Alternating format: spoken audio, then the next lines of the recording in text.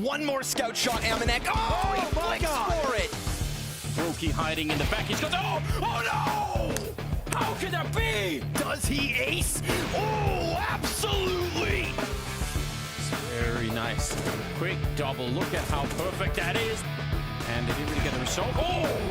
Obo shows up. Oh, and it's so quick. Beautiful headshots. Cello to the top rope. Oh, Cello. Poison starting this round off. Oh, wow. Walks right in, and that's not quite going to be working out. Valda with a big double, and Magisk is low one. It's a triple at the end.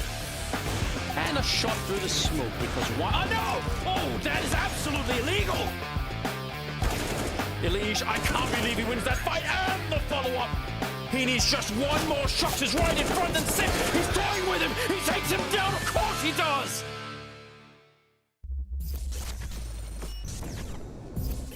Our new season is ready to get underway, and we are ready to be bringing the heat. Welcome everybody to the 2021 Blast Premier Fall Season. The Spring Series certainly delivered, and we are expecting as much action to be ensuing as the leaves turn red. By me, I mean myself, Freya, your desk host for the duration of the Fall groups. To my left, of course, a staple of the Blast analyst desk, we've got the wonderful Maniac. Are you excited to be back here, Maniac? Yeah, I'm very excited. I'm also very excited to see Maui, my Discord neighbor. We've been only working online. I known it in a box next to me, but now it's great that we actually get to enjoy Counter-Strike together. Finally, face to face. Face to face. It's awesome. It's so much better than being in webcams, you know?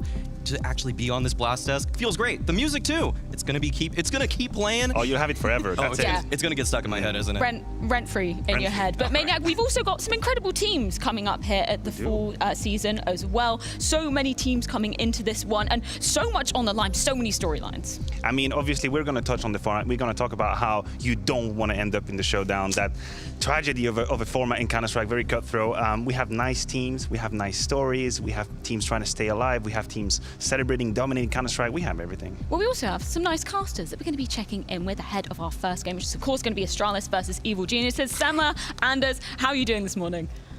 Real well, Freya. We're not going to be nice at all, though. If they don't play well, we're going to be mean and cruel. Well, it looks like we're going to be very mean today then, Anders, because we have Astralis and EG right off the bat, the two of us. It's it's going to be a bit spicy. Yeah, we're going to be starting on a light note, I imagine. Although I'm always up for a surprise. I hope we can get some of that. Yeah, I think we'll get plenty of those. I'm sure plenty of surprises will be coming your way. We'll leave you guys to it before we get into our first game of the day. But we do have to recap our format just for you guys that aren't familiar with what has already been going down in our 2021 season. We've already had the spring season getting underway, which culminated with, of course, Gambit lifting the trophy there, Maniac. And they did not come through an easy route themselves. They came through the showdown as well to be winning it there. Yeah, absolutely. They had to fight for that. And at the time, if you remember, they were the best team in the world. But things have slightly changed now. We have new kings in Counter-Strike, which we have the honor to have here. But first, the showdown. Yeah, and of course we will be going into the Fall showdown as well later on after the Fall groups are concluding, and this is an absolute gauntlet indeed. We've already got 8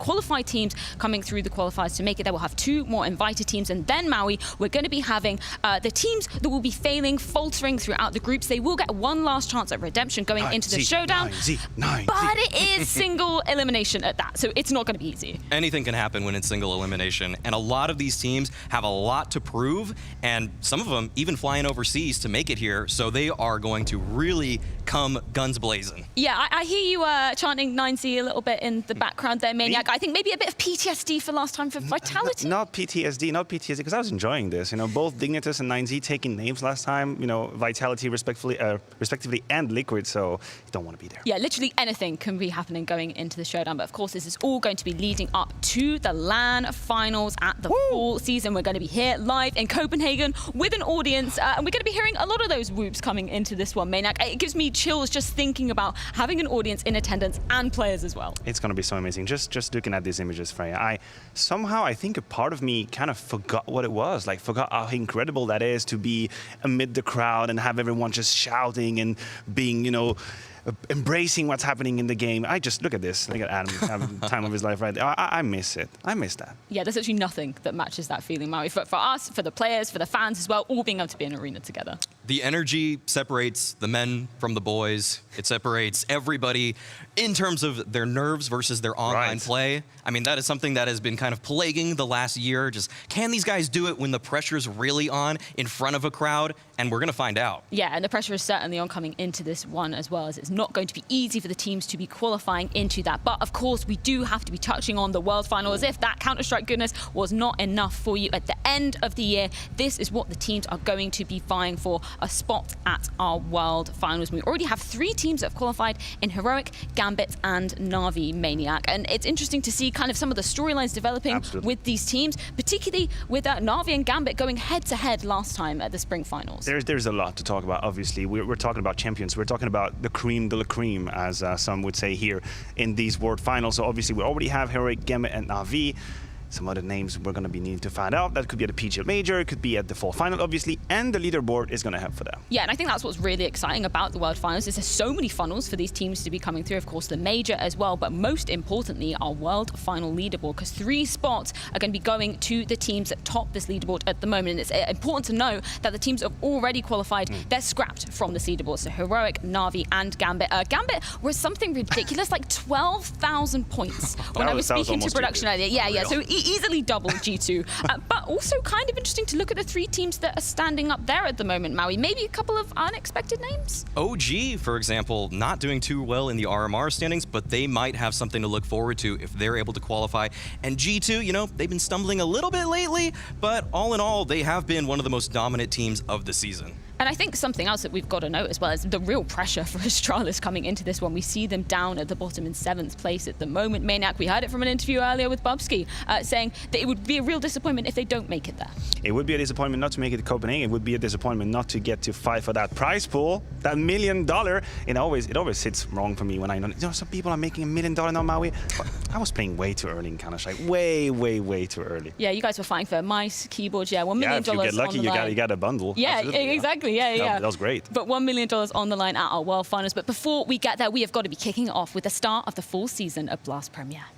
Coming into our group and our expectations, I would say hopefully that we can obviously make it out into the final. We're coming confident into these Blast groups and really happy to play again in Blast matches. We're feeling pretty decent considering the circumstances with the roster. We're just going to give it our best and, try to work on some things as we're playing. Our main goal for this event is first going through the group stage without going to the showdown. And we just try to do everything we can to avoid the showdown because it's brutal when you get down there.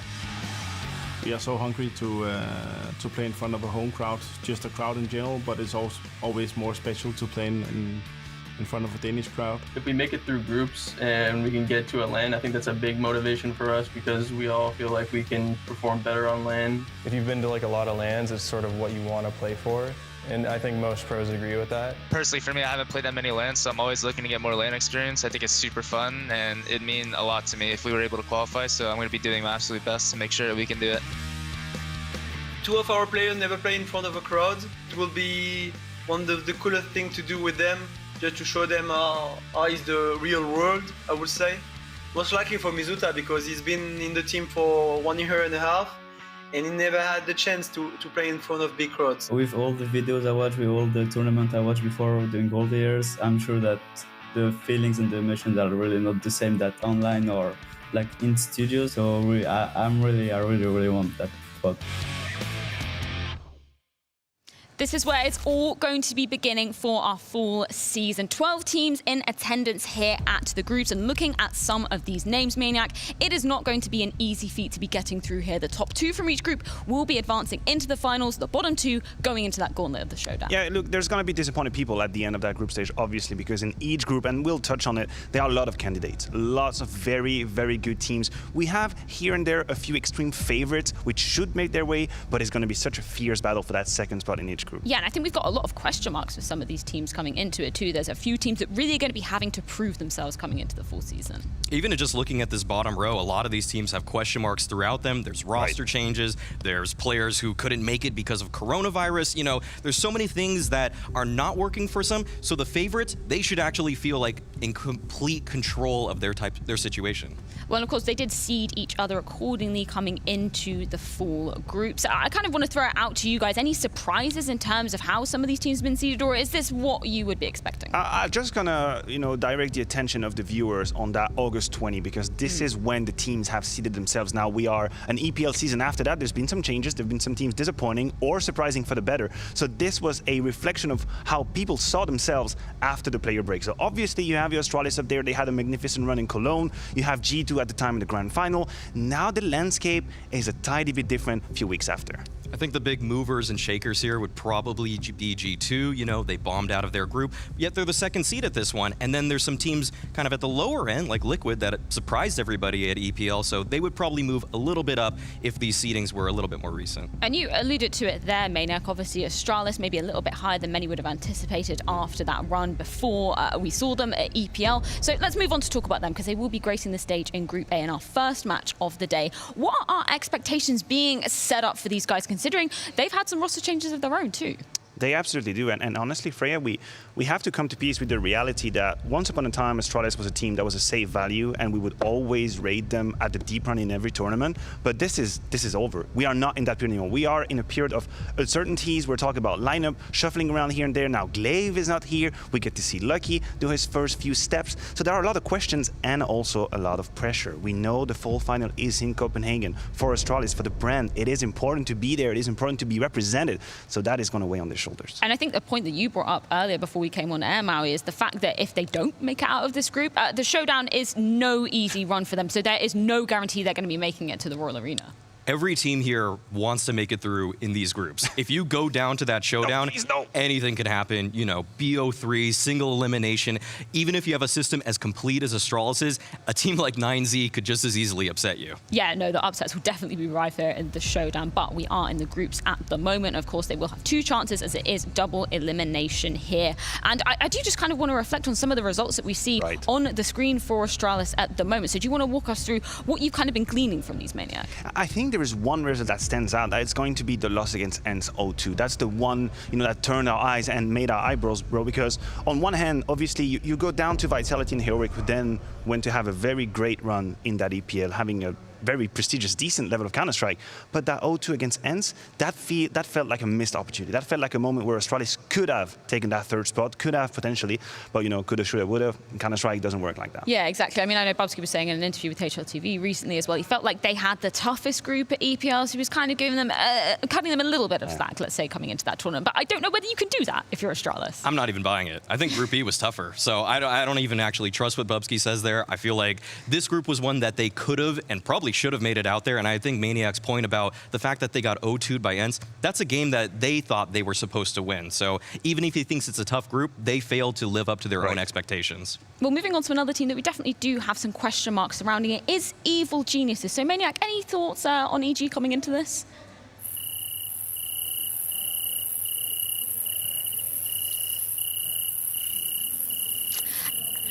Moving on, maybe we should move on to the side of Vitality, because they have been on the up and up. There we go, a smiling Maniac up here on the desk. And it's interesting to look at kind of the mirror of what we saw from Vitality this time last year when they were on that up and up trajectory as a team, really making a name for themselves at the end of 2020. And it seems like we're kind of seeing a repeat of that same form potentially. Vitality looked like a championship team in the last few months. And I think that's what we have to keep in mind. We are talking about a team that had to undertake a lot of changes, losing a member like RPK, who obviously had limitations, but still brought a lot in terms of experience and know-how and know-to. You bring in Kyojin, as we see on the graphic. And the first few events were a bit complicated. You would talk to Apex and he will tell you, we have to put so much effort into this. We have to micromanage him to make sure that he makes the right decisions. Looking at them in that EPL season 14, you could see the progress. You could see the improvement. Things becoming automatic, players being unleashed and having the impact we want to. So this is a Vitality that is extremely exciting, that is obviously looking to top their group. And honestly, EPL, I liked what I saw. Yeah, this is one where Vitality are using their organizational structure to the fullest effect because they are making strides right now, and they are on the uptick. Yeah, they definitely are. And I kind of want to just allude to misutaaa as well, because he's somebody that we've really seen coming out of the woodwork for the team with a few questions. Obviously, he was still at school as well. And now he's finished school. So he's got a lot more time to be playing Counter-Strike. Yeah, and hopefully he's got, an even bigger, better level to reach now that he can dedicate all his time misutaaa. IEM Summer was the first time where he took it to the next level. He entered sort of a new dimension where you put him in the category of, oh, hold on a second, he can carry a game to victory. Not everyone can do that in the top. For misutaaa now, the name of the game is consistency. Can you do that over time? Can you be that secondary star? We know Shucks can be at time, and misutaaa is, in the pipelines. And wrapping up our Group A, it will, of course, be Team Liquid. Now, looking back at them at EPL, it was a really, really solid run up until that refresh 1v5. And I think they're going to be having nightmares about that for a very long time.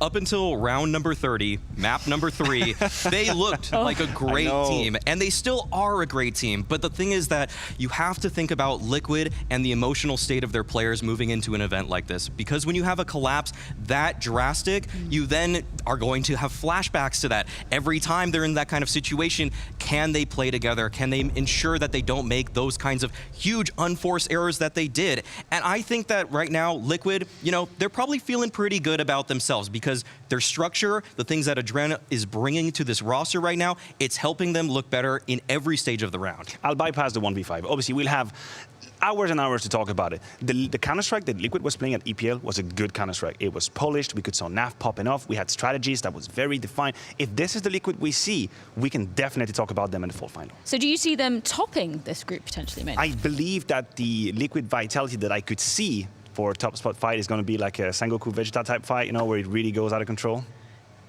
A what? So you didn't really answer... Oh, sorry, that's Dragon Ball Z in French. I was a kid, so all the names are in French. Didn't really answer the question there, Maniac. Are you going to be going away from your French boys? I say Vitality is going to top the group. Are you also agreeing with that? I will echo those sentiments. As much as it pains me to root against NA, I just think that Vitality right now, they're the more complete team. Yeah, I thought you were going to be the NA representative up here, but I will also be siding with Vitality to be topping Group A. But we do have to move on to talk about Group B, and definitely a few question marks coming into this one as well. I want to start off by firstly talking about G2, because Maniac, we were praising them back at the spring finals, saying finally, they looked like a more collective team unit, and then EPL happened for them. Man, you talk about a collapse. That's a word Maui used before to talk about the Liquid situation. This is right there. Right there is the collapse. And at this point in time, I don't think we can fully comprehend and understand the mindset of G2, right? Because I think the way they were playing in Cologne is enough to be a top 5, even maybe a top 3 team in the world. They're playing beautiful Counter-Strike. And then all our hopes and dreams and expectancies just destroyed at EPL, absolutely destroyed. So are we ready to just write it off as one event? They completely missed the mark, which can happen. I feel like today, this event is where they write that story. It's where they tell us, hey, this was just one event, don't forget about us, we're going to be lifting trophies, or it completely destroyed them. We'll see. Yeah, how much stock do you put in that result as well, Mary, considering it was coming off the player break? How much are you kind of putting that as what the form we will see from G2 coming into this? I think you have to look at that record as an organizational failure. I wouldn't even completely put it on the players. I think that to be in that kind of mindset that you could let yourself go down in an 0-5 in that kind of group, there's something that's going wrong on the side of what's behind the players, because everybody was not clearly in the same mindset. Nico still delivered a world-class performance, as he does. He's a world-class player. But for the rest of the team, it was very shaky. Even the way that they were calling didn't look that good at times. So there needs to be something where they go back to the drawing board and say, we need to recapture some of the magic we had before that player break. Yeah, speaking of magic, we've got to turn our attention to NIP, because they're a team that we've seen making one of the biggest signings in CSGO history when they got Device on their lineup. But I'm kind of questioning exactly how that integration has been going so far. It doesn't feel like we're being delivered what we hoped for when Device joined in, because I guess the premise for the excitement was that Device would be, with his uncharacteristic success as a player, he would take NIP to the next level. He would be able to translate some, or at least a bit of his performance in Astralis, bring that kind of flair and that kind of magnificence in NIP. And I have to be real, I haven't really seen it. Granted, Device plays good Counter-Strike, that's going to be probably true forever. But what we hope from a superstar, I haven't seen it yet. And Device's performance at EPL, the first time in his career that he's played 10 or more maps, and he had a negative KD. You would think, Maniac, that a player of his caliber can deliver a performance that would elevate his team regardless of the situation, regardless of the system, and how there's that revolving door of a fifth player, but that was not the case. He couldn't find his footing at an event where he had time. It wasn't even just some kind of one-off where he played one series and it's a negative rating. There was a lot of time at EPL for him to get comfortable, and he never showed any of that. Yeah, it definitely was a rough showing. We'll be looking for improvements coming into the full groups. Now, another team we've got to shift our attention to is MIBR. And again, maybe this is just the group of question marks, because we are seeing one substitution being made out, unfortunately, with somebody getting coronavirus on the team. Thoughts going out to them, of course. But I think it's questions coming into this in terms of whether they'll be able to stack up to the caliber of opponents we'll be seeing at the full groups. There's a lot of question in that regard. I think MIBR, just like EG, are here to ruin someone else's party, right? They are a party pooper. That's what they do. They come here and they take a map off of you. Maybe they take even a series off of you and they change the entire hierarchy of that group. The fact is, the teams and the matches that MIBR play on the regular, they are miles away from what we do here. It doesn't mean they cannot do it, but they're just not used to that level. They come into Europe, they give everything they have. Will it be enough? I doubt it right now. Yeah, we've definitely seen some Brazilian teams delivering some upsets in the past, Maui. So are you kind of looking at them as Maniac was saying, kind of just playing the upset in this group? The only way I see MIBR getting any kind of victory is if a team really underprepares for them. If any team gives them the respect that they deserve, and they probably will, then I don't really see MIBR getting more than 12 rounds on any map against any of these teams here. The competition is too stiff, and their domestic results are still not even looking that good too. And wrapping up Group B will, of course, be Big, who have made a pretty big change to their roster, taking out Xantares, who was delivering so much firepower, at least that was what we were expecting of him, and replacing him with Gade. Yeah, Xantares is like a remnant of old times and all sorts of Counter-Strike. That is, frag matters. Frags matters in Counter-Strike, kills matter in Counter-Strike. Whether you want it or not, you can be as versatile as Gade, because I do believe he is. I believe Gade is quite versatile, and he brings a lot of different attributes to a team. Xantares was the one infinite source of kills. Doesn't matter the context, doesn't matter the map, doesn't matter when. He would frag all the time. So now we're left thinking, can everybody else step up and kind of fill that void of frags? Because sure, the system might work better, maybe the roles might work better. If you ask them, I'm sure that's what they will tell us.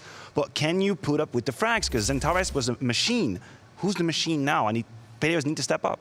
Yeah, and that's something that we've definitely been questioning throughout the entirety of 2021, to be fair. It's sort of just been the inconsistencies of those individuals to be performing. So how are you kind of viewing Gade coming into this role with pretty big shoes to fill? Gade is going to alleviate some of the strategy pressure that tabseN has on his shoulders. And the narrative with Big for the last couple of years is, can tabseN recapture any of that fire that he had, back when Gabi was leading the team, when he was the star player? Right? And that's kind of happening. At EPL, tabseN looked a little bit better as an individual. And that's something that, if you're a big fan, if you're a fan of German CS, the best player in Germany might be reclaiming his throne. Well, to put you under the spotlight here, Maui, who do you think is going to be taking the crown from Group B? From Group B, I think that G2 is going to make that bounce back. I think that right now they are in a position where there's a lot of pressure on their shoulders, and they know what it took to be an elite team. They just forgot that for one EPL season. Look, we'll have time to disagree. I'll go with him for now. I'll take the easy way in, and I'm just going to ease him into the desk, and then I'm going to harshly disagree with him later down the day. For now, we're good. I'll go with G2. You go with G2 as well? I think I might also agree with you guys, just considering how much craziness has been going on so far, and a lot of questions coming into Group B. But Group C may be a bit more of a sure thing.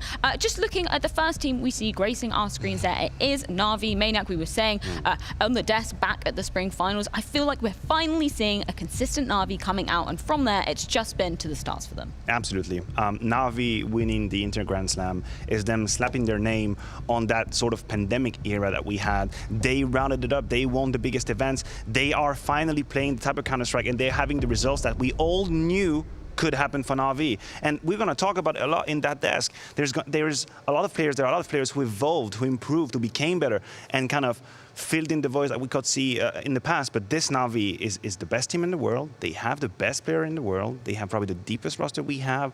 And to take them on the best of 3 right now, I want to wish you good luck. Yeah, and they have a hell of a lot of money in their pockets now. Just looking at the recent tournaments that they've been winning, like, oh my God. It's just insane numbers there. This graphic is great. That's ridiculous.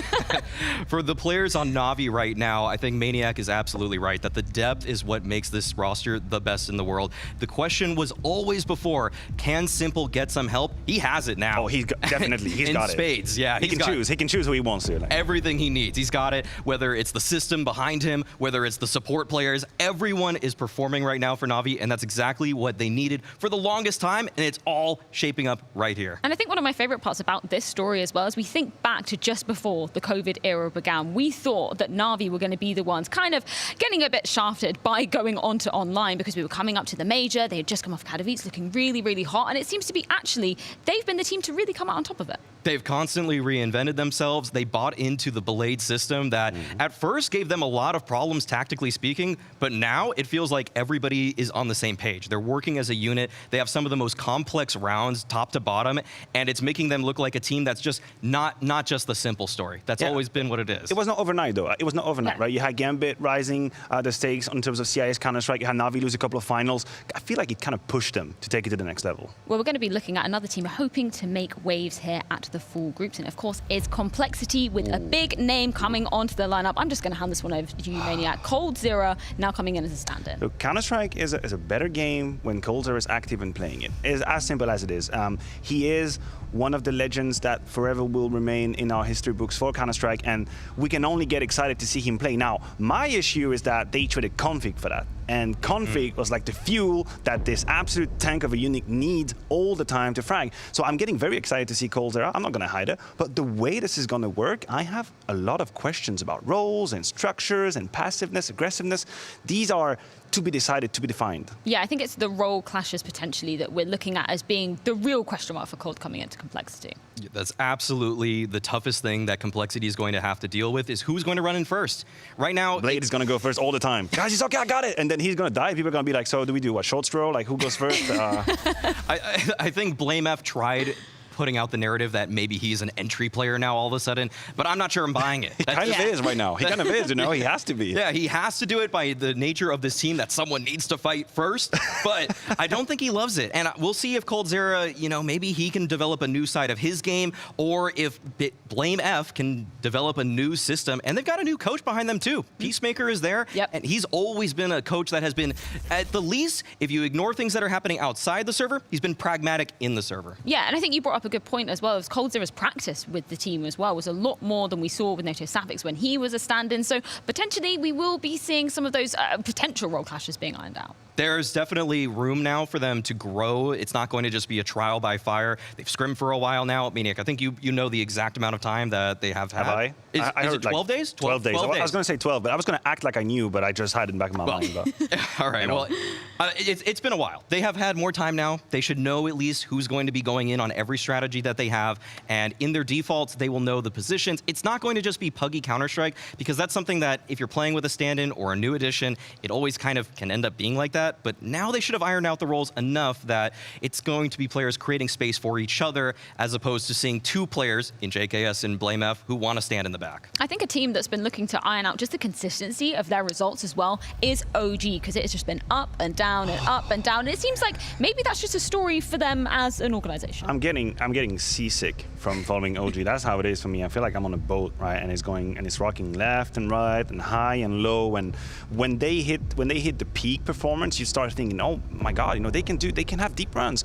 And then suddenly there's a few games here and there where they look pale. They look like they do not have the depth to go toe-to-toe with the Vitality, the Na'Vi of this world. So I don't really know. What I'm sure of is that they have two players in the name of Manto and Flamesy who can still probably develop and probably take it to the next level. Not everyone does. I think showing they could do it. And this man right there, when everyone was looking at Mentu for the playoff of EPL, myself included, I thought Mentu would be the one. Flames, he took so many risks. He took it on himself. He took the responsibility to make the difference. And for a young player, that is something that I find very, very great. It's invaluable, the fact that he's ready to make that difference. It's not just the plays that are setting him up. On the CT side, he's incredibly proactive. It really does feel like when they're in man deficit situations, he knows a response in the round. And that's something you don't usually get from the new young player on a team. So to see that, there's a bright future for OG, and it's in the form of Flames. So maybe to pose $1 million question to you, Maniac, why do you feel like we've seen these inconsistencies coming out in terms of OG's results? If we're saying, you know, we're seeing some of the players coming on the up and up, is it just finding that consistency together as a team? Yeah, I think it's part of the response. It's probably the major part of the response is to have two players, to have carries who will step up all the time, not only in group stage, but also when it's playoff, also when it matters the most. I think, unfortunately, Mentu is a name I'm going to throw in time and time again. I was a bit let down by how he played in the playoff because I saw what he did in the group stage. I saw how he was taking charge of he was really hard carrying with a major C. So if he does that only in group stage, that could be a source of inconsistency. And rounding off our Group C here at the full groups, it will, of course, be FaZe Clan. I'm going to throw over to you, Maui. What are you kind of thinking of this team after we saw their performance at EPL? I think FaZe were the best team that did not qualify for the playoffs. They were screwed by a format that wasn't their fault, despite what Kerrigan wants his team and himself to believe on Twitter. This team is actually coming together now. It feels like the structure is working for them. Rain, who was in a real lull kind of maybe 6 months ago, has actually found himself once again. He's playing dynamically in default, and it feels like Kerrigan is putting together with what he has with these pieces the best possible team that he can, and it's something that we knew was possible when Kerrigan joined this roster again. I think it's starting to take place here. The pieces are finally coming together. I'll be a negative Nelly for a second here. The same way, if Astralis wanted to make it, they couldn't lose to ENCE. FaZe couldn't lose to Fnatic if they wanted to make it. There's always, in all of these almost playoff run, there is one match you can go back and say, what if? Shouldn't you have won that game? If you're FaZe Clan, if you're ready, you're in the boot camp, you get right off the bat, you're playing against a new Fnatic roster, you don't really know what to expect from them, and then you go down 2-0, then yeah, I agree the format is debatable, but you still lost that game 2-0. So for me, that is the one game that kind of stands out in a bad way. But I agree that this FaZe Clan is kind of exciting to watch now, and I'm looking forward to seeing them here. Yeah, and you brought up a number there. You were saying, you know, 6 months ago, Rain, he's looking much better than he was then. And that was a number that we were really harping on about back at the spring finals. We were saying about Kerrigan saying, give me 3 to 6 months with this team. It was a 3-month period at the spring finals. And it was a bit, we've been given a lot of leeway with that, I feel like. A lot of rope. Yeah. Whenever there's like roster changes, like plus 3 months, like he's always extending the trial periods. Like in 6 years, gonna be like, guys, give me 3 months. Just 3 more months. It's gonna work. Well, we will be seeing if it will be working out for FaZe Clan as we do get into Group C later on here at the full groups. But question for you, gentlemen, again, who is going to be topping that group, Maniac? That's a really hard question. Oh my, I wonder if the best team in the world could be in that group. Wouldn't that be maybe Na'Vi? Perhaps, yeah. I don't want to challenge me on that one. I don't want to be too boring here. But is the best team in the world going to probably take the group? Yes. Yeah, Na'Vi has been an unstoppable force right now. It doesn't feel like anyone in this group can compete with them. Some of them are still finding their footing. Na'Vi, they're set. Yeah, I think I am going to be agreeing with you. Solid predictions across the board, gentlemen. It's time to see if they are right. But we're going to be starting off with Group A action here at the Blast Premier for groups. It's going to be Astralis taking on EG after this short break.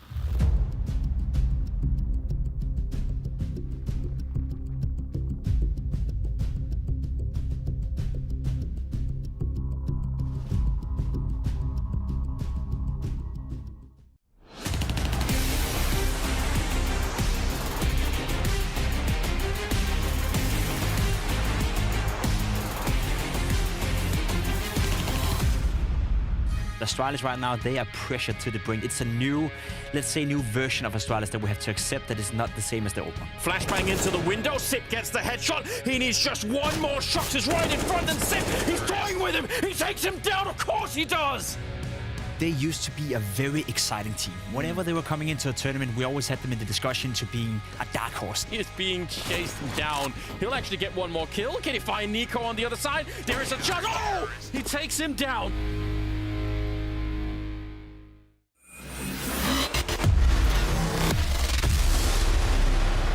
We're primed to get our inaugural matchup of the full season underway, and it's going to be Group A to get our pulses racing. Two teams coming into the full season with some roster changes of their own. On course, on the side of EliGE, it's going to be Coach Daps and stand-in Spellan coming into the roster. On the side of Astralis, it's going to be the return of Xyp coming into this one. So how are these two teams stacking up against each other, Maniac, considering the changes to their squads? Look, I do not care about changes of the roster. This Astralis team has more qualities than EliGE will ever have in any reality or multiverse. It is how it is, right? But the thing is, there are a lot of questions that remain to be answered for that lineup. Think about the roles. Think about how shifted they have. First, you have Glaive. Then Glaive is not here. Magisk is going to be back on IGL. Bubsky is not playing Xyp9x role. He's playing Glaive's role now, so he's going to be more aggressive. We have a lot of questions. We know the talent. Some of these players are proven.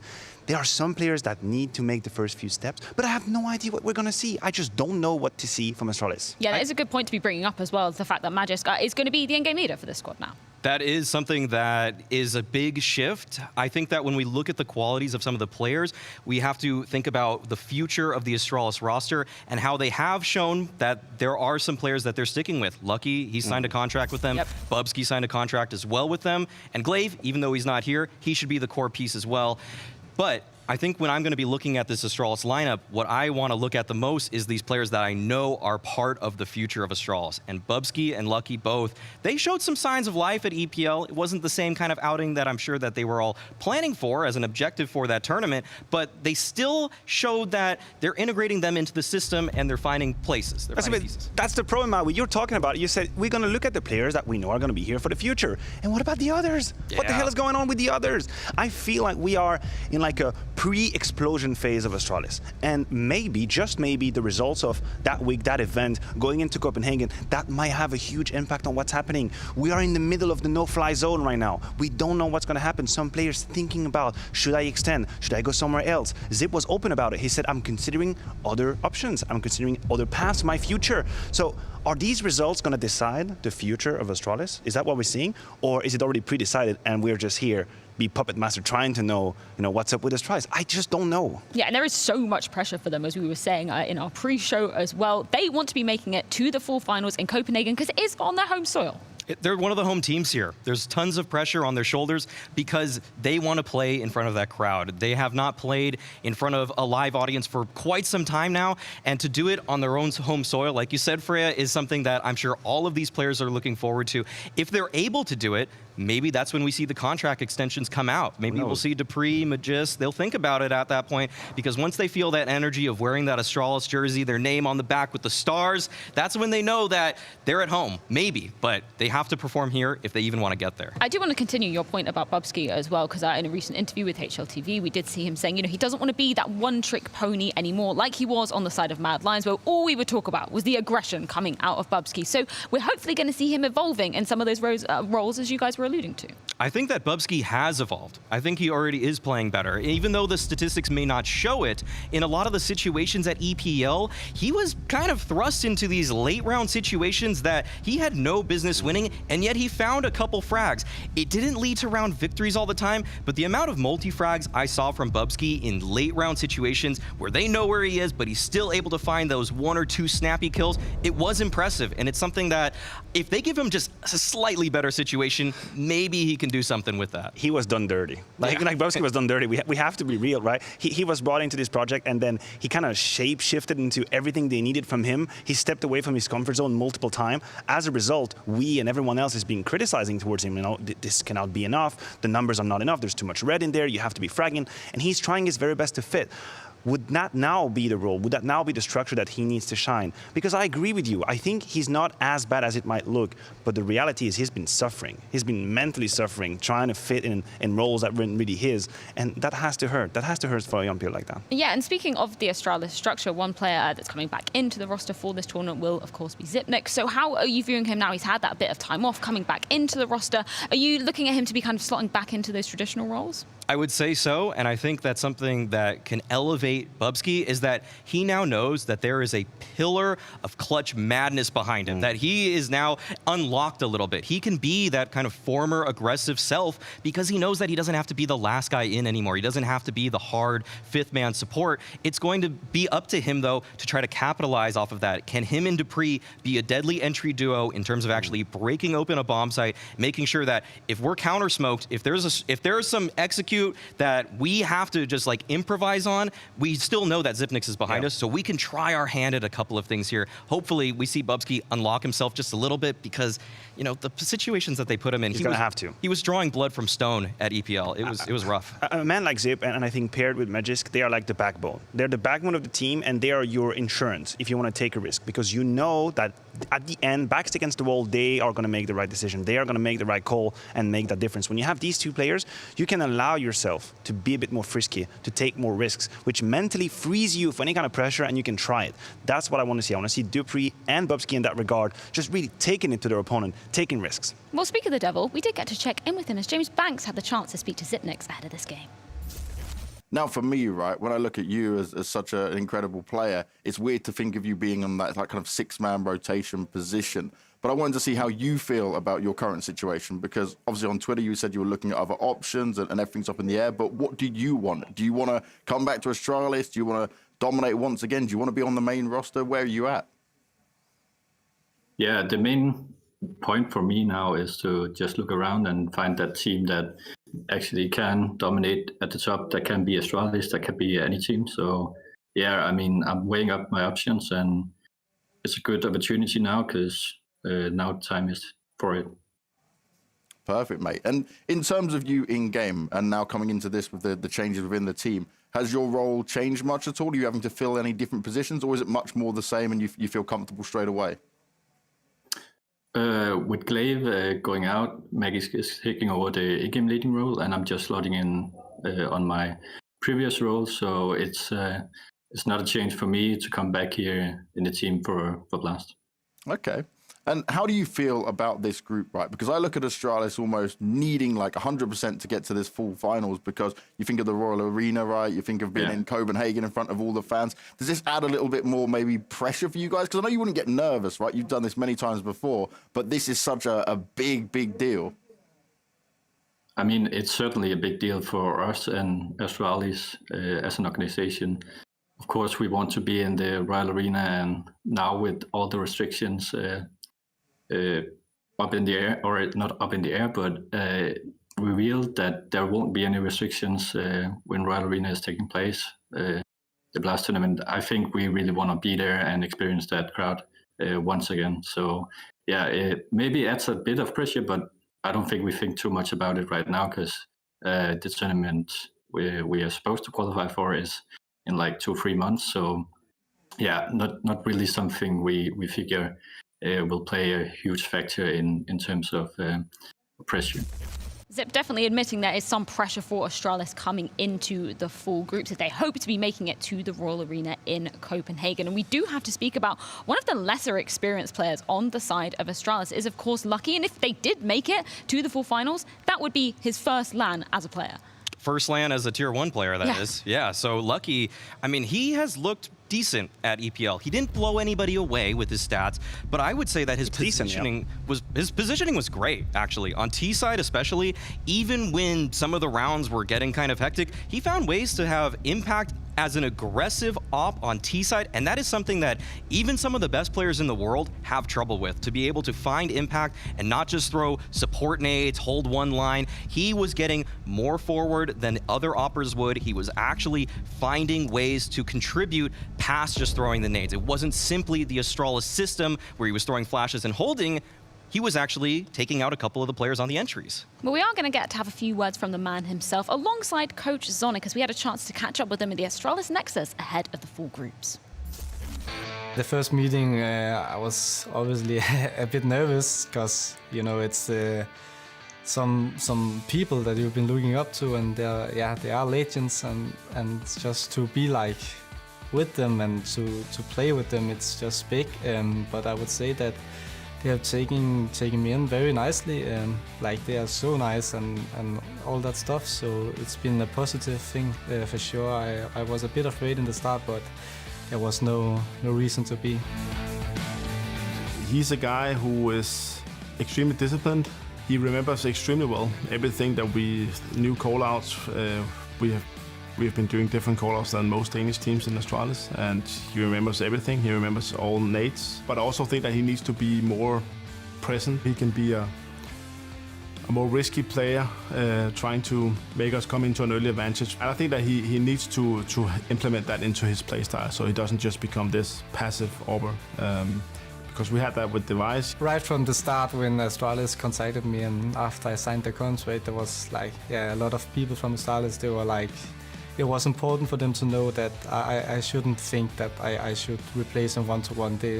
No one can do that. I've come to the conclusion that I will come and do what I know I can and the best I can, and then that's hopefully enough for the team. He's been doing phenomenal. He's only 18 years old, and coming into this team, it must be a huge transformation for him. So it will take some time, but he's impressed me a lot. Lucky looking to make sure he is fully integrated into the Astralis system, and it's really good to hear that he isn't just trying to slot in and take all the Device's roles. I absolutely love that comment from Lucky, because I think the comparison with Device is pointless. It's senseless, borderline stupid. Let's just forget it, okay, and never mention it again. This is not what we're doing here. We're not comparing Lucky to Device. What we are looking for in Lucky is he going to be the Perfecto and bit of Na'Vi? Is he going to be the misutaaa incursion of Vitality? Is he the diamond in the rough that we can shade, that Astralis can shape to be a very powerful player, maybe in a few months, maybe in a year? That takes time to develop as a player. So we are looking for the first signs. We're looking for that talent, that extraordinary feature that some of these players have.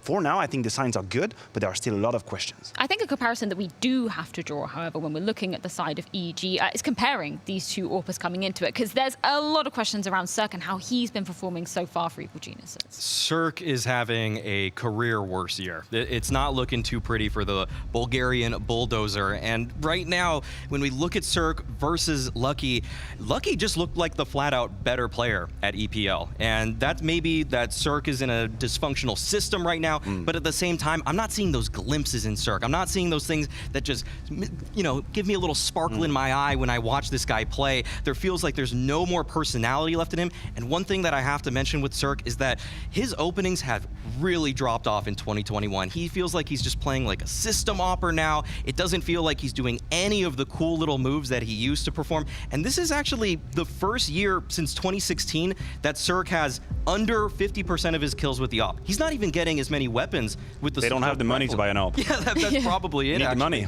It's looking bad for him, and right now, for a man of this much talent that was in the HLTV top 20 before, to see this kind of precipitous fall off, it's very concerning. And you're talking about his relation to the structure, right? But let's think about the context here. Daps is playing and Spellen is playing. The structure is going to take a big hit. You're going to need individuals to make the difference, to take risks, play like a clown Dirk Counter-Strike. You thought I was going to go for that one. I was ready for it. I'm hoping that CeRq goes back to his absolute former self and just, you know, takes control. Like, just go ahead, have some fun. Have some fun with it. Make life hard for your opponents. Yeah, and I think it is kind of heartbreaking because back at the spring finals, we were looking at EliGE as potentially on the up and up. They didn't manage to win a single series back there, but it wasn't like they were getting absolutely shafted in those results. It was double digits. They did manage to push Gambit to that double OT as well. But now that the players are going on that leave, bringing in a lot more stand-ins, it's just not not looking like it's going to be going up for EG. I appreciate how positive you can be. That's one of the qualities Yeah. I think I'd like to have. But for me, that ship has sailed. The EG ship has sailed for me. I'm not really believing in anything anymore. The man that we are seeing on our screen here, Obo, is probably the one I would like to throw a lifeline to save. We're sad. looking at the map pool. Yeah. Inferno is their best map with 20% win. I believe that in the last that's one map. In the last 6 months, EG has won 6 series in 6 months. So just as much as we like to, turn things into positive and look at silver linings and whatnot, this is extremely dire here, and it might be time to pull the plug. I don't know. That has been the conversation with EG. Are they really committed to CS? And right now, I mean, they're still here, aren't they? So they are. They're at least showing up. But I don't know if they can show a participation pin or something? Or yeah, just give them a that? little pin. I think right now the storyline with EG for me is that they're just holding out till the major. They're trying to just get some sticker money with this roster. If everything else is just and they can ruin everything for everyone. Think about their position here. Perhaps. They can ruin everything for everyone. We are not expecting them to win any game. Absolutely not. But what if we start today and they just put down Astralis 2-0? That's it. They would put everything in shambles. All our ideas, everything just out the window. We're talking maps. I don't even have any idea how EG is going to go into this. Like, Astralis is going to remove Mirage, that makes sense. But what then? Where do you go? EG, I mean, there's only one map that we saw on the graphic that they actually have won in the last few months. So potentially there. And when we go to the bans, I mean, they were banning out Ancient at EPL, so that's going to keep things consistent. I really want EG to throw out some kind of curveball here because they've incorporated spelling. They have that 20% win on Inferno. That's possible. I mean, I feel like that's just where this is destined to go. Yeah. But, Dust 2. Okay, that's something different. I don't mind it. At least, yeah, give me something new because they're using at least a new IGL, or at least they're playing with a new IGL in Spellin. I don't think he's calling for them. It's still Daps as far as I'm concerned, but that being said, maybe there's going to be a little bit more flair to their play. Maybe. I would hope so. That Nuke, like it from Astralis, love it. It was either going to be Inferno or Nuke. I think Inferno would have been a bit of a gift to EG. You don't need to give them that, so you go for Nuke. That's a good map. Lucky knows what he's doing. And yeah, in any case for EG, I guess Dust 2 is the only map you could hope to get. You could hope to desire in that series. Beyond that, I'm not giving them a fighting chance. Gotta be probably the Inferno decider. Although Astralis probably know that that's what EG wants, so they could avoid that, and they'll give him it. Okay. They stand strong. They'll fight me, banana. Just meet me there. Meet me, CeRq. That's what Lucky's saying. Your entry kills, they're not looking good. Mine are. So that's what he should be saying. I do want to go back to your point about Spellin as well, because we haven't really touched on him as being the stand-in coming into this squad. And you're making a good point that he has been an in-game leader in the past, but you're not expecting him to be taking up that role per se. As a player, I don't really see how Spellin can incorporate in this roster smoothly, because if he's taking up Breeze's roles, those were never his roles on any of his previous teams. He was always kind of playing rotator-ish positions, areas where he has to control what's going on the map. Breeze was the mechanical beast in every anchor spot. Give me pit, give me back silo, I mean, all those kinds of spots. And Spellin doesn't really have a lot of history with those spots. So what I want to see from EG is just something different. If they show a new tactical side because they're incorporating Spellin, maybe he's going to throw out a couple of ideas as they're prepping for these matches. That's the only thing I can really get excited about, because as a player, he doesn't live up to what Breeze has built. And coming into Dust 2, considering that is EG's pick, what are you expecting them to be doing, Maniac, if they have any hope of taking Astralis down on at least one map in this series? For me, it's quite clear-cut. You are not going to win this game if you're EG and you try to play Counter-Strike by the book. I don't think it's happening. If you're Daps and you're just trying to play the chess game, and just outmaneuver Astralis with late-round situations, I don't think it's going to work. You have to go in with maybe some gimmicky rounds, maybe some very aggressive, super pacey type rounds, where you want to surprise your opponent, and you can have like that dream momentum-based run when you're up 7-0 and you've just been rushing every single round. That I could see happening. I could see Daps like tailor a perfect plan, but just don't play the normal game. Don't try to play the normal game. This is not going to go well. Well, we're going to see if they're going to be bringing chaos to the first map of this series and the opener of the full season here at Blast Premier 2021. The pressure is certainly mounting for both of these teams coming into their opening match, and it rests on the shoulders of Astralis and EG. It's going to be Dust 2 as our first map of this series, and it's going to be getting underway with Anders and Semler in just a few moments.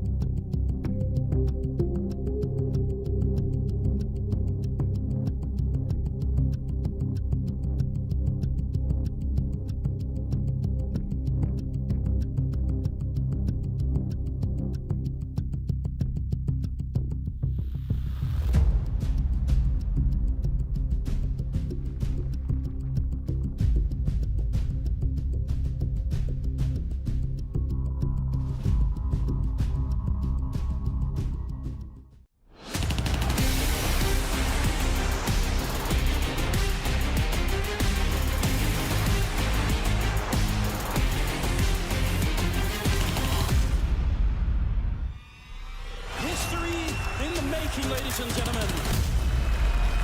Copenhagen! Let me hear you! Are you guys here? Are you ready to watch some Counter-Strike? They're right in front, defusing the bomb. The smoke. Oh! Free taking John, falling back. What a match between these teams. Nami, finish like this? You are kidding me. It's loud. It's insane. I can feel that vibration through the walls, through the floor, through my heart, to the core. Dude, the atmosphere is crazy. Are you ready to get this show on the road? Well, the tickets are already out there. That is what we're going to be playing for here at the fall season, to try and get into that arena. Obviously get to the World Finals eventually as well. But yeah, it's exciting. We want to get back. It's been too long. It's been too darn long, Anders. Yeah, that is one of the hypest events of the year. And, well, now we're into the fall. This is it, the fall group stage.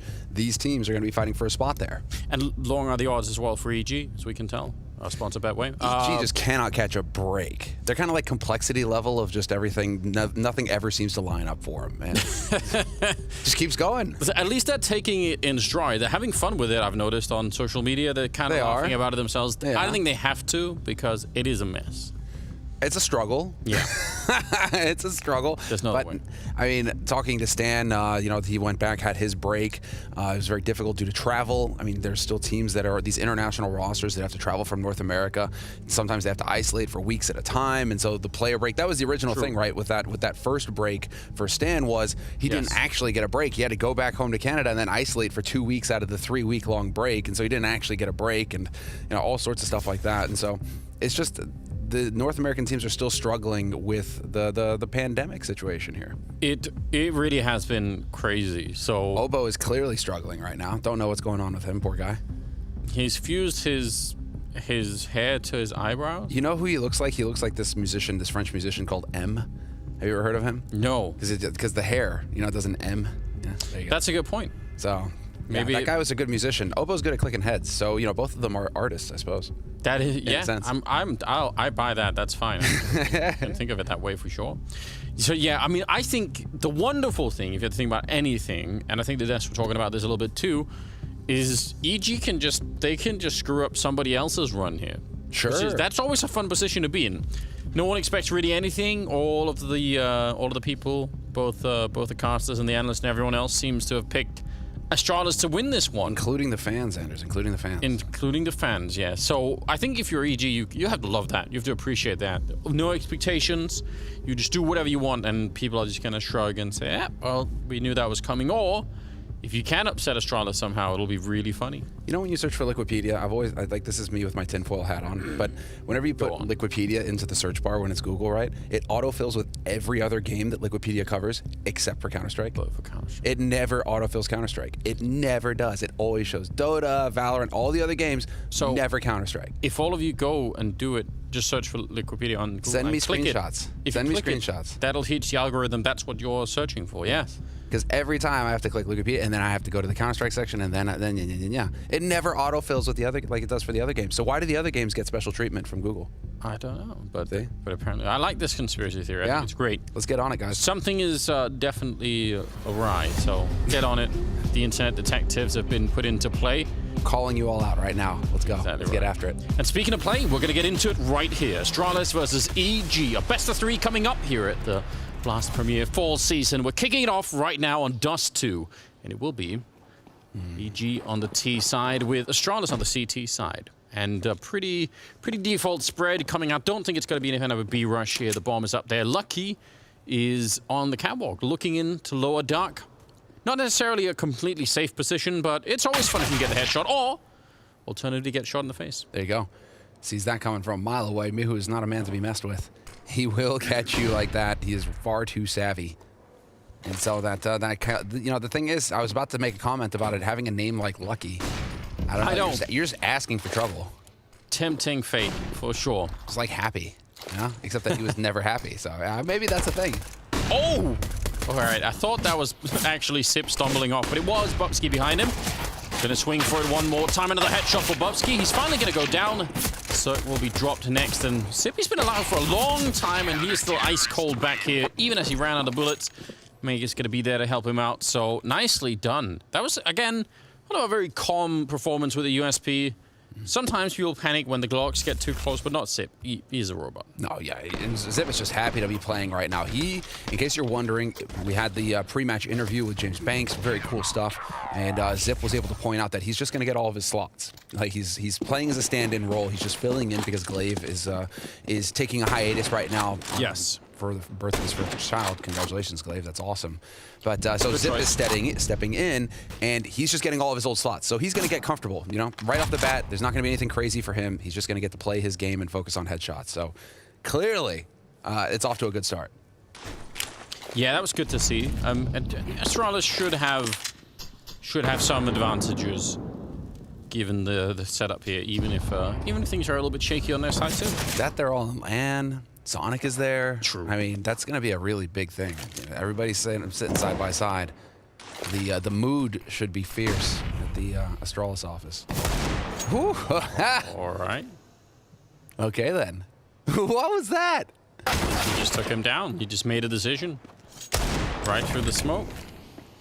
Daps will go down in return. Still some Deagles in play. Spellin is here. He's not going to be able to get that one, but at least they trade it. And they managed to do some more economic damage. I think that's an M4 as well. Yeah, it is on Mihu now. Even if they come in the round, which is still a little bit unlikely, the fact that, actually, almost that flashbang was perfectly timed. That is real close. But if they could have got the M4 away from Astralis, which I wonder if they still will be able to get. Yeah, they will. Yeah, because Dupree couldn't obviously pick up 2 M4s. That's not doable. So that's actually pretty devastating for Astralis in terms of the economy. So good job. That'd be pretty sick, actually. Just think about it, right? Just leaving a guy 1v4, you know, if he could double up on M4s. Yeah. That would be... You could buy a backpack. If that could work or not. You could get, like, more guns into the next round. Maybe a little trolley, carry all the rifles in. Well, you know, I'm glad to see this strong start. Bubsky getting in there with 2 assists as well as 2 kills already. So, I mean, he was a guy who pointed out he got a little bit of attention earlier on the Reddits. Saying that he needed to learn how to fulfill more roles on the team, that he couldn't just be a single-dimensional player. So, yeah, glad to see that he's continuing to try to improve here. I mean, he's still super young, so it would be a shame if he felt like he'd already reached the the full width of what he could do in the game. Why not try and add some more, especially early on? Lucky will go down. That was Mihu with another shot. Here's some flashes being exchanged, and the SMGs, they are chewing them apart. It's not really surprising. They don't have any armor. They are going to die pretty quickly. Bubsky picking up a couple of kills there. 3, I believe, overall with the SMG. So not bad. 3-0 in favor of Astralis early on. And EG now they have the rifles that they need. But yeah, I appreciate too that Glaive is taking a bit of time out. Myself, of course, I left for the major when Walter was born back in 15, 1 day after he was born from the hospital, because I'm an idiot. Yeah. So glad that Glaive is much wiser. Yeah, Glaive is just cutting to the chase there. He's like, nope, I need to have time. I'm just glad that Astralis are also there to facilitate that. Yeah, I think that's important. Magisk not going to be sticking around for the fight, and I don't really mind that. That smoke at the corner that they throw from the T side is so good at basically taking that control. And you have to make a pretty quick choice whether or not you want to stick around and fight or just fall back, and they choose to fall back. So that's fine. Magisk is still going to go down, and that seemed like that was a pretty weak little attempt to take a peek there. No setup or anything, no grenades help him out. Not sure about this one. It looks like EG are well on their way to winning this round. Yeah, they're just winning all of these duels.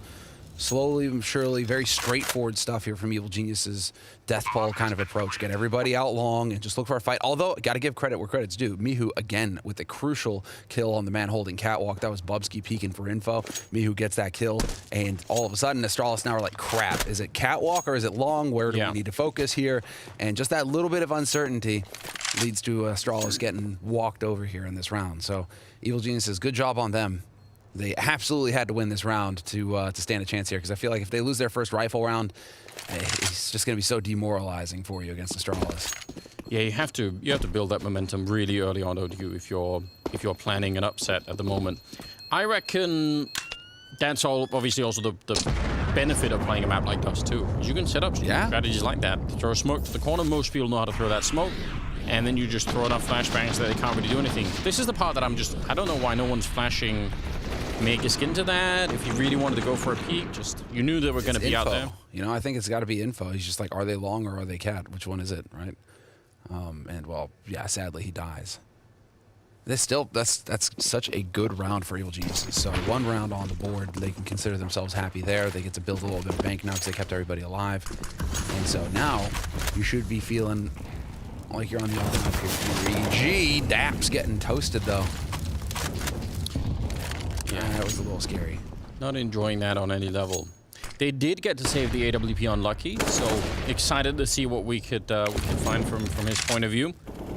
Love to see him. Some big shoes to fill, obviously, if you're going to try and take over the AWPing on the Astralis team. But still, I think it's nice that they get to keep it and not have to spend that money once again. Pretty heavy lean towards the A side of the map right now, leaving dupreeh with the entire B bomb side on his own. It looks like it will be a B split, so I'm not sure if dupreeh's going to be having a good time at all. I'd be very shocked if he could hold this one back. He only has flashbangs. He can't even slow them down. He's getting Molotov out of that corner, and surely he's going to be getting some kind of help soon. Mihu is on the catwalk, pretending that they're going to be going A, keeping the smokes up there, making a bit of noise. And EG, they're slowing this down so much. They can't know this, but if they'd gone 10 seconds ago, it probably would have been even better. Oh my, Anders. This is going to be all on Bubsky here. Yeah, there it is. Nicely done. Greedy. Yeah, the Molotov, though, will slow them down. There's only 30 seconds. That's a little bit awkward still. dupreeh, is he going to get the lineup? No, they just walk in. Daps, that's a very important pickoff. And he was low from a little bit earlier even, so not bad at all. They're going to get the bomb side, and it's just going to be a straight save coming out from the Astralis side. They're not going to have a chance to do really anything else. A bit of a weird round. That round, either Bubsky needed to get a double kill or dupreeh needed to get a triple. One of them needed to overperform. Yeah. One of them needed to overperform. Bubsky thinking maybe he had a chance there. That was unfortunate. Got a little ahead of himself there with that incendiary. But this was also a gamble from Astralis. Astralis were pretty committed to just putting up the defense at long, expecting it to be an A hit. In the end, they thought that this was going to be a fake on B, and so they kind of played accordingly. And because Bubsky and CT is going to be able to rotate over very quickly to A to help out, right? So it really feels like Astralis were counting on this being an A hit, and this is just one of those rounds that's a wash for them. Like, well, okay, we put our forces there. It didn't line up for us. It's unfortunate. We lose a round. They set the pieces on the chessboard, and it was all wrong. It was all wrong. Yeah, it turns out. dupreeh's face kind of says it all there. Yeah. And, you know, keep in mind, guys, that it's not Glaive calling the shots. Glaive is involved. He was saying that going into the tournament, he would be involved in the preparation. So he will be here helping his teammates out. But it is Magisk who's taken on the IGL role for this group. But like the geniuses they are, the EG have actually made sure that you can't prepare for what they're doing. Because it's just a new lineup every day. Listen, they're just employing the American strategy, which is, you know, if they don't even know what they're doing, how can you know what they're doing? Genius. See, that is the way. Just let Mihu go in. Dude, Mihu's doing work right now. Yeah. He's getting after it like a champ. 6 kills. Rest of his team are all kind of sitting on 1 and 2. CeRq with 0 so far. So see if CeRq decides to join the party. He's got his AWP now, so at least he has that the big green. Going to be going toe-to-toe with Lucky on the other side. But yeah, I mean, if you can count on Mihu to keep getting these opening kills, that's going to make life a whole lot easier for Daps and the Geniuses. Interesting stuff. A little bit early on that shot, but it's fine. Good thing for Astralis, something that even the core team sort of have been historically famous for, is saving guns. They're doing quite a lot of that. I think that's one of the reasons why they're still able to put together a round like this one. Otherwise, they probably would have had to have saved by now. A lot of nades unlucky. He does survive. I don't know if I would count that as lucky, but theoretically, he could have been dead already. And this time, setting out on long. No real challenge coming out from the Danish side out there either. You see how it's much more of a catch-all approach? Yeah. A little bit more aggressive with the peek for info into Upper Dark, so this time they're going to see nobody's there. dupreeh's going to start lurking back towards CT, towards that A site, and now Bubsky getting eyes on mid. So they are starting to figure out that this is likely, in all likelihood, going to be an A hit. But initially, Astralis' setup was very much a kind of catch-all, let's see where they are, let's get information kind of approach, what we would call a default. And I'm happy, I'm really excited that they went for that peek into Upper Dark. Bubsky, like you pointed out, he got flashed in by a teammate. So at least for a while, they know that no one is there, and that's in itself pretty cool. That actually justifies the lean towards A that they have this time much more, because at least they have some inkling of what's going on the B side of the map. CeRq looking for anything that he can, but not finding it. going to be a real quick crossing there. No long smokes being set down. Lucky, even low on health, he's going to get that one kill. Any nades will take him down by now. Xyp is going to be dropped, and now Lucky. I mean, he was never getting out of that one. Spellan able to pick up the kill. CeRq with a one shot there on Bubsky on top of it, and I believe it's Magisk and Dupree. 2 versus 4 at the moment. A little bit of a late nade. Oh, it's going to blow him up, but doesn't really matter. No. And that's so unfortunate. If he denies that bomb plant, there was only 16 seconds left on that clock. Life would have got real interesting, real fast, real geniuses had that bomb plant gotten denied. And instead, now you're going to be left with the 2 remaining Astralis players. Magisk actually trying to make a bit of a bold play here, seeing if he can get in. CeRq going to miss a pretty crucial shot. I think that's going to be it, yeah. Astralis deciding they had a chance had they caught a kill early, maybe turning it into a 2-on-2. That could have been interesting, but it's time to back off and save. And I got to give it to Evil Geniuses. They're doing a really good job of just getting the death ball together and making sure that they can just walk up onto the bomb sites together. They're not getting picked off one after another. They're really doing a good job of just staying tight. And that's really what's allowing them to trade and trap players like Lucky in the spots that they are. And, you know, they throw those smokes for the cross, and then they're immediately running. And that also gives very little time for the CTs to put out counter Molotovs on the ramp or anything like that. Or the HEs. Yeah, because if you throw those smokes down from the pit, I mean, you can see them bouncing off the wall. They tend to sort of, you know, be, I don't know, thinking around on the ground for a lot longer. So it gives some time for the CTs to at least set something up. So I kind of like the swiftness of it as well. Ooh, fan of the swiftness, Anders. I like it. Oh, yeah. Gotta get in there real quick. 7th round is coming up, and we're tied up. They're gonna be flashing their way over. Cool way, but it doesn't actually flash Oboe. You could see how that could work, but I guess you have to be real precise with that one. Fancy. I like it, though. That's pretty cool. Yeah, that's fancy. We like that. That is very cool. Bubsky again getting punished for trying to play catwalk and get some information. Dupree, though, not gonna get caught sleeping. Gets his headshot. That's exactly what he needs to do. He's going to come up with more because Mihu's there opening up the bomb site. Yeah, probably realizing that's just a pistol down there. Going to be sandwiched almost. Bomb is awkwardly all the way on the other side, but eventually I'm sure Oboe will bring it on over here. Spellan's controlling the bomb site. Just got to be careful of that M4 on Magisk. He is walking around. He could actually find the kill. Oh, but he misses up just a bit. Eventually going to get it. And he spins down so long, taking down Daps. That's really well done. Double kill for him and Dupree. And it leaves Oboe again. He's been wandering through the desert with that bomb for a long time. Oh, and it's both guys with the rifles still alive. But yeah, Dupree, now you can see, because they have yet to see the bomb, they're not sure, Astralis. Is this a B hit? Is he going to hit A after all? That Molotov gives it away, of course, and nice headshot from Oboe. Just clicks him away, but now up against the AWP. Picked up instead by Dupree, and that is actually that's a shocking round for Astralis to be winning. I did not see that coming. It looked like, especially because Magisk really screwed up that spray in the beginning, you think that that's over, it's done. It's not every day, and then he converts it into a double as well, because you're thinking he's a dead man for sure, and yet Daps dropping the ball there. That's a painful one. I think Lucky's face at the end says it all, where there's kind of that half grin, like we kind of got away with murder there, we kind of got away with the round that really we shouldn't have, and it's not going to be a confidence building round for Astralis. But maybe they can build something off of it here for Evil Geniuses, because it's looking like a quick B hit coming through. Finally, change of pace coming up here. Or not. Man, again, they can't really know. I don't know if they've had some sort of a sense that that B bomb site is a little bit weaker. They definitely have run into a lot of resistance over an A, so maybe I feel like even with the smoke up, if they would have gone for it, it likely could have worked out real well. They're right insofar as Dupree is playing that B bomb site alone at the beginning of the round, so... Yeah, but Xyp has cleared Longhouse. He hasn't seen anybody over there, so he's just kind of... I mean, right now you can see Astralis, based off of the information that Xyp has got, they've rotated a second man onto that B site, and Bubsky isn't far now, so defense is much tougher now for Evil Geniuses to crack. A lot of this is going to come down to timing, and Dupree could get caught out in the open.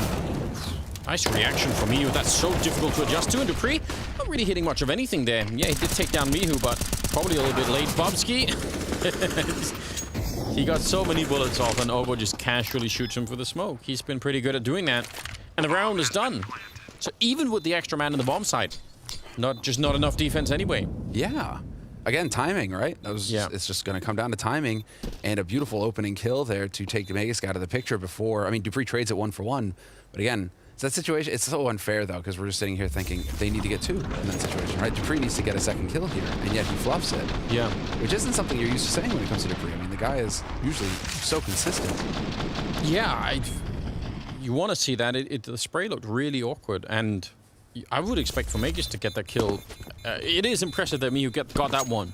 And probably worth highlighting as well, when you are playing that entry role, just getting that 1 kill that's enough. Yeah. That makes all the difference in the world. That's your job. Yeah. So, yeah, from his point of view, just a good job in that round. Tied up back again. They will, once again, save a couple of rifles. And I really think that's worth pointing out. The fact that it's tied up is probably mostly, right now, a function of Astralis saving guns a little bit more than maybe normally. A lot of teams would have maybe thrown at least one of these rounds away due to that, and then they would have had to have gone for like a really hard save. But they keep being a little bit dangerous because of it, so that's annoying if you're EG. You'd love to wipe them out in one of these rounds soon. Just get that hard play, and well, here it is. Change of pace. Straight out onto the B site, completely wide open. What an impeccable time. And Lucky wins the duel versus CeRq. CeRq still getting caught sleeping. Made close just in case someone crossed. Oh, Dupree comes running through the smoke. Obo getting caught, but they are also getting shot in the back. Miu trying the best that he could, but I actually think that smoke made it a little bit difficult for him. And Xyp spins around and takes him down. Now it's a 2-on-3. Daps and Spellon there, trying to see if they could boost over, which you definitely can to look over there. Not going to find anyone this time, but a 2-on-3. They have a Molotov. Could be very unfortunate for Daps, but they're going to use it instead just on top of the window there. Will do anything. They don't have a kit, so already... Oh, they actually do have one. Sorry, Lucky has picked up one in the meantime.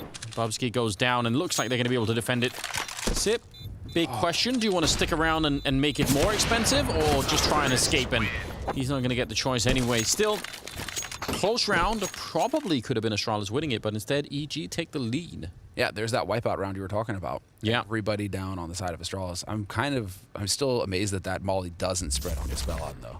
Yeah. I mean, yeah, it goes on the window, but then you expect it to kind of drop down the boxes. You see it drop down onto the default spot where the bomb gets planted. But Spellon was still able to crouch right there in the corner behind the boxes without having to move. And that really makes the retake difficult for Astralis. So a little bit of an unfortunate turn of events there for Astralis, who are still able to squeak a buy despite it all. It's a very sketchy buy, especially in terms of the nades. But, yep, you're right. They did put one up, so... See if they're going to be able to do anything. A little bit of a flash, but I don't think they realized that Miu's already made it this far out. So the flashbangs, they're just peeking close. They're still going to be able to shut it down. Lucky flashed, still getting the shot and a follow-up on Obo. And that will definitely kill that round for EG. But I actually think for a while, it looked like they were flashing for anyone coming out of the longhouse, and they weren't expecting for Miu to be that far up. So that could have been a bit of a disaster. Good job turning it around anyway. Yeah. You're trying to play off those long spawns, and, well, unfortunately, this time around, it just does not go your way. CeRq is being hunted. Oh, does he turn around? Oh, that's unfortunate. Easy. It's good to see Magisk, a bit of grinning going on there on the Astralis side. It didn't go their way at EPL. They did not get out of the groups there. And here, I mean, I don't think that they, considering Liquid and Vitality are in this group as well. I know, it's rough. It's a rough one. I don't think that anybody is expecting Astralis to be a favorite to make it out of the groups here either. And I believe Maui mentioned that on the desk, that it's just going to be tough for Astralis, because if they go down into the showdown, it's going to be spicy.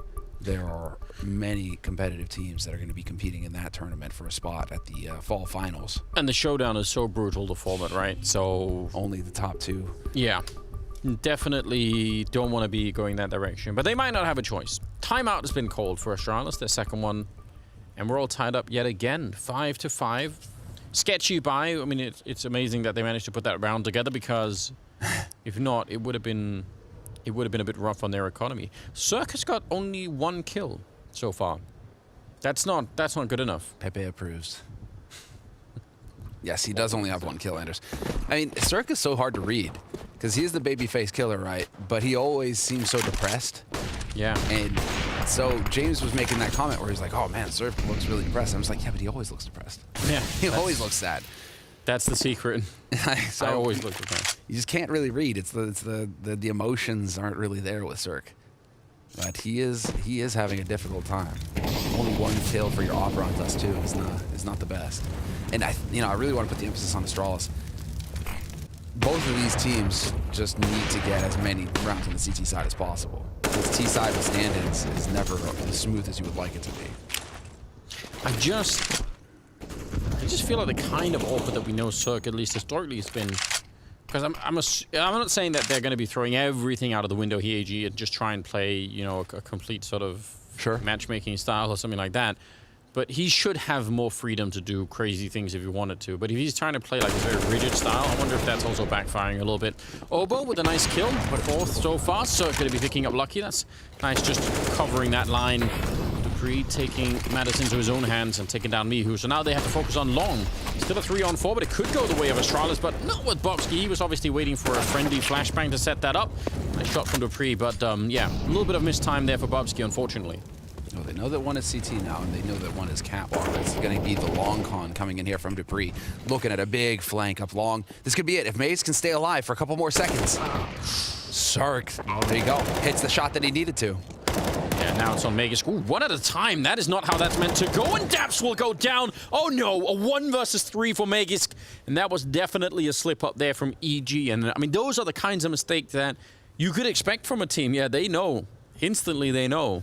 CeRq looks like he wants to just climb into a hole and fill it up after himself. What's going on? Like a little K, like a little... Just hibernate. Just get out of there, man. A hole in the ground like the Hobbit? Yeah. I've just been rewatching that stuff. Really? You like to inflict pain on yourself, huh? I really like it. I don't know why people... No, it's so bad, the movies? I like him. No. I think it's great. Terrible. I know the CGI is too much, but I still like it. I can't help myself. I'm just a sucker for it. I don't know. It's too much CGI, and it's too much, and like they create a love story between an elf and a dwarf and all that sort of stuff out of nowhere, and it's like, oh, come on, get out of here. Yeah, but that's done so quickly. It doesn't even matter. it's like it's only like 10 minutes. It's fine. They didn't believe in it when they were doing that. They were like, whatever. Yeah, just throw it in here. It's done with. Legolas defying physics, running on bricks in midair.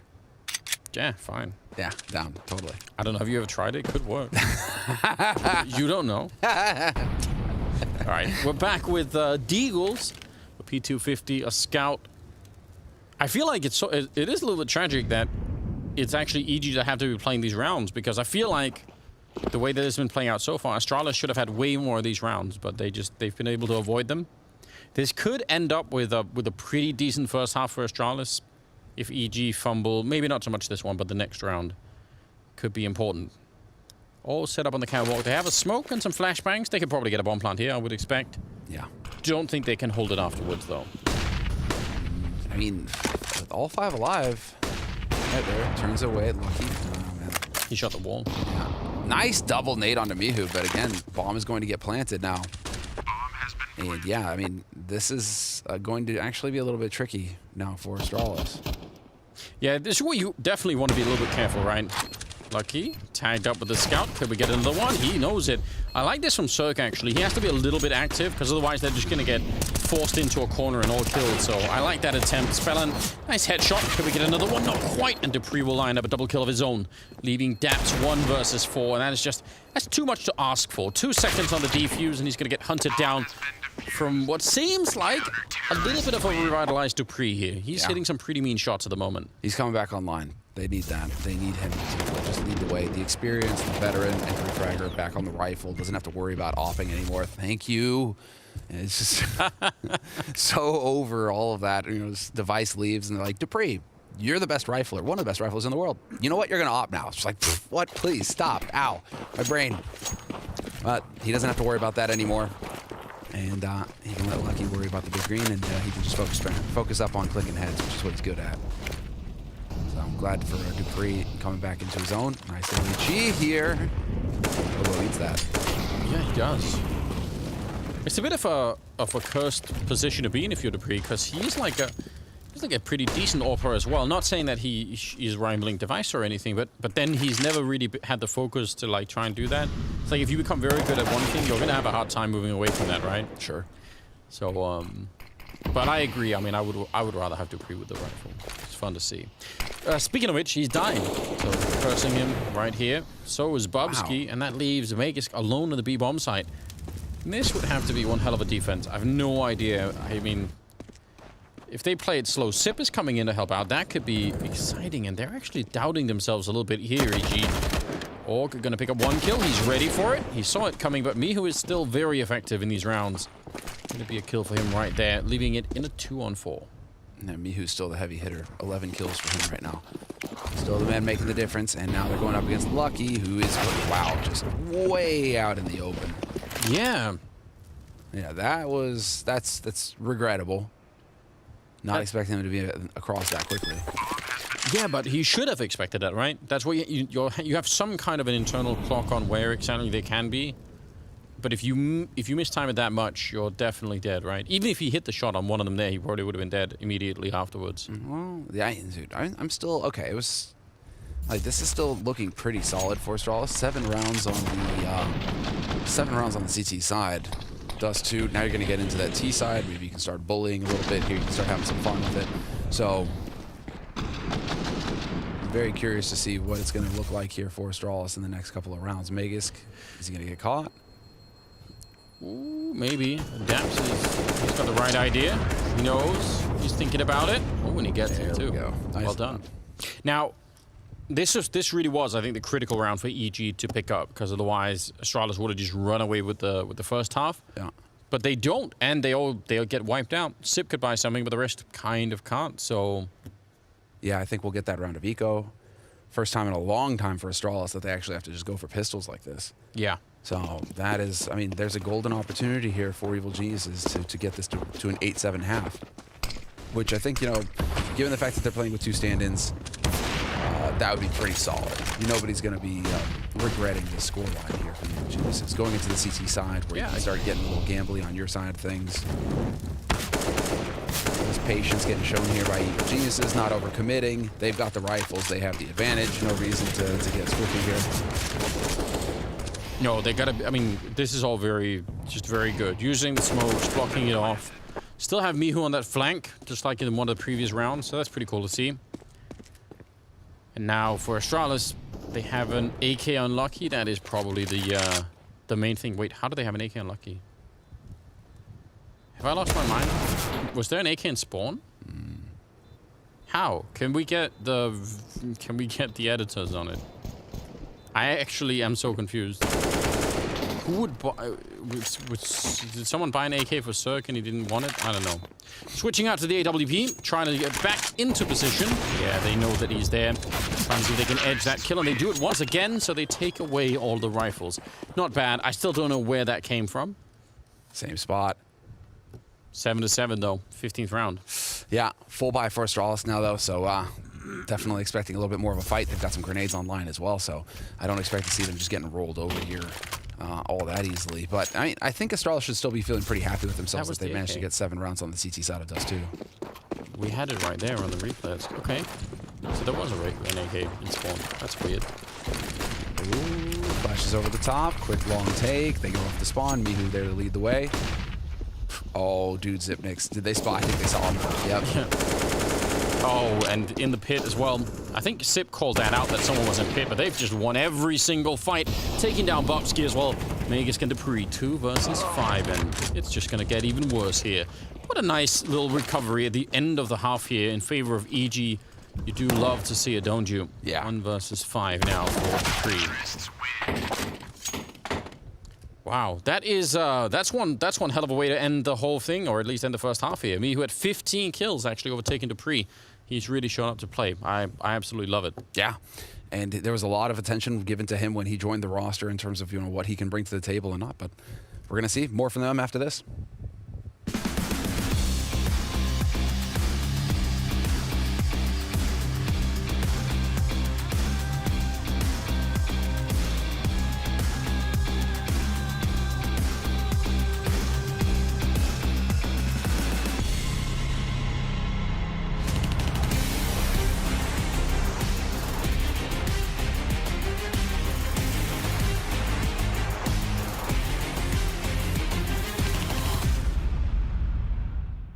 Oh, what up? Hvad sker der? Where you at? I don't know. What do you mean? I'm dead. Because I know Peter is gonna be eager. He's gonna no! mess it up. No! Let's go, man. I'm waiting for you. It's all about getting the hit. I hope you're coming, bro, because it's kind of boring, right? Yeah, for sure, bro, for sure. No! So now you're making excuses? When you were first, you were talking a lot, but now... What are you doing, Peter? Oh, you're on the yellow still? Yeah. It's not looking good, Ethan. Help me, S-Attack. S-Attack, we need you! See how I'm not talking shit? Can you imagine I was talking shit to bro right now? Like, you'll be nervous. Don't do that, don't do that. How does it feel, Peter, to become second out your coach? Don't worry, Micho, you got it. No worries, I'm still in the spawn. You're still in spawn? Yeah. I don't know if you got it then. He doesn't know what he's doing, and I don't know what I'm doing. No! Yes! No!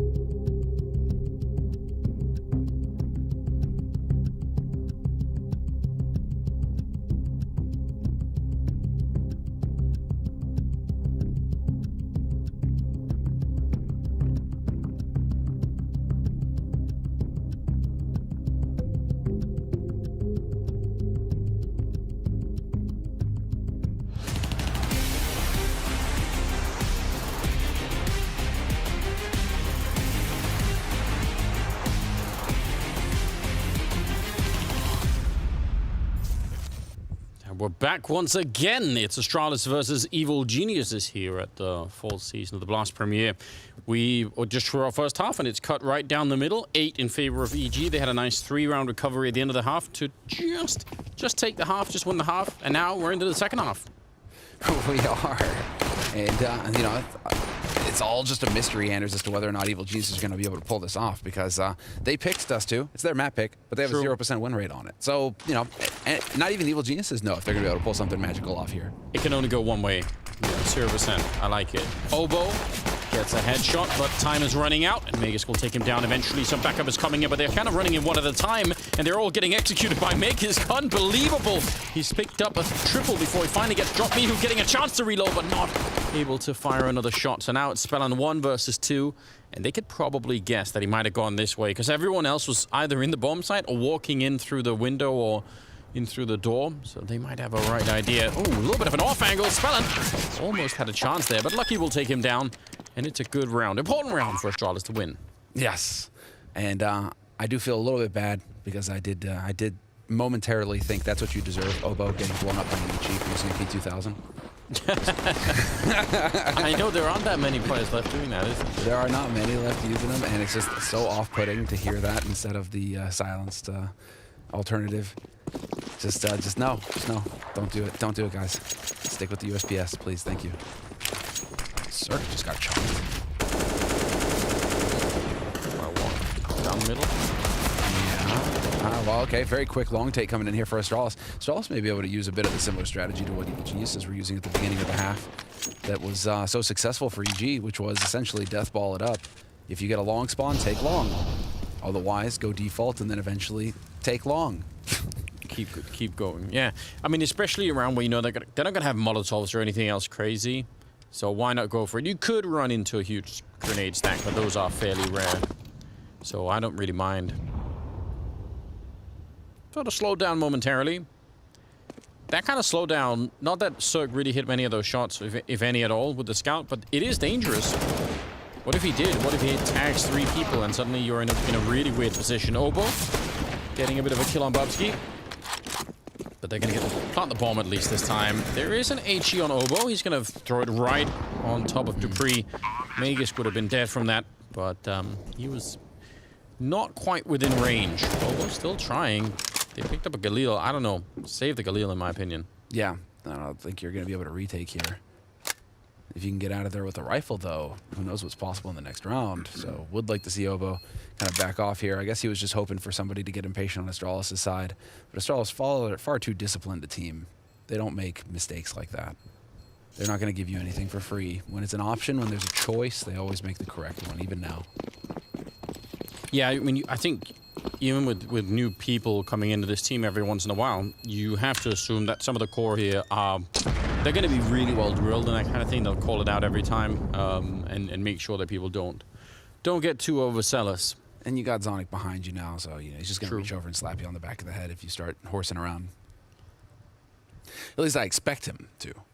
Yeah, I don't think they're going to... Those are the kind of things they won't tolerate, you have to assume. But they got the Galil. They kept the Scout. They kept the Deagle. And even actually one on Mihu. So, not bad. I mean, they can be a little bit annoying in this round. Make it expensive, just keep going.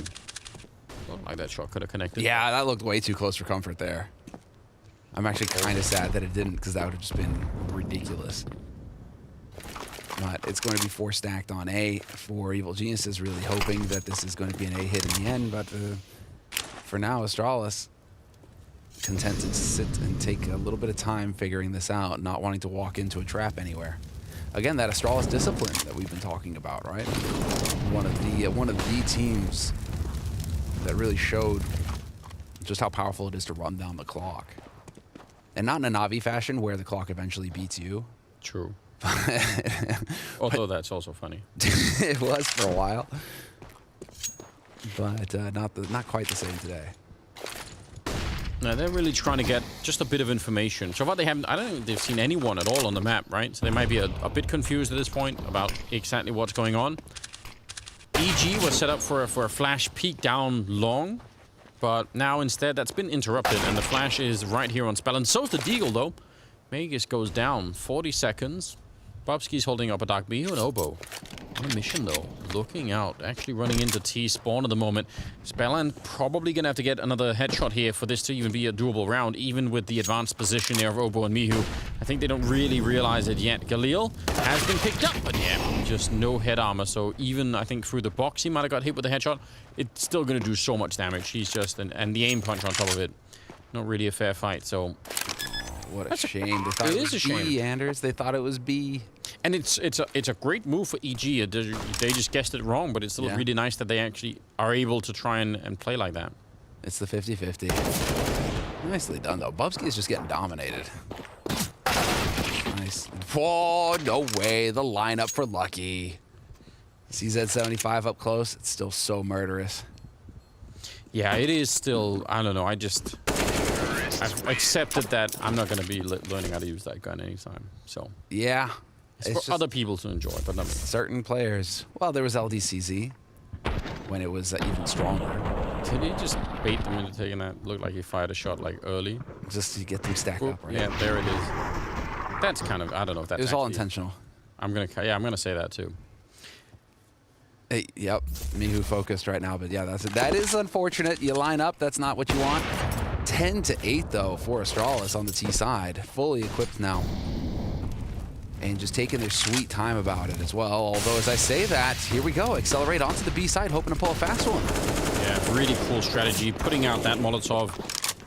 They didn't even find kind of 2 people there, but you can just tell that both those CT players were so confused because in your mind when you throw that Molotov, you're thinking to yourself, well, I'm gonna have 10 seconds of relative calm and peace, but then that just, you hear that sound of it going out, that psh sound, and you know, oh no. Yep, you're done. In trouble. Also, look at this discipline. I'm loving this discipline from Evil Geniuses. Not showing anything here. Content to just sit and wait at Longhouse and holding onto the rifles. I feel like not that long ago, we would have seen somebody taking a peek and risking a gun just to take a duel.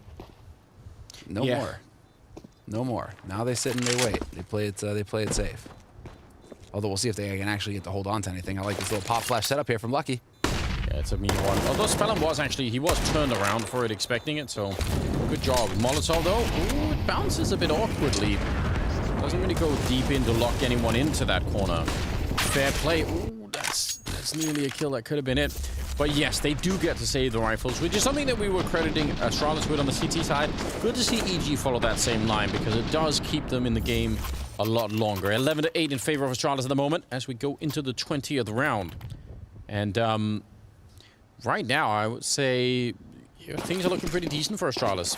Magisk and Dupree, that's a good core of the team that's working really well at the moment. Each of them on 15 kills. Yeah, I'm just kind of taking a quick gander here at the standings. And for Evil Geniuses, I mean, the last win they had was against Vichy Gaming 10 weeks ago. It's nothing but red since then. And I'm pretty sure that they went 0-5 at the EPL. So just nothing but an utterly brutal experience there for them. And only go up. You say that, but this is their map pick, and we're going into Nuke next, which is Astralis's. I mean, Astralis on Nuke is not going to be fun to play against. And playing Nuke with with two stand-ins, like, can only be, yeah, that's very confusing.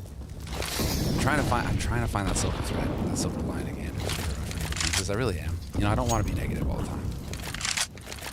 All the time. It is fun to be negative sometimes. I think the silver lining is, you know, that Daps has he's already been exposed to the worst that NA has to offer in terms of, you know, just getting robbed of several teams and all the rest.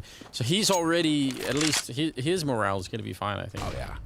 He's like a seasoned captain. He's been through all the, like, you know, been through the storms. He's been through all of it. It's fine. He's fine. Just another day in the office for Daps. He's just happy he's not playing a cartoon game right now. Say what? We're playing Nuke with a mixed team against Astralis. Bring it on. Let's go. Magisk, that's a nice little crouch peek and a follow-up headshot. He handles it so well. He's very good at doing that sort of the not quite reset recoil and just continues to spray anyway, like half a second earlier than many other people would. Very frustrating. The 1 health clutch though from him, the 1 health double. So sick. And again, Evil Geniuses once again find themselves in a position to save. Just Magisk double opening, and it doesn't get more simple than that. Just 1 flash grenade, flashing him in, and then he just looks to take the fights and he wins them. So it doesn't get much simpler than that sort of scenario for Astralis. And obviously Astralis are kind of hoping that they can keep reproducing that. Yeah. Maybe a chance here. Lucky going to be taking down Spellun. That's unfortunate. One of the rifles gone. CeRq making a run for it. And I don't think he's going to be caught here, so should be all right. It's crazy to me, though. CeRq still only 5 kills. Yeah. 18 for Mihu. 5 for Aubrey. You just can't have that. Something needs to happen here for CeRq. Just on an individual level, if you get that AWP, it needs to start hitting some shots. Yes, it's really hard to explain, right? Because again, I would have just thought that, given the circumstances of the team, that he'd just feel more free to like. There should be less pressure on him, in my opinion. Boost to try and look over. It does get red, and he does get tagged real far down, but at least he's not dead. Have an M4 as well somewhere. I think it's right up there. Mihu. I don't know if he got jump peek there, but regardless, they're gonna put up the smoke. And hang around and just wait it out for a minute. Astralis. Yeah, they've taken a lead of this game pretty quickly in the second half. Nice nade. Nice nade. That's the kind of money nade that you want right there. Grouped up on Cat. Oh, there's a chance there, but he's not going to find it. So this is looking very good here for Astralis. Just kind of this bomb site. There isn't a whole lot that Evil Geniuses can hope to do without utility. There's an incendiary on CeRq, but he's stuck in mid. He's stuck in mid, and they know that 2 people are on that A-bomb site, so they're just doing the math. There's only 3 people left, even if the other one is the AWP. Maybe we just try and go for it. But now they know where that AWP is too, and 50 seconds as well. They have the time to run back and forth like this. As long as they're not getting caught, it's fine. Exactly. And so now they've baited all the utility out. Eventually, Gar going to move back onto this A site. They're feeling it. Hobo and Spellun coming up with the headshots. The Deagles. So dangerous. Oboe as well, absolutely hitting a couple of great shots there. The Molotov forcing him back in. He's going to burn alive, but it doesn't matter. CeRq there to find his 7th kill. 2 in this round. And that is, I mean, Astralis, they were doing fine up until that point, but And then in the fraction of a second, we got 3 headshots from Beacon. Yeah. So Obo, and then you get another 2 here. Just the Deegs, man. If you're gonna face them one after the other like that, they can, like, pros can hit headshots like this. It is a thing. That's tough. Talk about a beautiful round for Evil Geniuses, though, because now look at the buy that they get. Double AWP, AUG, full nades. I mean, the whole kit and caboodle. Not gonna save them. Oh, and this is a little bit scary. Mihu, though, what a great defensive stand out there. Triple kill for him. I was about to say, Astralis in that position every single time they decided to fall back from that long corner. And EG decided to stand their ground and fight. And I think more often than not, that actually blows up in your face. But this time, they got saved by Mihu. Yeah, what an utter savage. Mihu is the only reason Evil Geniuses are even in this map right now. 21 kills for him. I mean, Spellin is the runner-up on his team with 14. It just drops from there. So Mihu, again, in the first half, giving the opening kills, and here, just saving his team. Without him, that's it. They lose long, and they're going to just lose that bomb site. And instead, now it's Lucky in a 1v3. I mean, it's still a winnable situation for him, but this is a very weird angle. Yeah, I don't know how you would ever read this kind of thing. He's right behind the pillar, bit of a blind spot. And that'll be Obo taking him down. Nice. They have another orb. Double orb and orb being brought into the next round. At a 12-10 scoreline, with the money on Astralis being a bit all over the place, although I expect they will put up some kind of a buy in this round. Dupree is doing that, but it does look like they're still having some fun. I did see the hint of a grin. So, I mean... Hope so. I think right now, you know, for Astralis without Glaive in there, you know, they're shifting things up. I don't think that the pressure is going to be enormous on their shoulders. This is why coming into this match, I wasn't really sure what to expect, because neither of these teams, there's not huge expectations on either of them. I mean, Evil Geniuses are just in here to play the spoiler role, like you pointed out.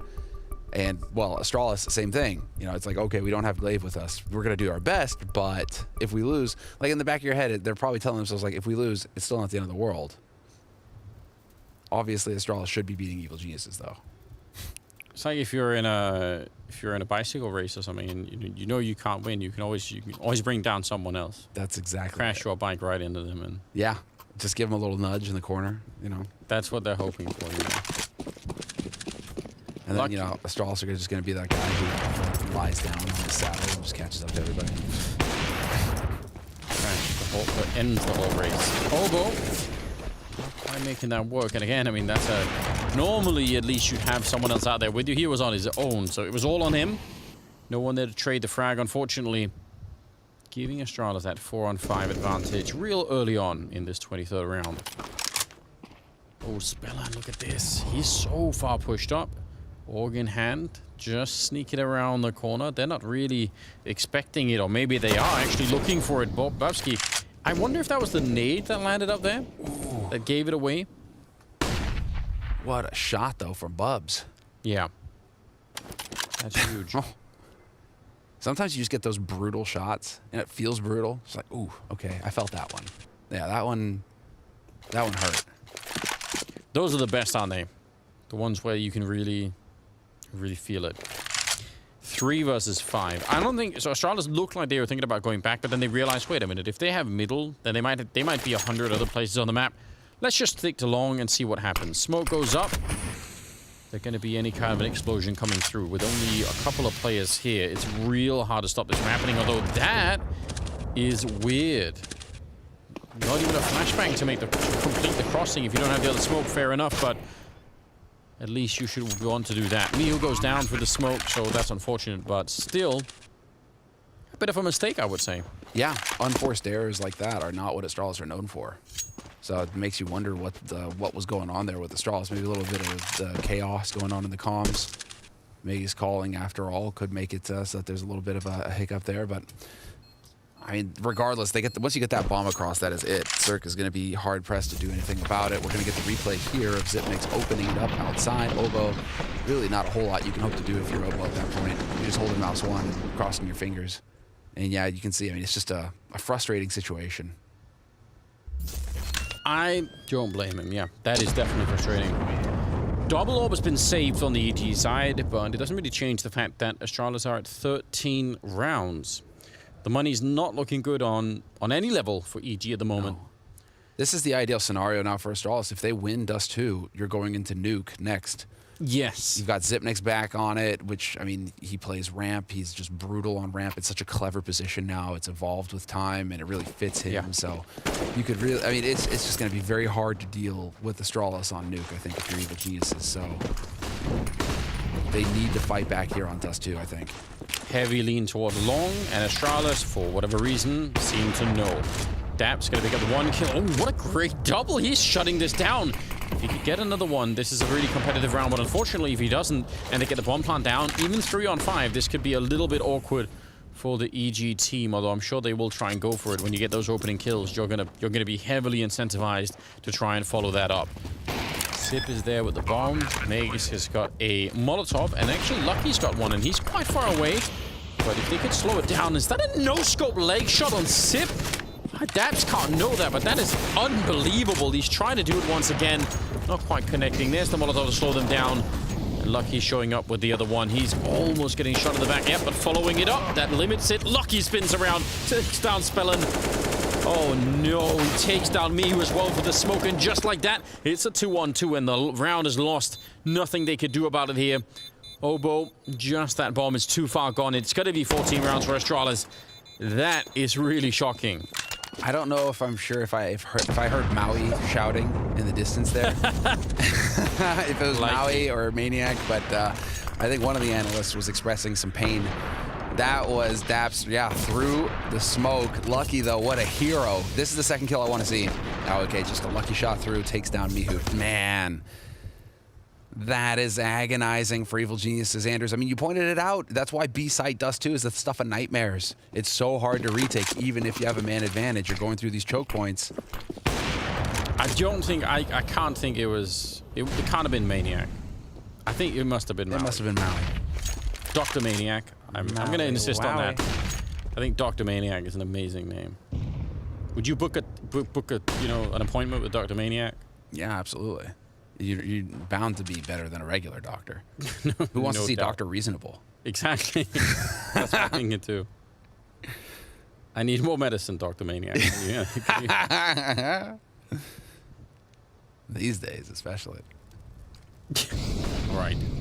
Mihu and CeRq up at the A-bomb site. Spellin down on long. That double up still in effect. Very limited on the nades. And this is probably going to be at least close to the last chance they will really have. So far they have won, what, 2 out of 7 rounds so far in the second half here, EG. That's not going to cut it. That has to change. That trend needs to start to go the other way, or they're going to get swiped off the board here on Dust 2. And that will be a real shame. Like you said, Nuke is coming up as the second map pick for Astralis. Yeah, it's going to have to turn around right here. And they're playing it somewhat passively.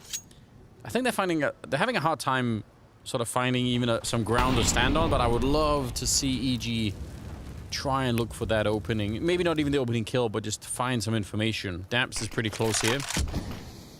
Although, scoped up like that, I wonder if Bubsky could maybe find him. 20 seconds on the clock. Oh, so little time. Missed opportunity, but not for Magisk. He's going to just run in and get that headshot. 14 seconds on the clock, and the bomb will be down, and Bubsky executing Daps, who might have had a heart attack from the surprise. I think so. That's just a painful... That's such a nightmare situation there for Daps, where it's like, oh, okay, I'm dead instantly. And he must have stayed scoped up the whole way not to give it away, so you're just walking in there with blinders on. You're like, what? I sure hope nobody is to the right. Yeah. And for once, it turns out it was a solid position there. Spell on. Can he find Bubsky? Oh. No, but they're going to be able to find Hobo. Locked in a corner. And CeRq not going to give that one up. Mihu goes down. And Spellin instead going to be waiting by the fence. Just too darn good, man. Astralis on this T side. I thought it would be a little bit more touch and go. I thought they wouldn't be as clean on this T side, but clearly Magisk taking the reins on the IGL side of things is working out just fine and dandy. I mean, he had it for so long himself, so you know, when there was the break, obviously he was calling it. He's one of those players who's really had to reinvent himself several times, and he's been up to the task as well, which is what makes Magisk such a fantastic player. You know, I mean, it feels like adding Lucky into the roster, not having to worry about who's offing anymore, is really just revitalized things for Astralis. So it bodes well for them in the future. Yeah, very interested to see how that's going to be playing out. But I mean, if Magisk could also do some sort of in-game leading or even having the experience for a while, that's kind of crazy. I think you can do a lot of swapping around in different roles, but normally the in-game leading role is not one of them. That's not something you just kind of pick up and you know, take a swing at. But fair play if he's going to be able to do a little bit of work there. That would be cool. Spellan trying to see if he can have a play out here. Again, forward position. All about timing, obviously. CeRq is watching it as he's walking past, but let's see. Ooh, even got to make sure and Molotov it. Calls his bluff. That's the frustrating thing when you're just out of range to punish the Molly. Is you obviously want to catch him out there. 50 seconds on the clock, though. Now we're starting to get down to it. And Evil Genius is gambling on the B site right now. It's pretty cool. And it may work for him. 40 seconds. Zip is rotating back through CT spawn. This is, or through T spawn rather, but this is going to be looking like a B hit. And with 3 players there, this bodes well for EG. Smoking it off on the one side. CeRq by the scaffolding. Pretty good flick to take down Magisk, who's been such a force to be reckoned with here. One more round for Astralis, but they are running out of time really swiftly. 20 seconds on the clock. Dap's taking a bit of a look. It's a scout headshot on CeRq, and he goes down. 15 seconds now. Oboe down here. He's looking at the bomb right there, and a kill should secure the round. He's out of bullets, though. Brings out the pistol instead, and Lucky is going to have to make his escape. So great defense being put up there. A moment where it looked like they were, you know, just a little bit shaky. That's actually not a no-scope. He just zoomed real quick. That's what we would call a quick scope. Clicking both buttons at the same time. Just bam. Drops him. Nicely done here by CeRq. He only had 5 health after the initial duel with Dupree, so he had to play that clever, and he got maximum value there, so well done on his side for sure.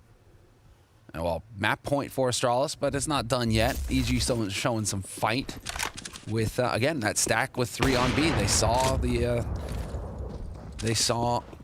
future in the tea leaves. Gave it a swirl and understood. Has that been proven? Does that work? Yeah, definitely does. 100%. I understand why the English are so tea now. Yeah, just definitely. How do you think they had Empire, man? Come on. I was gonna say it was never about the drinking it was about world domination.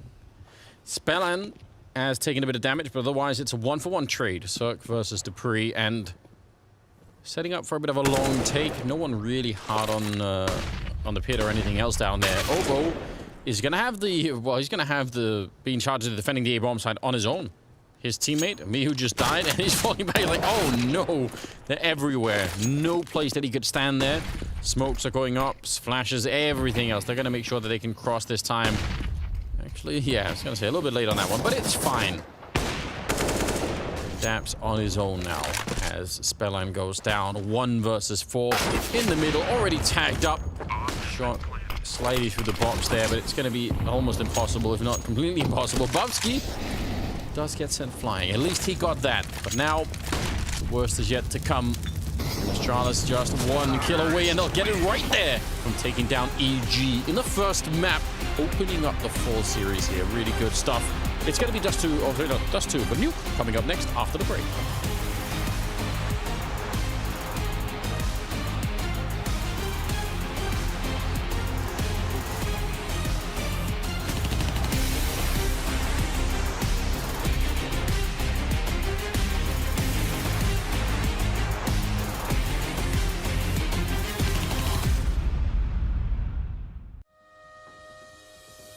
Movement Challenge is back. You know the drill. Players must make it through the courses as quickly as possible, getting the best time on the scoreboard. But this time, there are 3 menacing zones to complete. In the first zone, you're faced with the dastardly bayonets that has killed 300 chickens so far. NANI? But that's not all. Returning for round 2 are 2 stages of barrel hurdles from the spring games that will really test your timing. But don't be fooled, the normal platform obstacles are very challenging, so you must have a lot of patience and determination. Make sure you stick around on the Blast stream to watch your favourite pros take on the challenge.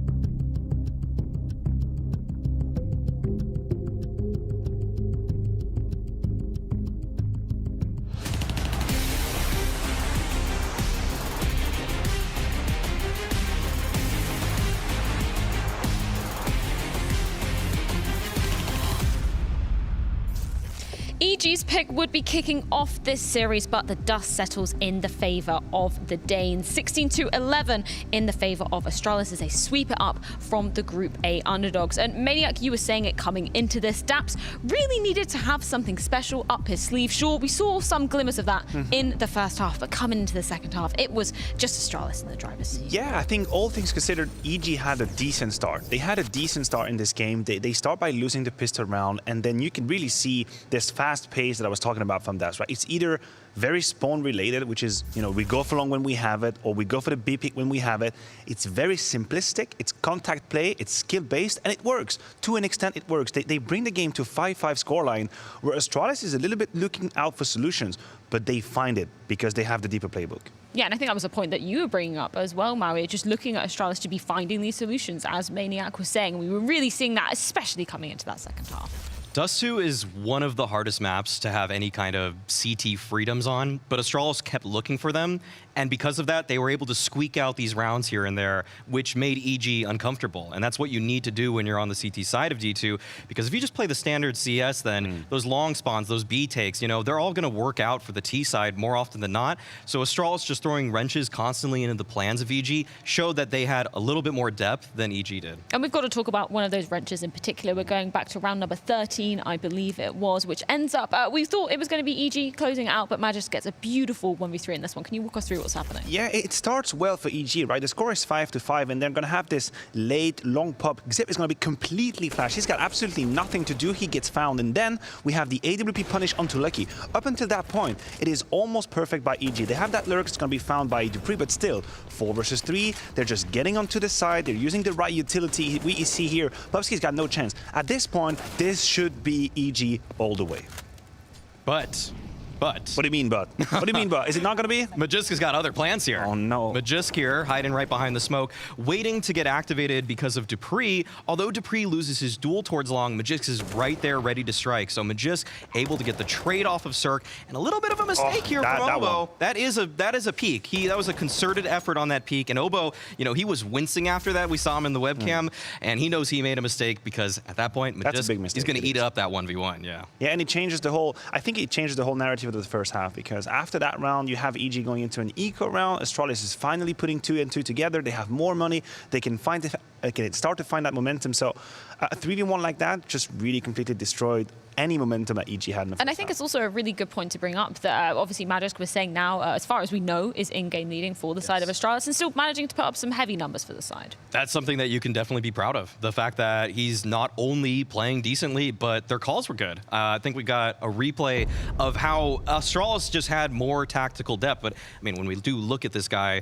he is performing quite well. But this is something that really made me excited. This is what's like, this double fake from Astralis here just showed how much deeper their D2 playbook is. They go for a little bit of mid control, they fake that flash through, clear the close doors, take cat control, and look at this smoke from Xyp9x. This is for a cat exec that they're not actually going for. It's going to be the elbow smoke. And while this is all happening, Magisk, the guy we were just talking about, going for the entries himself because Obo's out of position. He thinks he had to rotate there. Daps just tries to swing for the trade desperately. There's no setup for EG in this round. Astralis, they're able to get the bomb down, and they were just pushing and pulling EG whatever way they wanted. I think what we have to say about this round is that this could not have been an EG round. We would not have seen this from EG. This requires a deeper level, a deeper layer of counter-strike that you can play with the fakes, with the double pump. Starts with a pressure mid, then short. You kind of keep your opponents in the dark. You also play with the time, and these are luxuries that EG do not have. And this is where the absolute difference lies between the two squads. And we were questioning coming into this that Spellan might be able to elevate this squad, considering he is a former in-game leader. We weren't expecting him to be coming in and leading this squad, but we got some insider knowledge from James that actually Spellan isn't really giving any input in the team, which is a big surprise. Yeah, I mean, James Banks told us there in the green room that Spellan is not adding any input to this team. And why would you bring an in-game leader if you're not going to ask him a couple questions? Hey, catch us up on the EU meta a little bit. We've been in NA chilling.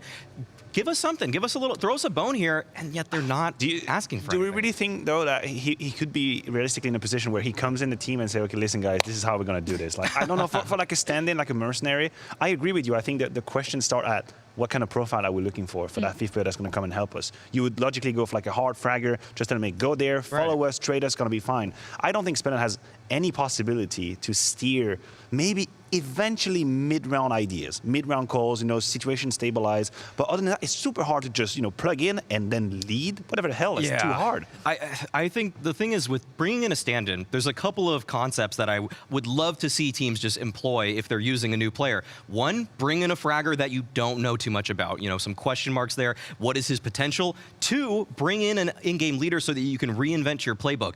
And EG just chose the worst of both worlds there. They chose an in-game leader who's not going to frag very hard, and then they also aren't using his knowledge as an in-game leader. So I'm not really in love with the EG plan here for bringing Spillin in as a player. But to throw a curveball in there, we're not looking at, the stand-ins of these teams doing too badly on the side of EG as well. And then you were bringing it up in our pre-game segment as well, Maui. We needed to see CeRq step up. He's been having a really, really lackluster 2021, and it's just continued on this map. It does. It does continue. CeRq is unable to find any impact with the op.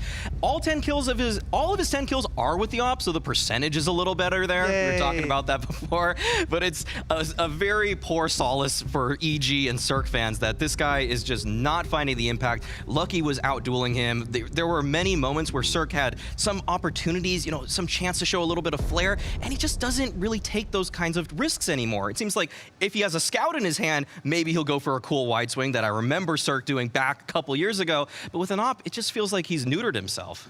And it's too complicated. Look, the simple concept behind EG maybe making it an upset is through individuals overperforming, outshining, and just taking control. That's it. We know that plan to plan, pound to pound is not going to work out. So when your AWP is bottom fragging behind Daps, who, by the way, went to Valorant, back as a coach, now playing again. I mean, I know we're not going to mess around with 3 kills. Like, we don't have to do that, but still, there is a problem. Like, the win condition for EG is to have individuals shining. And aside from me, who really tried his best, just no one answered the call. And moving on to talk a little bit about Astralis, considering this is one of the first showings we've seen with this roster coming onto their pick of Nuke as well. I do just want to get your quick takeaways on what we saw on Dust 2 of these 5 players together. A couple of things. First of all, I think on the CT side, we saw adjustments and adaptation on the fly, which we have to see from Astralis. And then the T side was very well executed. It was deep. I think the pace was changing and varied from one round to the other.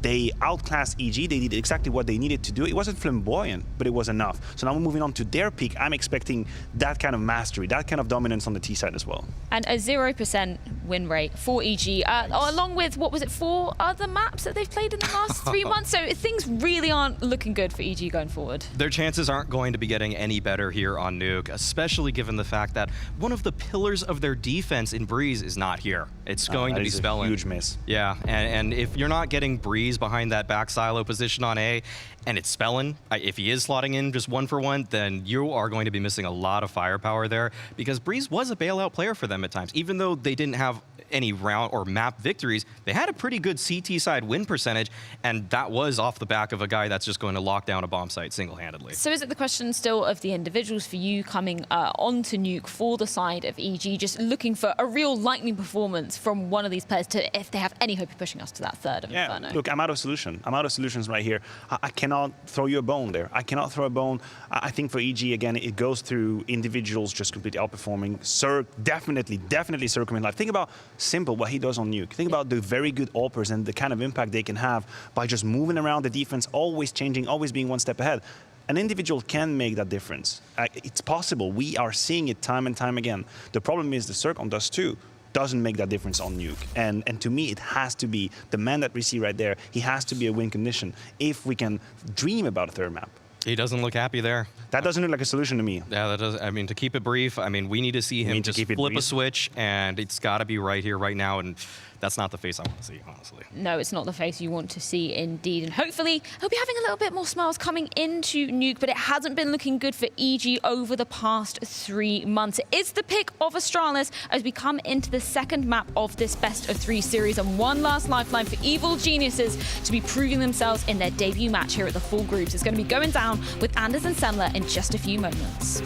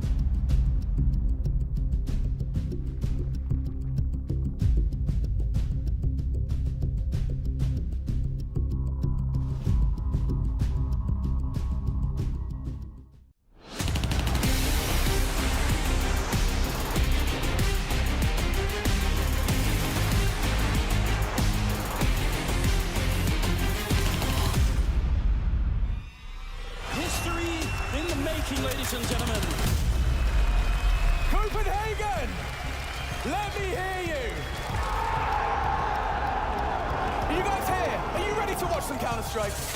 They're right in front, defusing the bomb. The smoke. Taking two and falling back. What a match between these teams. Nami, finish like this? You are kidding me. It's loud. It's insane. I can feel that vibration through the walls, through the floor, through my heart, to the core. Dude, the atmosphere is crazy. Are you ready to get this show on the road? Well, that right there, ladies and gentlemen, is what we're playing for.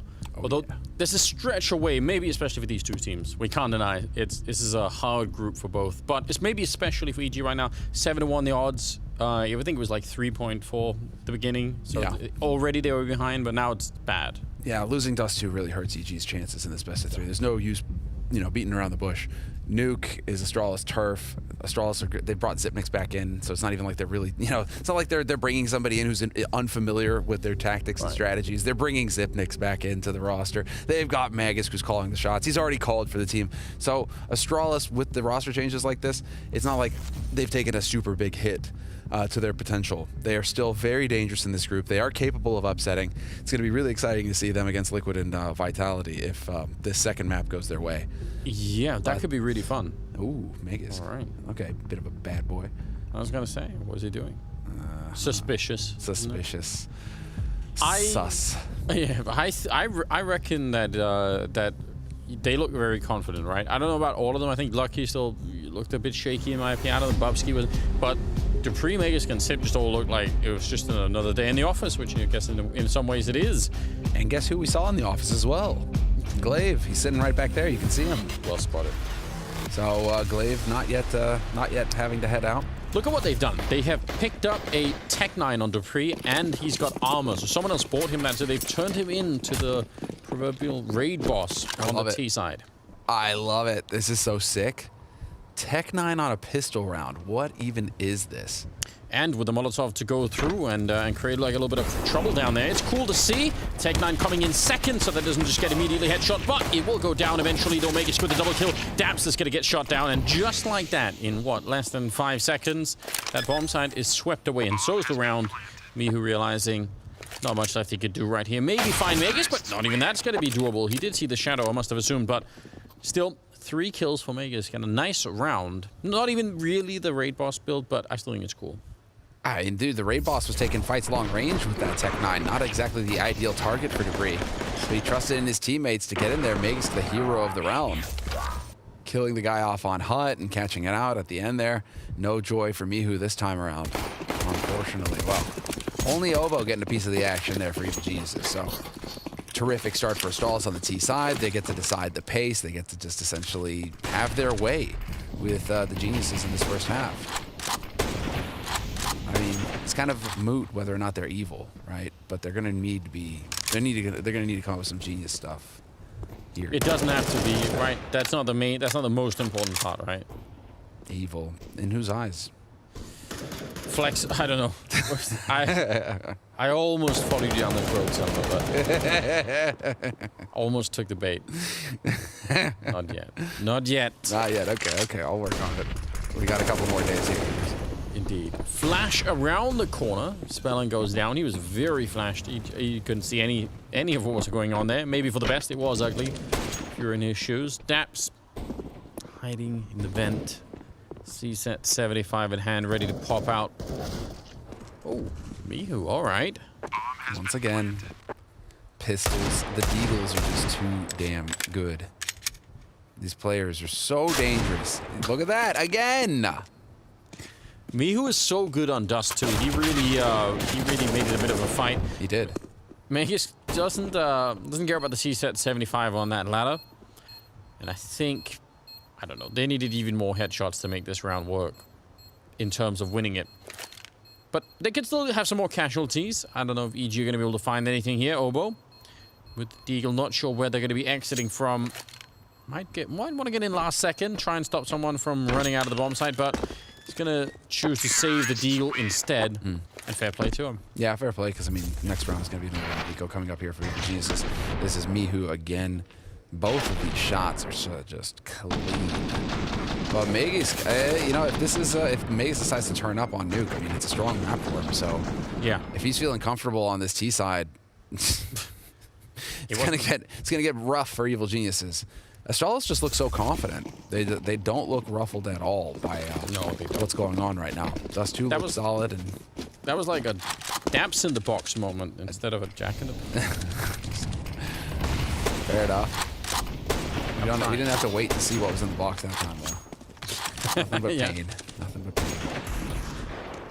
Oh, but at least, you know, Obo trying to get that Deagle in play. Not going to find anything this time. We'll get the smoke wall down into the lower tunnels for Astralis, and they've made it across successfully. So now Magisk and Bubsky on a mission. Nobody there to meet them just yet, however, so they're going to be able to actually develop some control down here towards the lower site. Yeah, very hard to do anything about right now if you're on the EG side. I mean, you by nature of the fact that you have those pistols, you're going to be incentivized to try and play a little bit more grouped up, and it's hard for someone to walk down there with a pistol on his own to check if anyone has made their way down. So at the moment, they are a little bit blind. Although Strangely the bomb is still up here on the upper side of the map, almost out by T-spawn. In fact, only now getting picked up. About 45 seconds left on the clock, so Astralis, yeah, they've had that position. They still have Bubsky down there, messing around, shooting out the windows, trying to create a little bit of noise here. No one's really taking the bite yet. I mean, CeRq is maybe looking down there. Nice shot from Obo. Could have maybe been a follow-up. That would have been dangerous. 30 seconds, and they're going to try and see if they can go over this A-bomb site. Might be coming out of the vent as well at the same time. A little bit of an opportunity, but Daps will fall back, and is he going to flank around through the lobby? If he can, Spellon, that would actually be really cool. 17 seconds on the clock, and they're both, no, they get grouped up instead. I thought maybe they'd try and see if they can slink back, but Bubsky, he's going to take them both down. Bomb gets planted almost in the last second there, and Bubsky's just on a bit of a mission to clean it up. The wall bang, he had the right idea. They know where CeRq is. Brutal, Anders. Just a brutal round coming in. Astralis taking full advantage of the fact that Evil Geniuses do not have the firepower to hold them off. Once it comes down to it, the fight, they know that they have to get close quarters, they know they have to group, and they're able to take full advantage of that, Astralis. Although we did see outside the combo, the Deagle Scout combo, right, go to work, where they were caught outside for just an instant there, a brief moment. You can see how it's supposed to work in Evil Geniuses' minds. Guys are shanking each other. They're just so excited. Xyp9x stabbed in the back by his teammates on the server this time. Yeah, wild, isn't it? Gotta calm down just a little bit.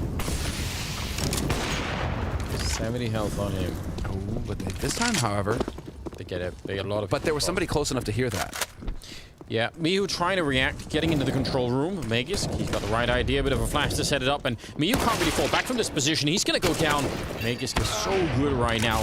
CeRq will take him down. I think they wanted to see if they can grenade that one position away. It might have been a little bit too quick. Xyp is gonna fall to Obo, and just like that, it is a 3-on-4, favoring EG. Dupree still thinking about it.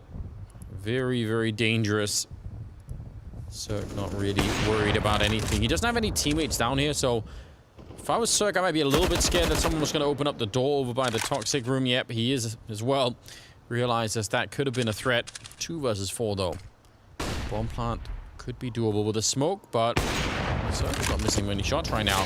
Great stuff. Could have had that one on Bubsky. The bomb, though, is not anywhere near him, and I don't know how he's going to get back into this round. Trying to get that spray, long range, and he does actually pick it up. Eventually, Obo will take him down. So EG get the first round on the board here on Nuke. Not bad at all. Looked like that was going to spiral out of control, but CeRq had that on lockdown. And I don't know, in a different round, normally what happens if you're playing that position with the AWP, if you're CeRq, is you just get Molotov'd and smoked out of it. But he pretty much had a clean shot every single time. A little bit interesting.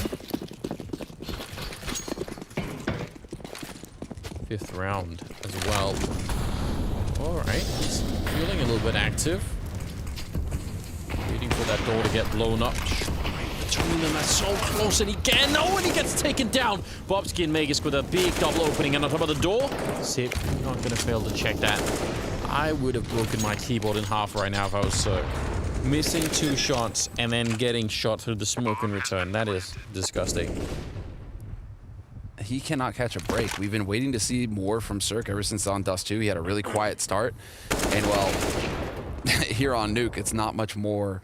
It's kind of more of the same there for him, unfortunately. 3 kills at least for him so far. But, again, there's always so much focus on ops right now on these teams. And there's been a lot of focus on CeRq. It's very difficult for him, it seems, to come up with the goods, or for the team to do what they need to do to get him in a position of comfort, right? Yeah, I mean, especially because he's already shown in his career how much of an impact he can have, so people are just waiting for that. That's he's being compared to himself, you know. Yeah, that's the important, because he's played so well in the past. But then again, at the same time, you have to consider there was a lot of teamwork around him back then. It was a totally different environment for EliGE. Loads of confidence. They were on the up and up. And it feels like when you're just alone like this without the support, it's going to be very difficult as an opera to shine. And maybe we're seeing that from CeRq. I don't want to sound like I'm just making excuses for him, because I feel like we've been saying this a long time now for CeRq. Yeah, but I mean, he's got to find a way to play around that, or play outside of it, or just he obviously needs to have an high impact, no matter what the explanation is, right? Because you might be right that, yeah, he's missing some of that structure that he had in the past, but it's such an expensive rifle, you have to find a way to make it work. Ooh. Spella looked like he maybe could have seen something. A lot of confusion out there. Nice little shot from CeRq. Gonna get traded, but still fair play. He only had the pistol. Back at the bomb site. Favoring the AKs here with the Molotovs on top and everything else. Obo will eventually go down. And Mihu saved that 1 AK from the previous round. Oh, that's a nice find. Orb goes down, at least for a second. Heart attack moment there for Lucky. Not expecting that flank.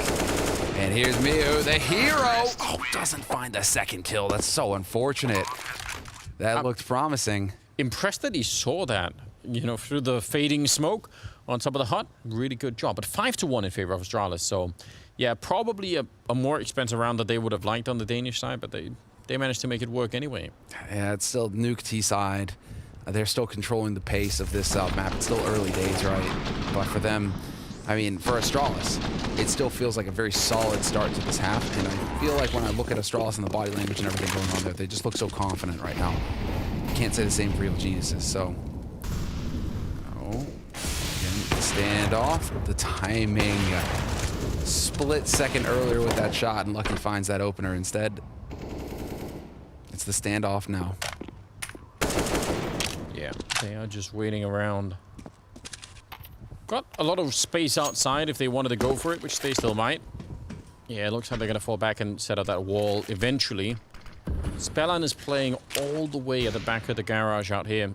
So it's not that it's a bad position, but it does obviously give a lot of space to the T side to maneuver around it.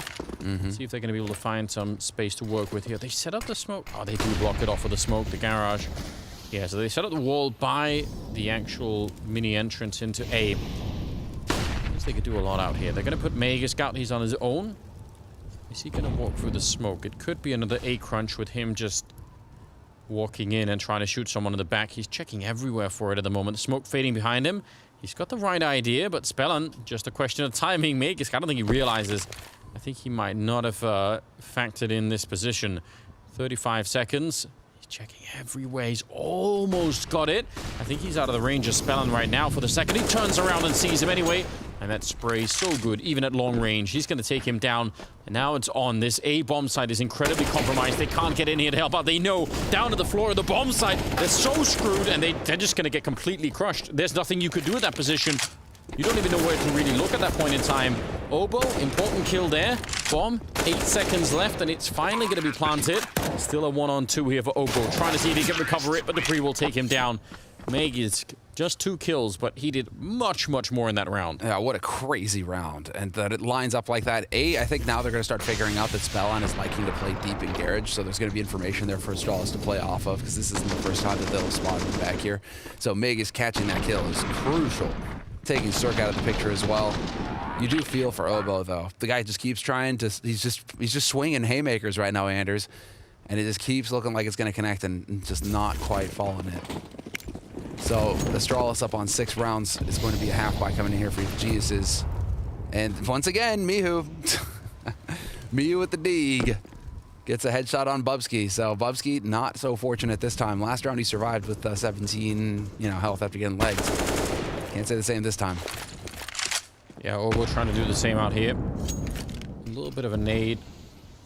But yeah, he's been having some very, very cool deagle shots. Even recovers the AK, yeah, that's interesting. And he's not backing off. He's just doubling down on the aggression. I kind of like it. Because you need some crazy plays in a round like this to win it, even with the 1Ds in play. Astralis look like they're setting up a little bit outside. I like the fact that once they evacuate the lobby area, they don't have that many people there. CeRq is really passive in there. I hate it when teams stand around in lobby alone. I don't mind if there's a lot of people. Like now when there's 3, it's fine. But if it's 1 or 2, I generally not a big fan of it. The crunch is so hard to avoid. Yeah. Mihu, nice position, huge off angle, another headshot, and he's gonna tear them down. What a quad kill from him. Started off with the stolen AK, deagle shot, and now Magisk, well, what does it even matter? His team is gone and he's been spotted. What an outrageous performance from Mihu. That's very cool. You can see how he's hunting for Spellin back there, though. Yeah. He's looking around like, are you back here? But again, Mihu the hero. He was the hero on Dust 2 as well. He was the one top fragging and was instrumental in a few key rounds for Evil Geniuses on Dust 2 to keep them in the running on that first map. So Mihu once again coming up with the goods here for his team. They rely so heavily on him now. The real heavy hitter on this team. 8 kills. Really well done. Oh, and that's so weird. It's really throwing them out of whack, Astralis. But hey, let's go. Upper rush straight out onto the site. And there's the opening kill. Magisk with the double again. Magisk with the Mac 10. That's a rare sight. Oh, sorry.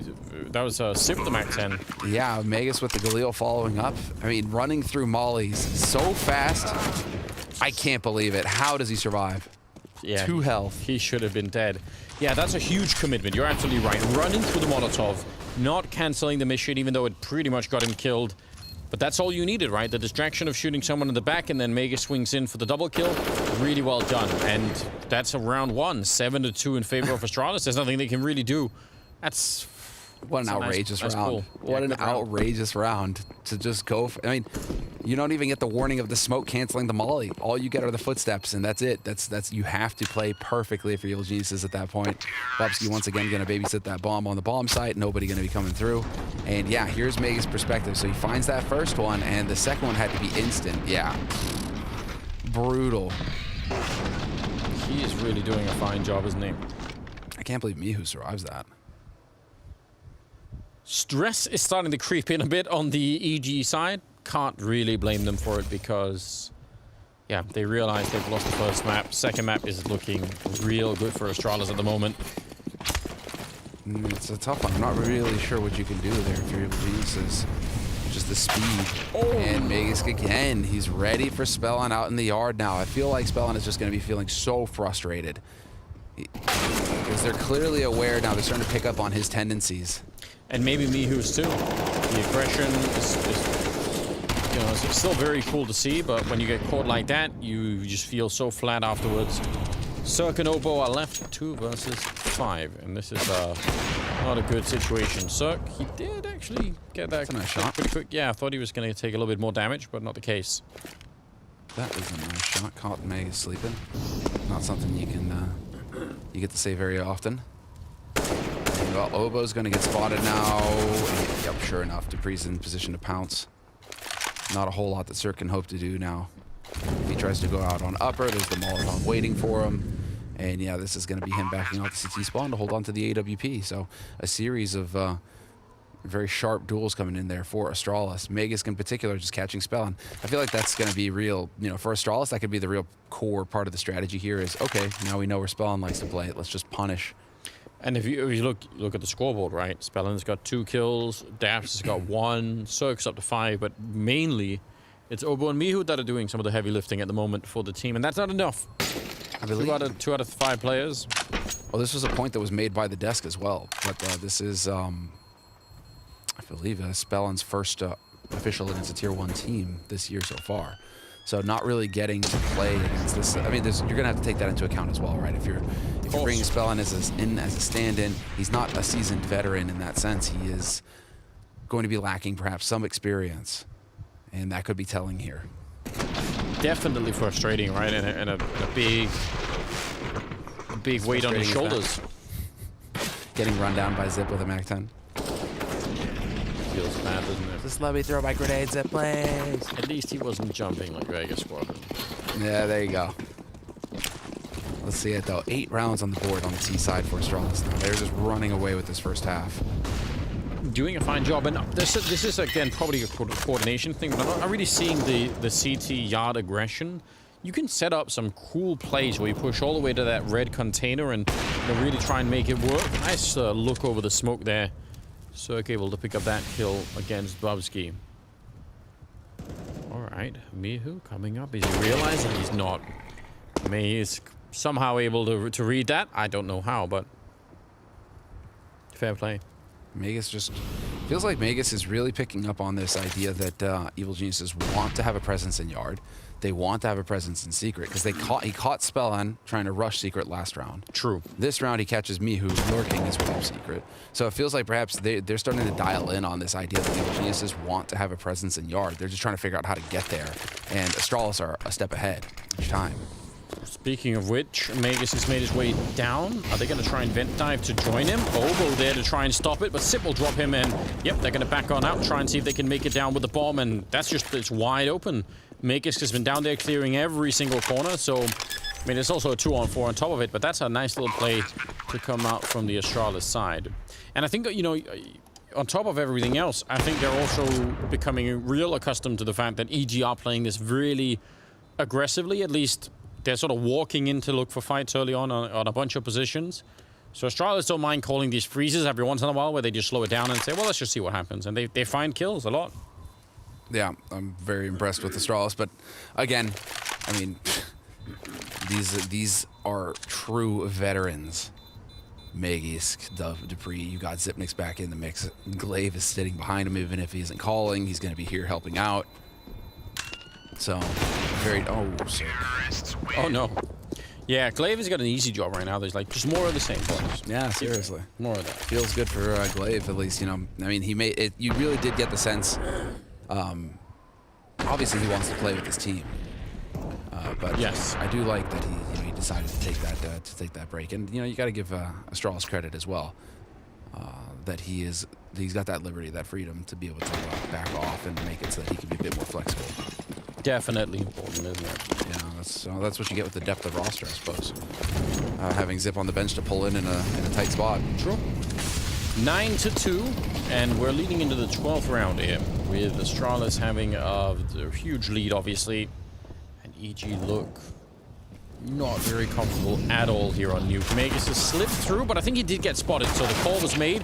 Obo able to get a couple of kills as they come out the hut. Lucky, close range with the AWP. He's going to get 1 kill. And finally, another round here for EG. That is about time, having lost 3 in a row. Actually, they win, basically the pattern so far is Astralis win 3, then EG 1, then 3, then 1, then 3, then 1. EG are just, hell-bent on not letting Astralis get that 5 in a row. They don't want their logo going on fire. That's whatever you got to do to stop that from happening. That's what Evil Geniuses are about right now. But now it's about money for Evil Geniuses. It's a must-win round. Both of these teams are kind of similar, actually, in terms of economy. So that favors Astralis, though. CT side, it's always a little bit more expensive to get fully equipped. And CeRq again, missed opportunity. He will get the molly down, though. Yeah, but in that A-bomb side, can they stay alive here? Obo, he's pushed so far, and he's exposed to every position. I mean, I kind of appreciate it, because he wants to help out his teammate in the bomb site, and that makes him swing that far in. miHu doing the best that he can. A double kill for him. Spellon walking through the smoke, and he is going to go down on top of it. Lucky and Magisk able to close out the round 10-3. I think you could make an argument that Obo could have played safer, but if he does that, he definitely dooms his teammate. There's no way they can help out. So I actually appreciate the fact that he tried to do that, but just couldn't hit the shots quite. The difference between miHu and Obo right now is that miHu makes the same play and kills 2. Yeah. Obo, not quite connecting the dots there.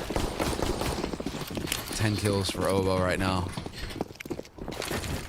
You will get that same smoke wall going up. I mean, there's only 2 rounds left in the half, and this is a must-win round for Evil Geniuses with no money in the bank. They have to win here.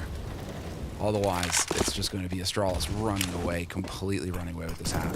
It's still double digits on the T side of Nuke. That's just saying, to complete the pattern, they have to lose this one and the next one. Then we there you go. 3-1, 3-1, 3-1. But yeah, please. So that's what you want, yeah. I mean, then we would have balance.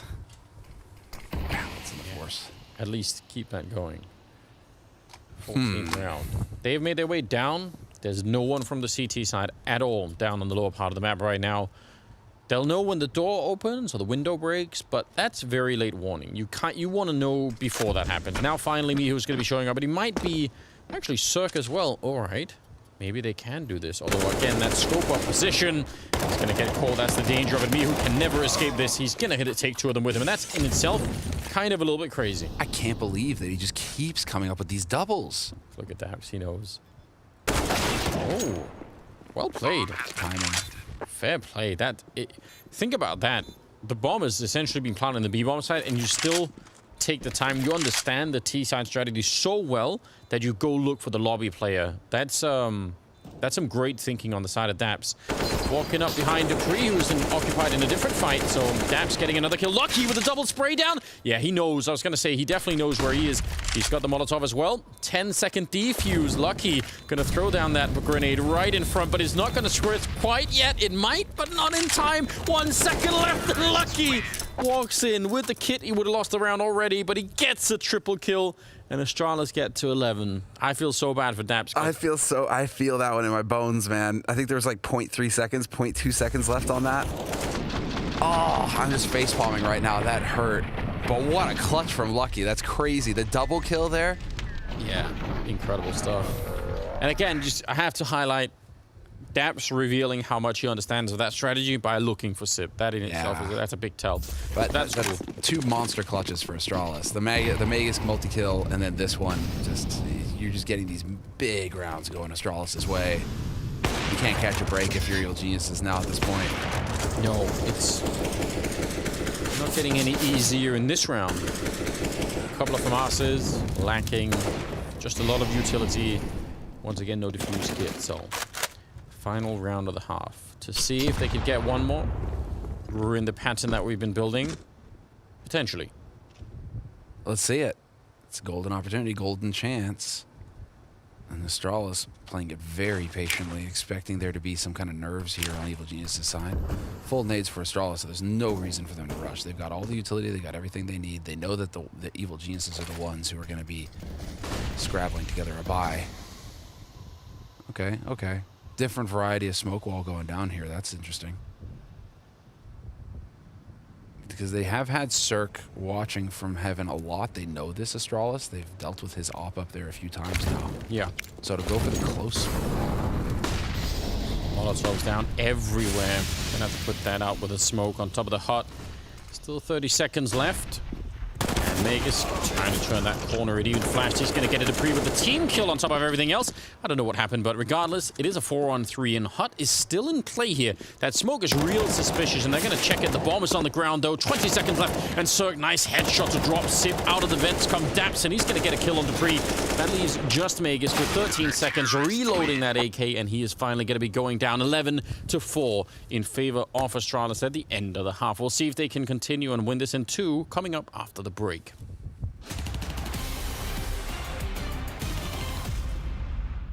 During that break, I had time to think about my decisions and how last year affected me, and it's really exciting to play, and I'm really fired.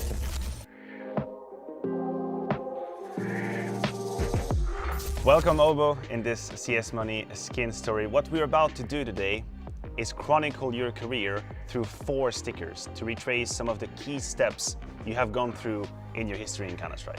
Yes, I'm very excited to be here. I'm gonna ask you this very simple question. What is your all-time favorite skin? Yeah, I would say I have a few skins that I like to use. The Desert Eagle Blaze is always a top skin for me. My all-time favorite skin is the M4 Howl. I've had past success with the Howl using it, and it just feels very good to use. That makes complete sense to me. Definitely makes you better. But the first sticker I'm going to show you is the Shooting Star return. Obo the Shooting Star back in CSGO. I would choose that as well. It looks good and it makes sense for me. You had a little bit of a leave of absence. You left us really worried that we would have to do CSGO without you. During that break, I had time to think about my decisions and how last year affected me, and it's really exciting to play, and I'm really fired to play and compete and to win. Well, I can only share your excitement. Well, the second sticker I'm going to show you is the Ace Devil. And I'm going to take you back down memory lane for a second. If I'm telling you about a pistol round against MIBR ECS Season 7, yes. Talk me through that moment, that crazy ace that you had. CSGO is so momentum, at least for me and like the teams I play on. Getting a good pistol round versus not getting a good pistol round is such a big difference. Everything flows better. Absolutely, Luke. This one is going to be slapped right on that bad boy. Yeah, no, this sticker looks very my style. I'm good with this sticker. I'll take it as a win. I'll take it as a win. I agree with you. This is an amazing sticker. It fits. The third sticker I'm going to show you is easy. I have a clip in mind where you are on Dust 2 and you just spray everyone down. I believe you get 4 kills. They haven't even made it to the side. Do you remember that play? Yeah, I do. It was in the Blast Premier with Complexity that we won. And that was the semi-final against FaZe. You just decimate a hit to your site, then like it becomes very easy to read what they're going to do in all the next rounds. You just mentioned it, Obo. You said it becomes easy. Absolutely. And the final and fourth sticker is Global Elite, because that's what you are. You're part of the Global Elite. I've never seen this sticker, but it looks really good. Well, now I think we should have a look at all the stickers, put on your all-time favorite skin, and I'm going to ask you, how does that make you feel? Do you feel like it's representative? Yeah, honestly, all these stickers are good. I approve. Awesome. Well, I am very glad I got the Obo approval, and thank you very much for joining me today on the Skin Story. It's been a pleasure talking with you. Yes, thank you. It's good to talk.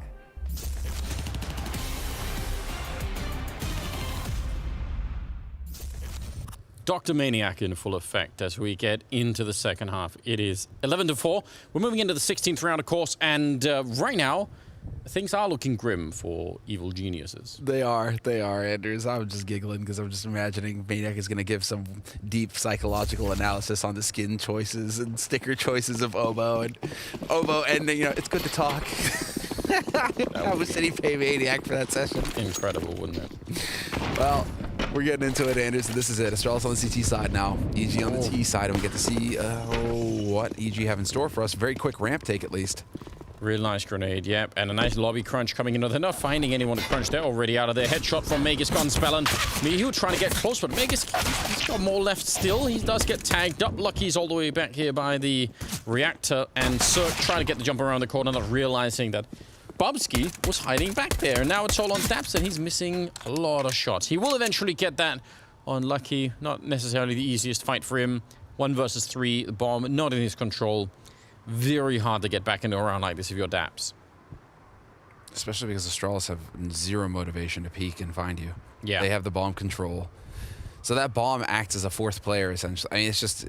Yeah. They know where Daps has to go to, so it's the lodestone. Eventually, he's going to have to make his way to that bomb, and so you just sit and you wait for him to walk into your crosshair. And Daps, to his credit, is spending as much time as he can to try and look for anyone that he could pick off and make it all, 1 versus 2, which he just did.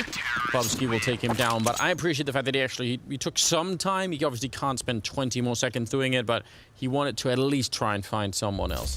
This is the savage one, Anders, though. Yeah, nice hold again from Magisk. He's been so solid in the pistol rounds today for Dust 2 here for Astralis, but no bomb plant. And yeah, it is going to be a forced buy coming out. I was wondering, because you could go for just a hard eco this round, Evil Geniuses, and get a reasonable buy in the next round. But I'm guessing they just can't. They don't even feel comfortable letting Astralis get up to 13. They feel like they have to swing for the fences now. So some Tech 9s, some Deagles and some Mac 10s. That's what Evil Geniuses is going to be playing with. Straight into ramp, and Zip. He's way too experienced. He backs right on out. Yeah, not going to try and take that fight. 3 Mac 10s, it's just a little bit too much, isn't it? And this is a weird position to be in if you're on the T side. It's like, yeah, we got the ramp room, but now what? Is there some sort of plan to follow this up? Because if not, you're not really going to be winning much from here on out. Magisk holding it, making sure no one... Ooh, not making sure of anything at all. He's dead. Mihu's Deagle. It's wild. It's so gross. He's so good right now. That actually does change a lot. Because now they've lost a huge amount of map control over on that side. Could be really, really awkward. Coming at the edge, that's a disgusting position from Lucky. No way does he hang around here. He's still here. Does he get the second? He does. Outrageous. That is going to become a popular position for sure. I think I've seen it once or twice before, but you could tell really from Dap's point of view, he just couldn't see anything. You're not seeing a dang thing there. That is so nuts. And now CeRq, he's got the bomb at least. Gonna be able to get down. Yep, and just has to stick the bomb plant, get the bonus money. And with this bonus money now, you're going to be able to get something going for the next round here. No kill with the Mac 10, unfortunately. Bonus 600 would have been even better on the top of it. But Astralis at least are going to be able to recover their guns. Lucky, can he go and find that FAMAS? Yeah, I think they should be able to if they want to. That would be cool. I mean, MP9 isn't bad to hold on to be fair. Oh, they found an M4, didn't they? Again, Mihu. Ridiculous. Oh, that is a disgust. That's a great position. I'd be real mad if I was on the other side of that. It's taking Spellon out of it too. You're just, I mean, yeah. Dap's face reaction says it all. Not a whole lot you can really do about that. 13-4, and now we will get the half buy.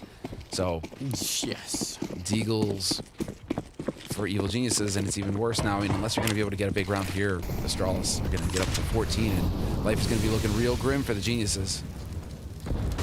They are in such a tough position. I mean, we did allude to this potentially happening on Nuke. So it's not like it's a big surprise, but still, you would have liked to have seen them have a little bit more of a say here.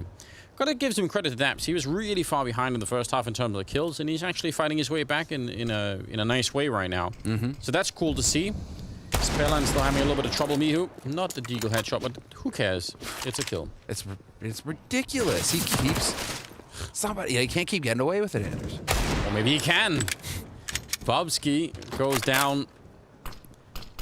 Mihu waiting in the vent, hoping for someone else to take a peek there. 3 versus 4. Bomb is in the lobby.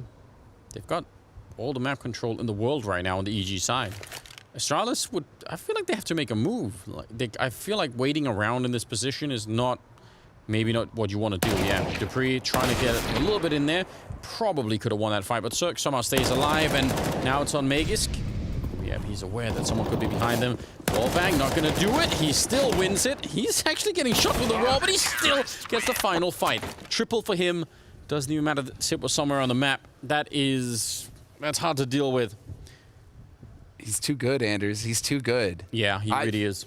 To be fair, though, I'm very happy to see that level coming in from. He's 25-10, my God. Yeah, I'm happy to see Magisk just powering through. They're getting a good map. You know, he was in the doldrums for so long. When the change in leadership came through, when it was constant roster changes, he took a lot on his shoulders for the team. Really impacted his game individually. So whenever Magisk gets a strong performance, like an individual performance on a map, you know, I'm just happy because this guy's a hitter. This guy. He was one of the enforcers for the team for a long time before things got shaken up. Yeah, so. you can see when he... I mean, I think what's so crazy is his ability to go for that, even the long-range spray, and it just looks so ridiculous, you know? He's got that locked down. Very dangerous. Double nade to the top of silo. Didn't catch anyone, but that's a nice trick to be able to pull. You can even see they have the timing based on the smoke wall going down. They were sort of waiting for that to land, and then they did it. So if someone was up there waiting for the smoke wall to block off CeRq, that's maybe when they would have peaked. So nicely done. Let's see. There are a couple of players down there for the EG side. Made their way across. Magisk hoping to catch them at a bit of an odd angle that they might not be expecting. And Obo able to pick him off. Nicely done. Good headshot. Nice headshot. Nice headshot. Lucky gonna get a spot as well. Interestingly, he decides to cancel the molly. Just trying to keep him guessing, but a lot of his riding on Xyp9x now. Yeah, he's in an unbelievably awkward position, isn't he? Bobski coming in to help out. Sip just taken down. So that's a nice peek. Yeah, and that was, I don't know, I guess if Lucky and Bobski could have taken ramp while Sip was still alive, and that would have taken some of the pressure off of him maybe, because they have to sort of worry about getting shot in the back, but the timing just wasn't there for it. The bomb is going to be going down instead, and EG are going to pick up a 5th round. Yeah, that's the tough spot when you're in a spot like that where you got 3 or 4 angles you have to be worrying about that could come out of any of them because you don't have info. It is just luck of the draw at that point that you're looking at the right place at the right time. Yeah. And so, nicely done, though, from Evil Geniuses. 5 players survived so far. Lucky's got a bit of a nasty spot set up out here, but it doesn't look like he's going to get any targets to play with here in a moment. So, bomb's going to go off, and Evil Geniuses not going down without a fight. They succeed in picking up a round, Anders. Yes. Oboe, that one kill definitely made a huge difference. And yeah, unfortunate for CeRq, but I'm not convinced by that position anyway. I think that position works if you have teammates on the ramp and you know they're coming in through the window or door. Then it's a bit different, right? Regardless, good job on the side of EG. 20th round is coming up now.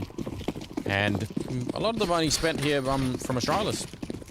Gonna have to remain with the Deagle on Magisk to see if he gets something done with it. Going all in. Oh, nice lineup here from Dupree. Incredibly advanced lineup. Unfortunately, it does not flash Mihu at all, but Lucky takes down Spellin outside. Spellin continuing to struggle to find value here. 3 kills for him so far on this map.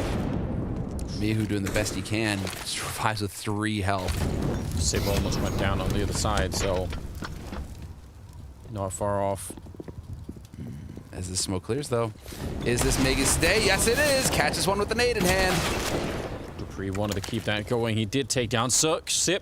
Covering this with a scout, but unable to actually connect with anyone there. Lucky, though, able to pick it up, and now they realize they're both in here. Oboe, ooh!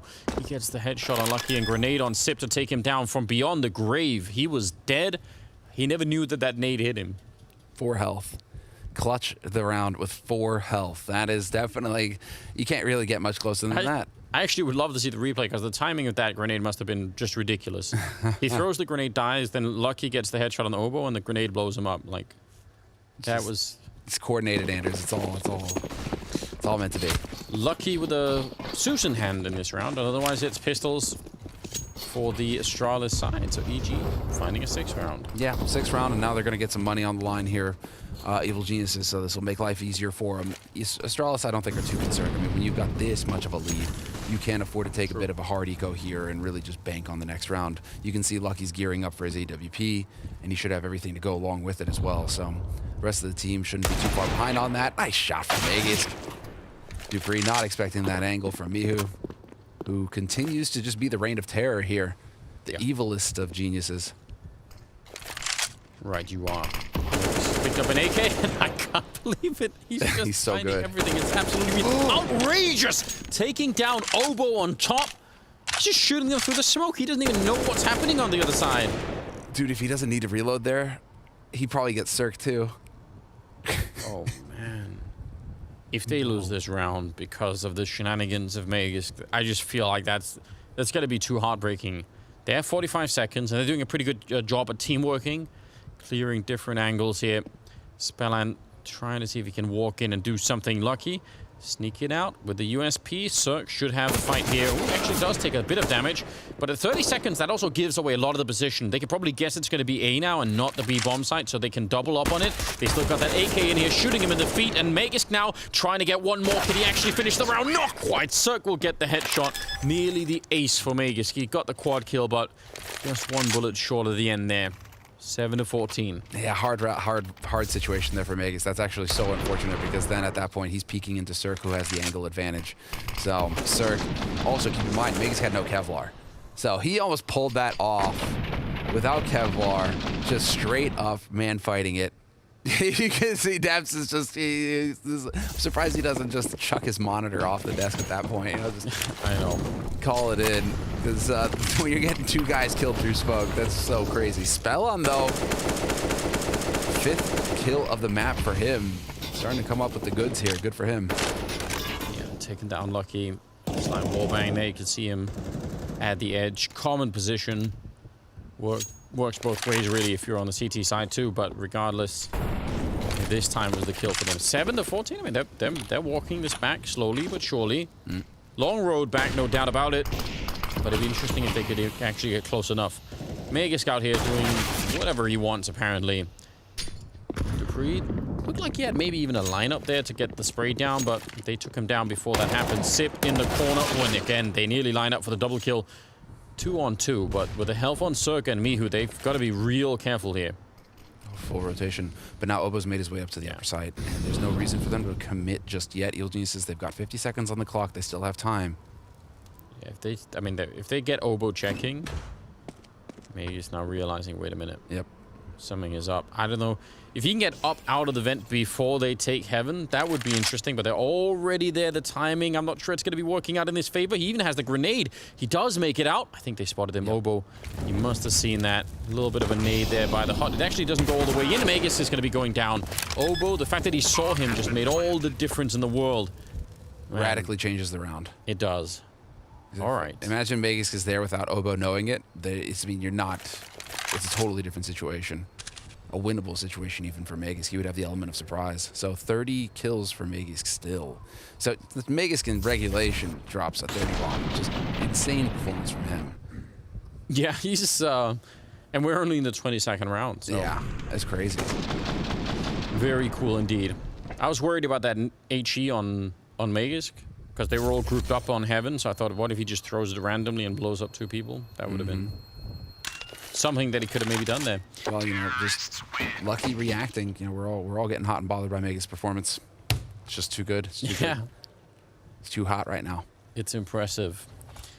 But in a way, so is EG's return here. They've won 4 rounds in a row right now on the second half. They've gone from, you see, they've gone from sad Pepe to glad Pepe. And that's important, right? They're running it back, man. They're definitely getting it. And we are developing a civilization that's just communicating in meme faces. It's impressive. It's fun. It's watching it happen in real time. It's just embraced. I don't even know why my kids are learning how to write and read, and like they're just going to be typing smiley faces anyway. What does it matter? Emotes, man. Get rid of all the text and language. I'm just waiting for the NFT Pepes. That's all. Oh God, don't do it. Rare Pepes, man. Once upon a time. You know now. Well, Mihu hits the ground right off the bat here, and that's a bit of a problem again. Open play, but otherwise just mostly Deagles. And it would be once again heartbreaking if they lost this round, EG, to this kind of a bye. It's entirely possible. Because they've given plenty of time now for Bubsky to rotate around, find a new point of attack. And Bubsky himself, with these smoke walls going down, he realizes he needs to try and change it up and get ahead of the ball. Still could shape up for an upper hit, although they are going to clear and show a little bit of presence here towards ramp. Lucky's got a Zeus. Right, now, please make that happen. It can actually work because the time that's left is kind of, it's a little bit thin at the moment. 30 seconds, so that's exactly when you could be running around the corner, not really checking it. They're walking up almost behind him, and there it is. He takes down Spell, and he obviously can't escape. And it had to be Spellin, of course, who's had a pretty rough game. That's just how the world works, isn't it? 19 seconds on the clock. Bubsky showing up and missing a shot with the AWP. Not much space for that. Even in a 3-on-4 like this, they're going to have to still land these kills. There's Bubsky with one more. 9 seconds on the clock, and now Obo 1 versus 3 to get all the kills and plant the bomb, or just find them, and he's not going to be able to. CeRq will take him down, but even if he'd won that fight, he would have never found Magisk. That's 15 rounds for Astralis, including a Zeus kill. Including the Zeus kill. I can't believe it actually worked. Lucky living up to his name. Literally walking right into him. And this was Bubsky with the opening kill. Very clean stuff, taking out the raid boss. The best sound. I cannot believe that actually worked. It only gets better if you slow down the replay, by the way. Yep. Yep. That's the reaction. That's the reaction I want to see. Little bastard. Flash over from Magisk, though. Okay, so he's made it across. And yeah, now obviously they're going to have an AK to play with on Magisk. This is, I mean, not exactly what you want if you're Evil Geniuses. And while EG now trying to set it up with the smoke wall outside again, trying to create a little bit of room to work with out here. Spell has not been fortunate, however, so far. This time, however, oh, get the kill! He definitely had the jump on him. It looked like he really caught Sip in a weird position, but not able to finish it. Mihu also gets dropped trying to make it in through the hut, and I don't know, he must have had some kind of a flash to set that up, but it clearly wasn't effective enough. CeRq trying to make a bit of a position here, but the Molotov will force him back. 3 versus 5 at the moment. Some damage onto Bubsky. It's not bad, but they don't have any nades to follow it up with. They can't grenade him down. Dupree caught out in the open. That was weird when the smoke faded. Gonna try and see if they can force this one, but there's 3 people on the bomb side, and that's just very hard to deal with, especially when one of them is Magisk. He's gonna get 1 kill there, looking for more on CeRq, but not actually able to get it. Some reinforcements coming up as EG go down to the B bomb side. Nicely done. Just managing to take advantage of the vents being opened. That kill on Magisk, that was critical, and now they're going to be able to get a bomb planted. Can they get out through, though? There's an angle. There's a timing for Lucky, but he's playing it so safe. Trying to wait for his teammate to help him out. Nice point-blank shot onto Daps, and can they figure out where CeRq is playing from now? And he's on 43 health, so Lucky, pistol might almost be worth it here. Bubsky is the one on low health. Should probably try and find him sooner rather than later. They do have the Fuse kit as well. Oh, nice little tap there from CeRq to take him down. Not bad at all. Bubsky walks into the headshot as well, and that is a nice job. CeRq with the triple and winning the clutch 1 versus 2 at the end, putting them on 9 rounds. Very chaotic stuff there. It looked so advantageous for Astralis at the beginning of this, but yeah, Dupree just getting caught in the middle of Africa there. That's really weird, wasn't it? Oh, Zip as well through the smoke. Okay, then. Look at CeRq actually overtaking Obo in this game and catching up to Mihu. He's quietly been putting on a pretty decent game in the second half here.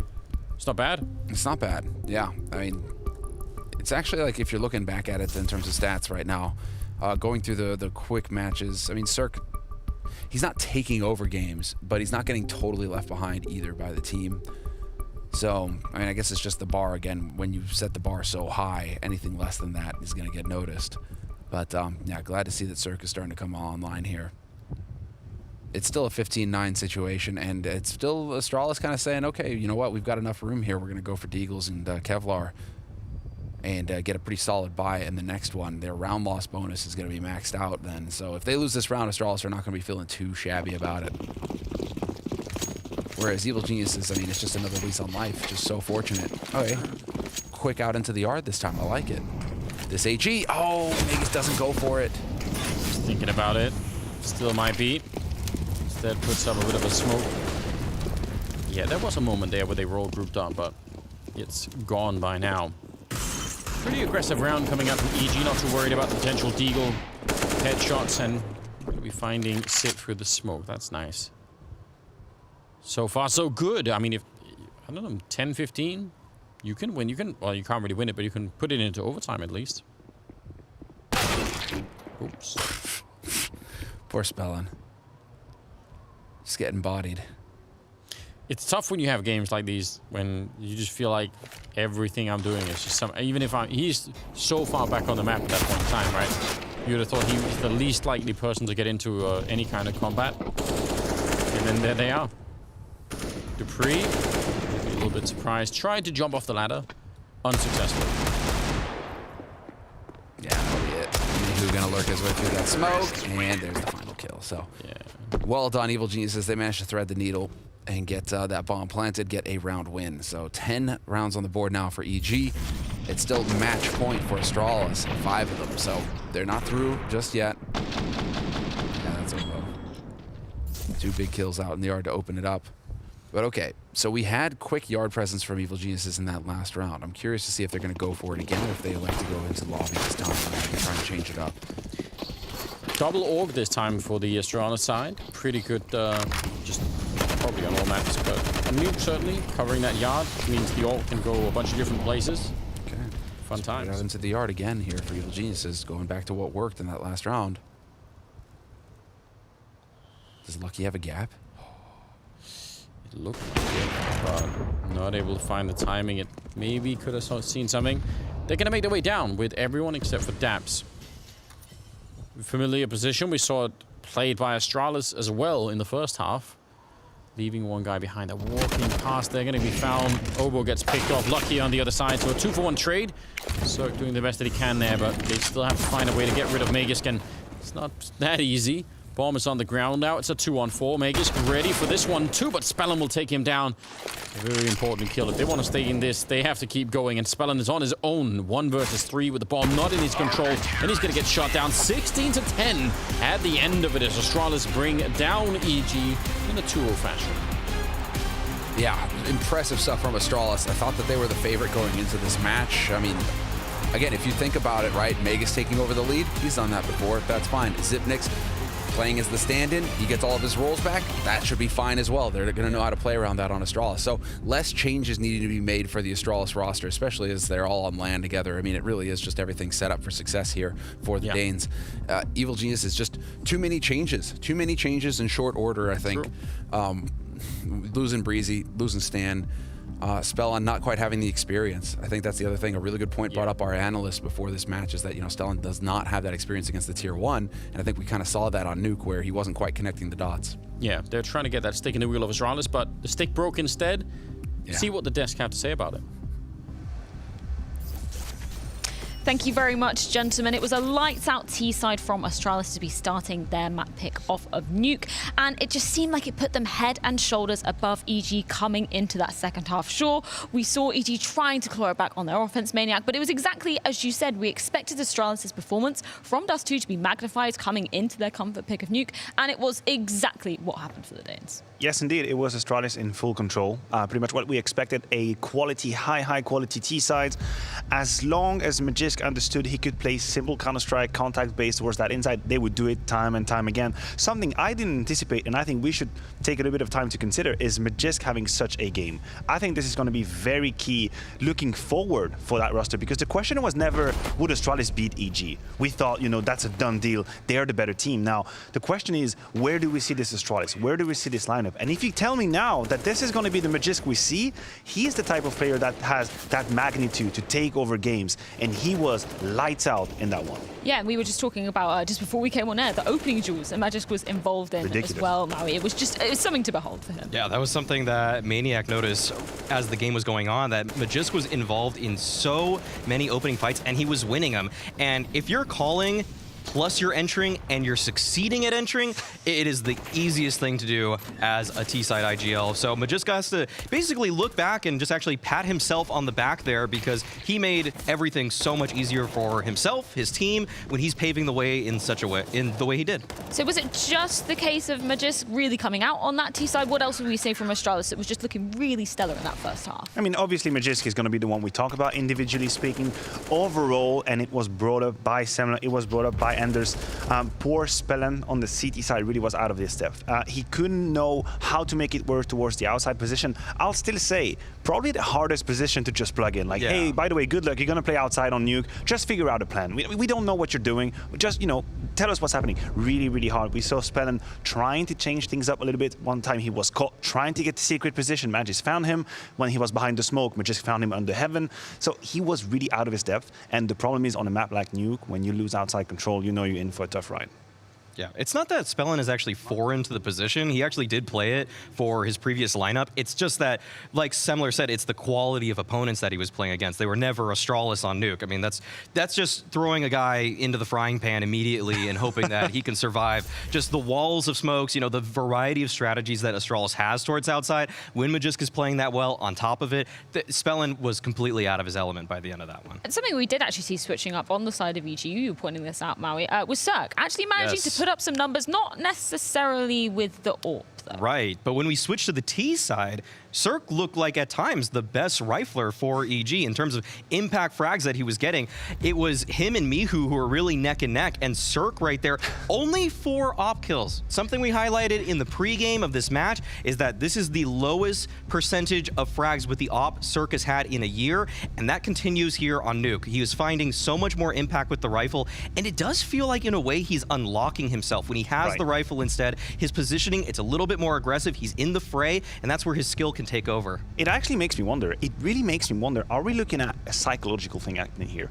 Or is that truly mechanical? Is that truly just CeRq not being up to par anymore with the sniper? Or is that just him being freed from some of these responsibilities, being a bit more spontaneous, a bit more fluid with the rifle and finding impact? Because we saw him being that entry, being that leading force on the T side, making the difference. Why can he not do that with the AWP? I wonder to what extent it is mental. Yeah, I think the mental point is a really good point to be bringing up, considering we're looking on the side of EG with 2 stand-ins at the moment. As Semler was just saying, it's really not been an easy ride for them. So that the performance they put up on Dust 2, kind of expected Astralis to be taking it, and then coming on to Nuke, an even more convincing performance from them. Yeah, it really hurt them the most, I would say, on the CT side here. Nuke is a map that if one person is a weak link on the map, it can just get abused so quickly, and then all your rotations are out of whack because you're experiencing a death in a way that you normally wouldn't. And then everything just unravels. It's one thread, that's all it takes. And when Magisk saw that, he just started pulling, he started taking everything away from them. And after a while, EG's sweater was completely undone. They were naked by the end of it all. Yeah, I think we need to draw a little bit of comparison with Lucky as well, because he was, somebody we were really putting up against CeRq coming into this for a head-to-head in terms of the AWPer. So what did you kind of glean from Lucky's performance so far during the full group? There is an element that seems to be standing out and interesting about Lucky is this clutching ability, right? We had an example in this game. We had that 1 versus 3. I believe we even have the clip downside where he makes the difference. Coming into play. And this is, oh, hello, James. I love to have like James in the back of my mind for a second here. What's going to happen in this round is that a facet, an aspect of Lucky we don't really know yet is his clutching ability. And to me, it is something that is extremely valuable for a new player, new rookie, to be able to make the difference. We see here Daps getting the best out of Xyp. We have Dupree and Lucky in that 2 versus 3 position. He's going to be found, and now that leaves Lucky alone. He makes the difference twice, which is great. He was in that very forward position, knowing that he had to do something, and now it's a battle of the nerves. It's a battle of the nerves. He thinks the Molotov is on side, and to be fair, had Daps had a kit, that would have been it. But then he understands the timing and find him with 0.42 seconds. There are a lot of great elements to that clutch, understanding where you have to be on the map during the clutch, then using your utility, and then calculating in your mind, if he's doing a long defuse, I'm going to have to get him now. All good aspects for Lucky. Well, luckily enough, we can check in with the TeamSpeak for this very moment, so we've got a mic'd up moment for you guys. Okay, get ready. I'm just going to go down the vent. If I die, you can run down, probably. Vent clear, vent clear. One single. Sync. Going sync. I'll kill sync. Nå bag mig venstre. Venstre, helt ude. Han er ikke kit. Right side. Han er ikke kit, tror mig. Han er ikke kit. Så ikke om den ender der. Det er fint. Gastik den nu. Gastik nu. Ja! Hvordan ved du, han ikke er kit til gengæld? Oj. Fordi jeg kunne se hans. Nå. I love getting to hear from the players in their TeamSpeak clips, but I also like getting to hear from the players in real life. Lucky, thank you so much for taking the time to join us, man. First of all, huge congratulations on your win here at the full groups. Yo, thank you. I want to ask just about the team dynamic at the moment, because obviously we've seen Xyp coming back into the mix for you guys. So can you tell me a bit about the mood and the kind of the sentiment within the team at the moment? Yeah, I mean, the mood on the team is like, it's very great right now. Everyone is happy, and I think most of us are happy with our roles. Of course, Magisk is calling right now, and he has to get used to that again. But he's doing such a phenomenal job, so it's just getting so much easier for all of us others to do our job. And yeah, when he goes and just basically 1v5s them, then it's pretty easy to play with such an IGL. Lucky, first of all, congratulations. I'm quite happy to get to talk to you, get to know you. Now, you are a relative rookie, of course, in this lineup. People have been going in and out. Is that sometimes a bit complicated for you, the fact that, the roster might be shifting and you have to find your way around it? Yeah, I mean, it's always hard to be the new guy on the team. You have to, learn all the things they're used to. And all the tactics and stuff, and of course with the extra element of having a 6-man roster, it's even harder. But that's for all of us. But it's always hard to be the new guy. But now I'm playing the AWP role, so my role is it's not changing a lot. Even who we are playing with, if it's Glaive or CeRq or whoever it is, that's out. So yeah, it's hard to be the new guy, but it's not that extra hard for me. I think it's more the other guys it's hurting. Absolutely. Now, you replaced Device, and obviously the most successful player we have out there. I heard in an interview that you realized for you it's not about just replacing Device, and I think you have the right approach to it. But do you still sometimes feel the ghost of this incredible AWP that you have the spot of now? Yeah, I mean, it's hard not to sometimes, but I try to not think about that as much as I can. And when I do that, I know I'm getting to play a lot better. If I'm just in my mind, my own focus, then it's a lot easier for me to do my things. So I'm trying not to do it, but of course it happens sometimes. Lucky, I'm interested in what the feedback structure looks like right now for you on Astralis. When you're looking back at a game that you may have lost or something from EPL, for example, who is providing you the most feedback? Is it self-driven, or is it a combination of Zonic, Glaive, or basically what's the composition there?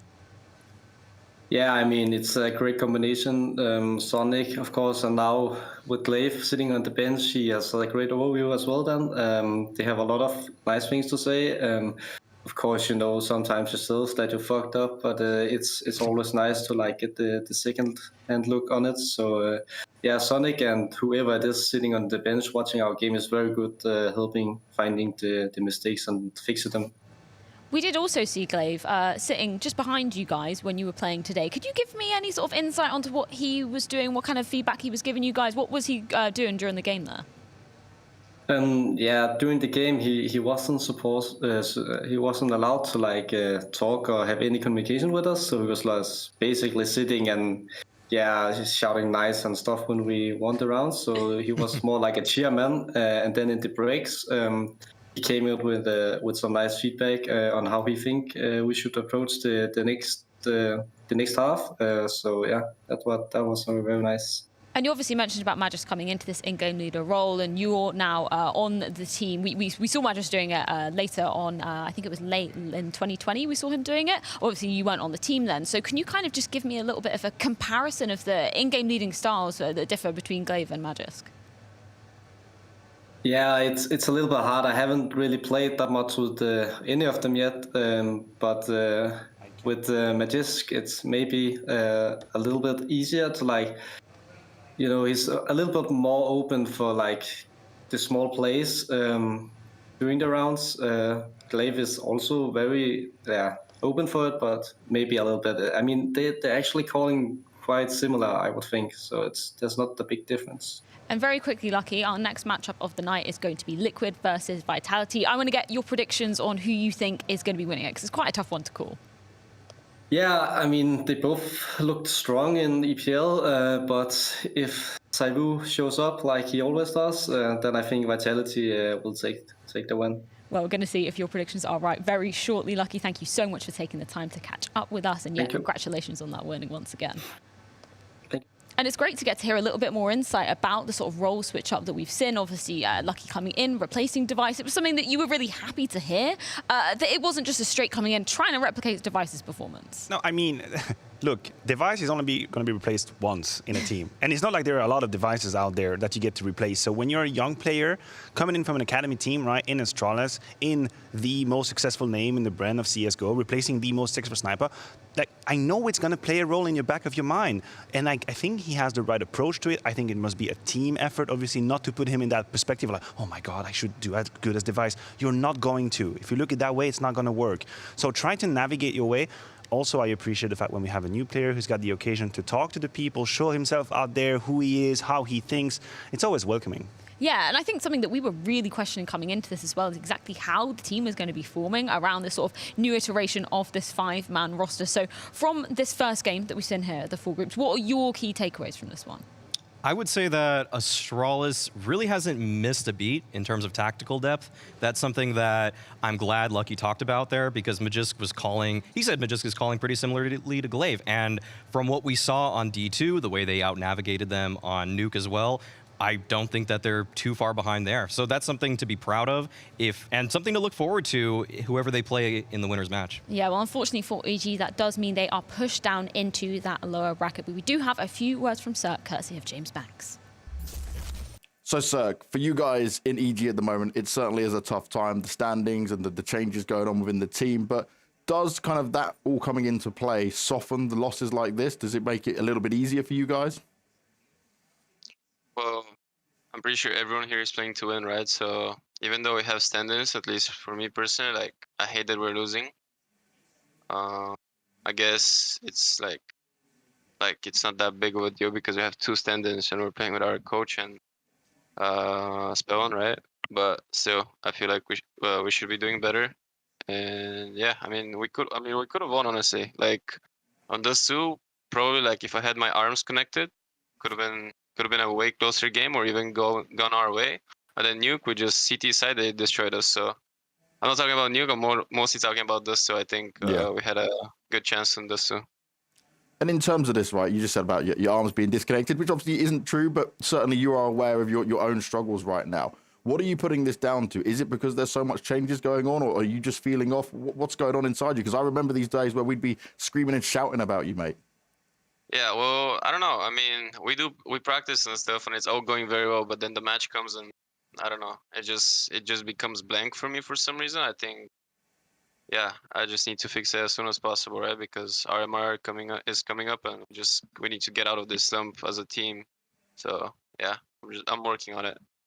And what do you think you guys can do as a team, even with your current situation, to continue improving? Because I see you boot camping. You guys are always together. You certainly are putting in the effort and work. What do you think is the missing component right now?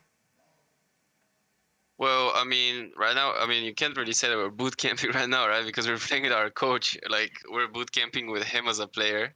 Right now, mostly we're working on improving our pack because Mio and Miho are here, right? So we're trying to work on our team play between us three. So it gets into work when Breezy and Staniswell come back. Well, it's certainly about making the best of a bad situation, mate. And I wish you the best of luck in doing so. We'll speak to you later on, but thank you for your time. Thank you. And it is definitely a difficult situation for EG coming into this. We were no fools thinking that they were going to be coming out of the gates really showing anything new, considering that they do have 2 stand-ins, one of which was an in-game leader, not really giving them too much in terms of that, though. Yeah, and the most concerning thing for me with what CeRq said there is that he doesn't really have any kind of route to get back to his old form. It doesn't seem like he's identified the issues that are taking place that are making him a better rifler right now than he is an opper. That's something that we came into this wondering, and it's something that I still don't have any idea of what his perceived solution is. Yeah, he did say like he blanked sometimes, and I think that's a word that's quite interesting, right? It's really this idea that he's like out of solution, out of know-how or know-to, something else to know, and it's something we don't really like to think about when it comes to Counter-Strike, but you can feel that he knows what he's doing is insufficient. Yeah. And it's really hard as a player, and I can tell you this because sometimes I was very insufficient as a player. You get to stop your game, and then you're alone with your thoughts, and you realize that what you're doing is not enough. What you have provided on the table is not enough. He said it. Look, on Dust 3, if my arms were connected, we would win. That's something that you carry on your shoulder. And the problem is when you're trapped into a concept, a scenario like EG with changing line of players going left and right, it starts building up. It's like a backpack with more and more stones in it to carry from game to game to game, and it becomes that much harder to start a game full confidence. So I don't know what it would take for him to snap out of it. Would we need a fresh start from the team? Is that something he individually can do? It is a really hard conversation to be had for you to start something new, start a new chapter that's a bit more positive, because you can just feel like how heavy it is for him right now to play. Well, one individual that was definitely shining on the side of Astralis was indeed Magisk. We've been singing his praises up here on the desk. So I think it's time to get some words from him alongside James. Magisk, a solid first game for you coming back as the leader here of Astralis. I wanted to see how you felt before going into this game. Was there any more nerves having to take this role back in, or did you feel quite confident? And was it just easy in your mind because you knew it was EG and the situation they're currently in? So obviously I was a little bit nervous because I'm gonna play a new role, and it's always difficult playing the role as the in-game leader. So I was a bit more nervous, but I was also excited to see how everything was gonna go and how the guys was gonna react to my calls in a lot more pressured situations. And I think they did really great. But obviously playing against EG, we knew it was either gonna be a really tough game or a pretty easy one, because playing against teams without anything to lose can be very difficult. And I think it showed a little bit on Dust 2 in the beginning that they were just playing their own game and just doing whatever they felt like. And that can be kind of difficult. But I think we managed to pick it up and just play our own game plan and make sure that we tried to punish them. And I think the team did a great job today. Now, in terms of even when EG were fighting back a bit on Dust 2, for example, I saw the faces on the cameras. Everyone seemed to be in good mood, good spirits. Were you happy with just how everyone handled it all? Did you feel like it was good atmosphere within the team? I think the atmosphere in the team right now is really good. Everyone is focusing on being in a good mood and being able to laugh and make jokes and make sure that even though we get behind, we still have to make sure that we are in a good mood, because it means a lot on the team that people are not whining and you know, getting frustrated and stuff like that. Obviously, there needs to be space for that as well. But I think everyone in general is just focusing on the game and making sure that we are having a lot of fun, because we do perform a lot better when we're having fun and playing Counter-Strike as well. Definitely. Now, we also saw that obviously Zonic is still the coach, but we saw Glaive there on the cameras in the back of it all. Can you explain to me exactly how that's working at the moment and how the kind of input structure works? So obviously he's just an extra coach right now. He's making sure that I think he's just in general, you know, he has a really good understanding of the game, and I think that helps us a lot when we're making mistakes. And he's trying to look at the game from a different perspective than Sonic as well, and that is a good thing in my opinion. That you have like more eyes looking at yourself as well, instead of just focusing on the enemy team. You have a guy that can actually solo looking at our own game plan and how can we punish teams and how can we make sure that we improve a tactic or stuff like this. And he's really good at doing it and taking down notes and making sure that we fix problems. And yeah, I think it's working really good and he's doing a good job as well. 2 mastermind brains is certainly better than 1, that's for sure. You're never going to complain about that. Now, with you taking back over the leadership roles, I did kind of question maybe some of that individual level would drop off, but you seemed really confident, you're hitting your shots. Is there anything in particular you worked into to make sure you didn't have that fall off? I think it's difficult knowing exactly how it's going to go in the future as well, because the in-game leader role can be very tough, but it can also be a good role if you're having a good game, just like today. Today I was hitting all my shots and I was able to call around myself because I was trying to do a lot of opening kills and making sure that I could make space for the team. And obviously, if you're winning almost every duel, it's a lot easier calling and just making sure that people are following you and actually doing the tactics and stuff like that. So we will have to see how it goes when I'm having a bad game as well. That's obviously also gonna happen in this role, because as I said, it can be very difficult and sometimes people are really good at punishing you. And I could definitely feel that EG today, they lacked a little bit of the structure and being able to punish me in certain situations. So yeah, I'm excited to see how the future goes. Well, let's see how the next challenge will be, whether it's Liquid or Vitality. But I do want to ask one final question. Obviously, the Royal Arena, Copenhagen, the full finals is something that you guys want, but how much does it mean to you to get there and qualify straight through the groups? Yeah, I mean, it would be a lie if I said I didn't want to play in Royal Arena. So obviously that's something we are hoping for and we are working hard towards, that we can actually perhaps get the chance to play in Royal Arena. But right now we need to take one step at a time, make sure that we take one match, because it's going to be a road that we have to work on and it's going to be a difficult one. So yeah, right now we need to take one step at a time, but obviously I would love it a lot to play in Royal Arena. Well, we would certainly love to see you there, but we'll have to see how that next game goes tomorrow. Magisk, thank you so much for your time, mate. Good luck and enjoy the rest of the day. Thank you. You too. And that was the big factor that we were proposing coming into this matchup. The extra pressure that was on the side of Astralis if they had any hopes of making it to the Royal Arena for the full finals. And it seems like it's a pretty good strategy, just taking it one game at a time, not letting that pressure mount on yourself. You can only beat whoever's in front of you. And step 1 has been achieved by Astralis. Now, I do want to put the church back in the center of the village where, you know, the protocol and like the blueprint that Magisk is talking about here, he's talking about, you know, staying in a good mood, that everyone maintains a positive attitude, we're trying to find solutions. He's talking about how he was able in this round, as we mentioned, to find kills and call around himself. I say it's great. Now, let put yourself against a better opposition, and then we are going to see how Astralis behaves. For me, that's going to be the super interesting questions. Like, once faced either against Vitality or Liquid, are you able to maintain that, you know, level of proficiency and efficiency in what you're doing? That's going to be a question for tomorrow. Yeah, and that's a big question going forward as well. And with that, we can take a quick look at our bracket to see exactly how that first result has cemented Group A so far. Of course, Astralis will be advancing on to that winners matchup. It isn't all doom and gloom for EG, though. It is double elimination here.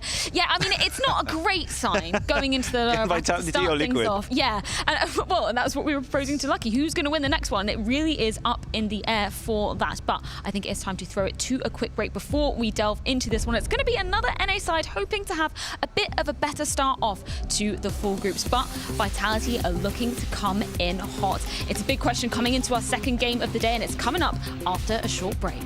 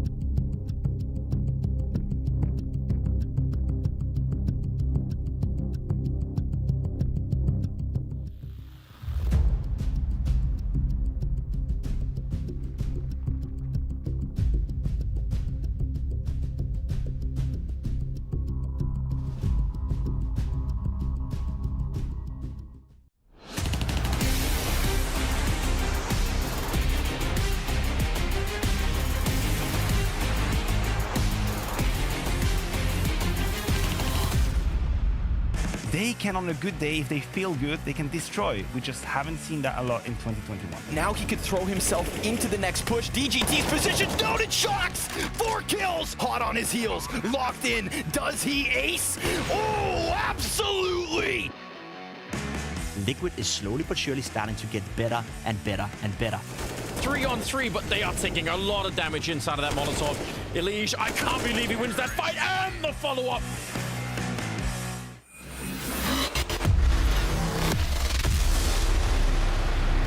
Our second game of the day and our debut for 2 more Group A squads. On one hand, Liquid looking to turn the tides of NA, but on the other, Vitality are coming in with a sting in their tail. And I think it's interesting to compare the trajectories of both of these teams so far throughout 2021. We didn't really see too much of Liquid prior to EPL, but what they did show there looked pretty stellar. And then for Vitality, making it all the way to that grand final. Look, both teams benefited from that summer break. That is pretty clear. Vitality took a while to figure out how they wanted to play, the roles they wanted to have, and they had players who needed to improve. But if there's one fact, one element I want to take out of their great EPL run, it's the leading and it's the T side. Like for me, it is high time we give Apex the praises and Extas the coach as well. That duo need to receive the praises, you know, because they played such good T sides at EPL. It was so well thought, so correct. There was like, they had this finesse in how they were approaching things. I have that game versus Gambit in mind where Apex is just out of this world with these calls.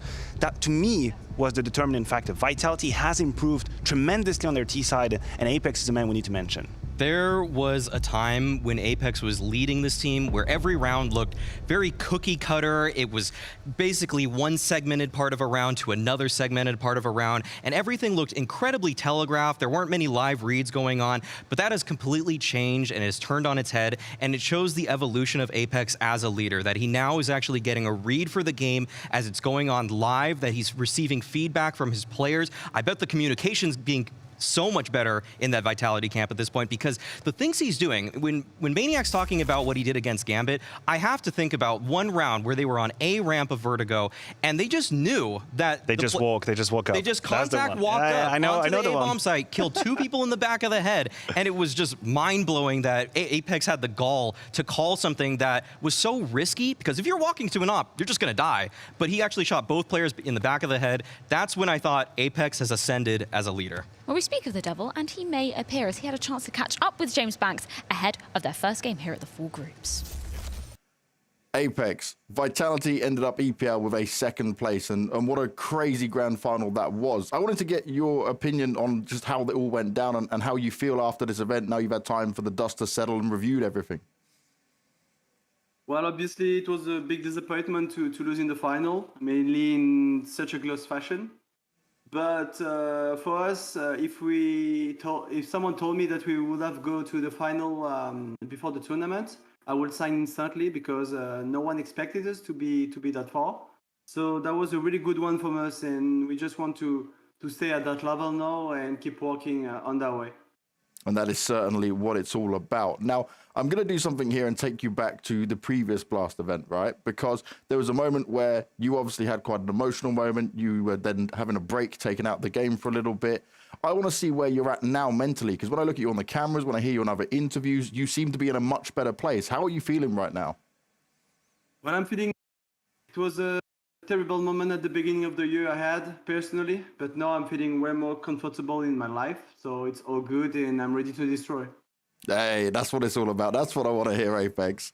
Now, I've also got to ask, when we saw you at bootcamp before, if I'm right, it was Shox and CeRq that are not currently with the bootcamp when it comes down to you guys all being together. I wanted to see what the reasons for that was, and also how it affects you guys as a team. Is it still easy to cope with it all? Well, to be honest, it wasn't a planned bootcamp. It was just me going to our bootcamp place by myself, and just some guys that wanted to join me. And unfortunately, Shox and CeRq couldn't. Mm-hmm. But the 2 others were closer than the others. They're close to Paris, actually. They're living close to Paris, so that was pretty easy for them to join me. So that's why we were only 3 at the bootcamp. Makes perfect sense. Thank you for clearing that up for me. Now, when it comes to misutaaa, obviously he's been on the team for quite another time now, but he's definitely improving. We're seeing him come into his own more. And CeRq, his development has been very interesting overall. How do you view it as the leader of the team? Are you impressed with the level they've taken it to? Because especially for a player like CeRq, when I look at like that EPL final, a best of 5 and all that pressure, like that's such a crazy thing for someone like him. For misutaaa, it's been a few months already that he's been playing really well. CeRq, I feel it's his really first tournament that he's going to improve. But no, I'm impressed obviously, but we're taking a lot of not pressure, but a lot of things on them. Most likely CeRq, because the thing is obviously he's a rookie, but us at this team want to develop as fast as possible, and we want to be the best again. So if we want that, you need to develop faster. So we keep working a lot with him, and that's never easy to work that much with him. But yeah, he's progressing, and that's what is the most important. And we felt like we know how to progress with him. We know the guy pretty well now, and it's way easier for us to keep working with him. Great stuff. Now, obviously, today's game is going up against probably the other team that's favourite within this group in terms of Liquid, and they certainly looked a lot better than, say, previous months when they've come into EPL, similar to yourselves. How do you match up against them? And how is it for you playing against Fallen's style of CS that Liquid definitely seem to be taking more control with now? Yeah, obviously. I mean, Liquid has been a great team so far, like us, since the pre-break. They've been playing fantastic CS. They were close to go to the semi-final, but they did a big mistake by losing this 1-5 against Refresh. But yeah, I mean, it's going to be a tough one for sure. I know how they're playing right now, and they're playing really well. So I expect to have such a great game against them. Always been good to play against them, to be honest. So yeah, just looking forward to play. I like that we get to hear a little bit more about the young blood of the team as well, because we've really been seeing misutaaa and CeRq on the up and up for the side of Vitality. Particularly misutaaa, now that he's no longer at school, has a lot more time to be dedicating to just playing CS. And it makes a huge difference. It makes a huge difference. Look at Na'Vi as well. Look at Perfecto, bit their development and where they're at now. It is the same with Vitality. misutaaa and CeRq, as soon as they pick up the pace, as soon as they pick up the level, the team gets impacted. But we hear it from Apex. It requires a lot of energy from the entire team, you know, to mentor them, to help them blossom now. Luckily for CeRq, misutaaa's gone through this. They know how they have done it with misutaaa. So like their younger brother, younger sister can say, listen, this is how we did it with misutaaa. So now it's for you, CeRq. It's your time to learn how to walk. I think that CeRq right now still doesn't always understand maybe the macro implications of what teammates on the other side are doing and how he should react because of that. But misutaaa, now that he's no longer the bottom man on the totem pole, he has really become a standout player for Vitality. He's probably their second best player as of now. Saying clutch moments, you know, it's probably Shocks that takes the cake a little bit. But during regular gun rounds, misutaaa does a lot. He takes a lot of proactive plays into his own hands, and he makes a lot of correct decisions now that help and ease rotations for everybody on the team. He's been a player that is not only fragging, but he actually is a bit of a glue guy too. Yeah, and it was really interesting to look at the statistics since RPK has departed the team as well, because misutaaa really has had such a high resurgence in form. But moving on to the other side of the server is, of course, going to be Liquid. And we heard a little bit of a cheeky laugh there from Dan, reminiscing the 1v5 round that unfortunately really just bid Liquid farewell from EPL. That 1v5 just tragically changed the course of history. That is what it is, because honestly, Liquid were playing a good Counter-Strike, and then this happened. Obviously, we have to go back into this 1v5, and we're going to see it time and time again. And we have decided to give you guys the director's cut. We have decided to give you guys the Liquid's point of view. You can see how quick that is. You know, Refresh really didn't miss them, but you can feel how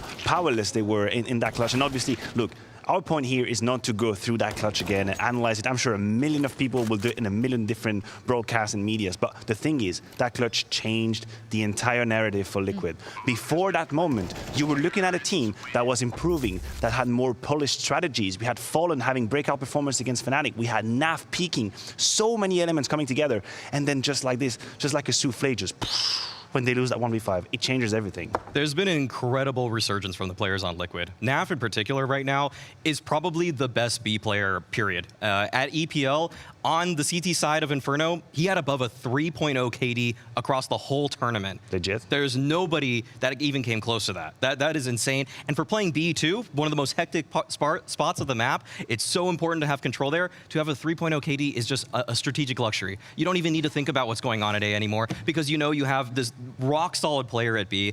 And on top of that, like Maniac said, I mean, Fallen's playing well too. It seems like over the break, he's done enough with Adren to renew his playbook, and the way that he gets involved at the beginning of rounds now is such a pleasant sight for the eyes, because before it just felt like Fallen was out of the meta. He wasn't even throwing some of the smokes that people throw nowadays. He said it himself in an interview. Huh? He said it himself that he was a bit out in the meta. So yeah, he did not know the utility plays that he knows today. But I think Adren has come along and renewed the playbook for Liquid. The start of every round feels like there's an idea there. Before it was very reactive sometimes. Like they just let the action come to them. They'd probably play our own game kind of CS. But now it feels like they have an idea of how to take down every team. Well, the individual that we haven't touched upon just yet is EliGE, but luckily we're going to get a few words with him, courtesy of Banks.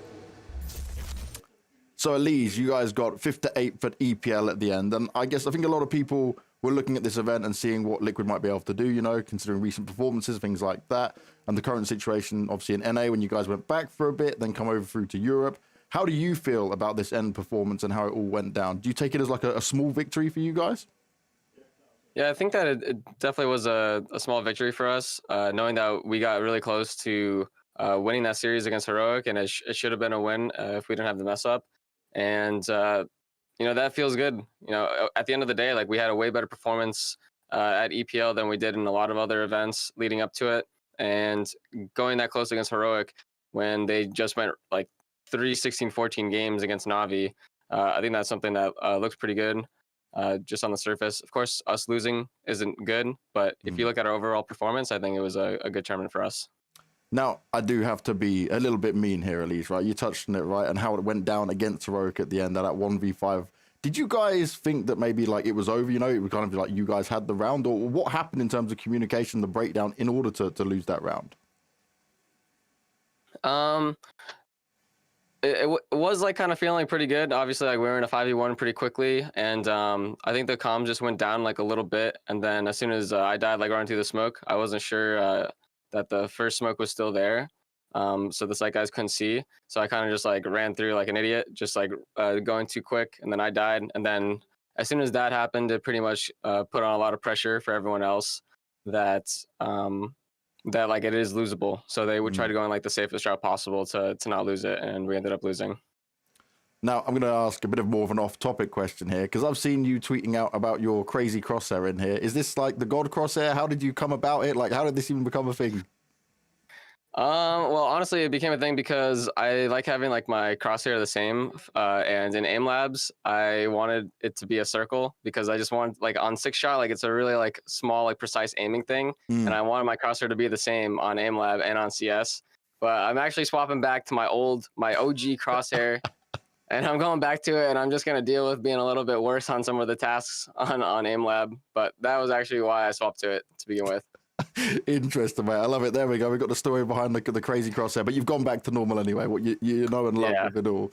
Now, back to the game at hand, and that's you guys going up against Vitality. Obviously finished second at EPL, certainly looking a lot better here. You guys haven't faced off against them for quite some time, since the beginning of the year. What do you make of them as a team at the moment, and how do you feel you stack up against them? I think that they're looking like overall like pretty good. I mean, of course, they just got to the finals against Na'Vi, and they brought them to 5 maps, so they're not going to be an easy team, no doubt. And we haven't played them in a while, but I think that we have a pretty good read on like how they're going to be playing and like what type of strats that they're going to be calling and stuff like that. So I think that we're going into it pretty confident against them.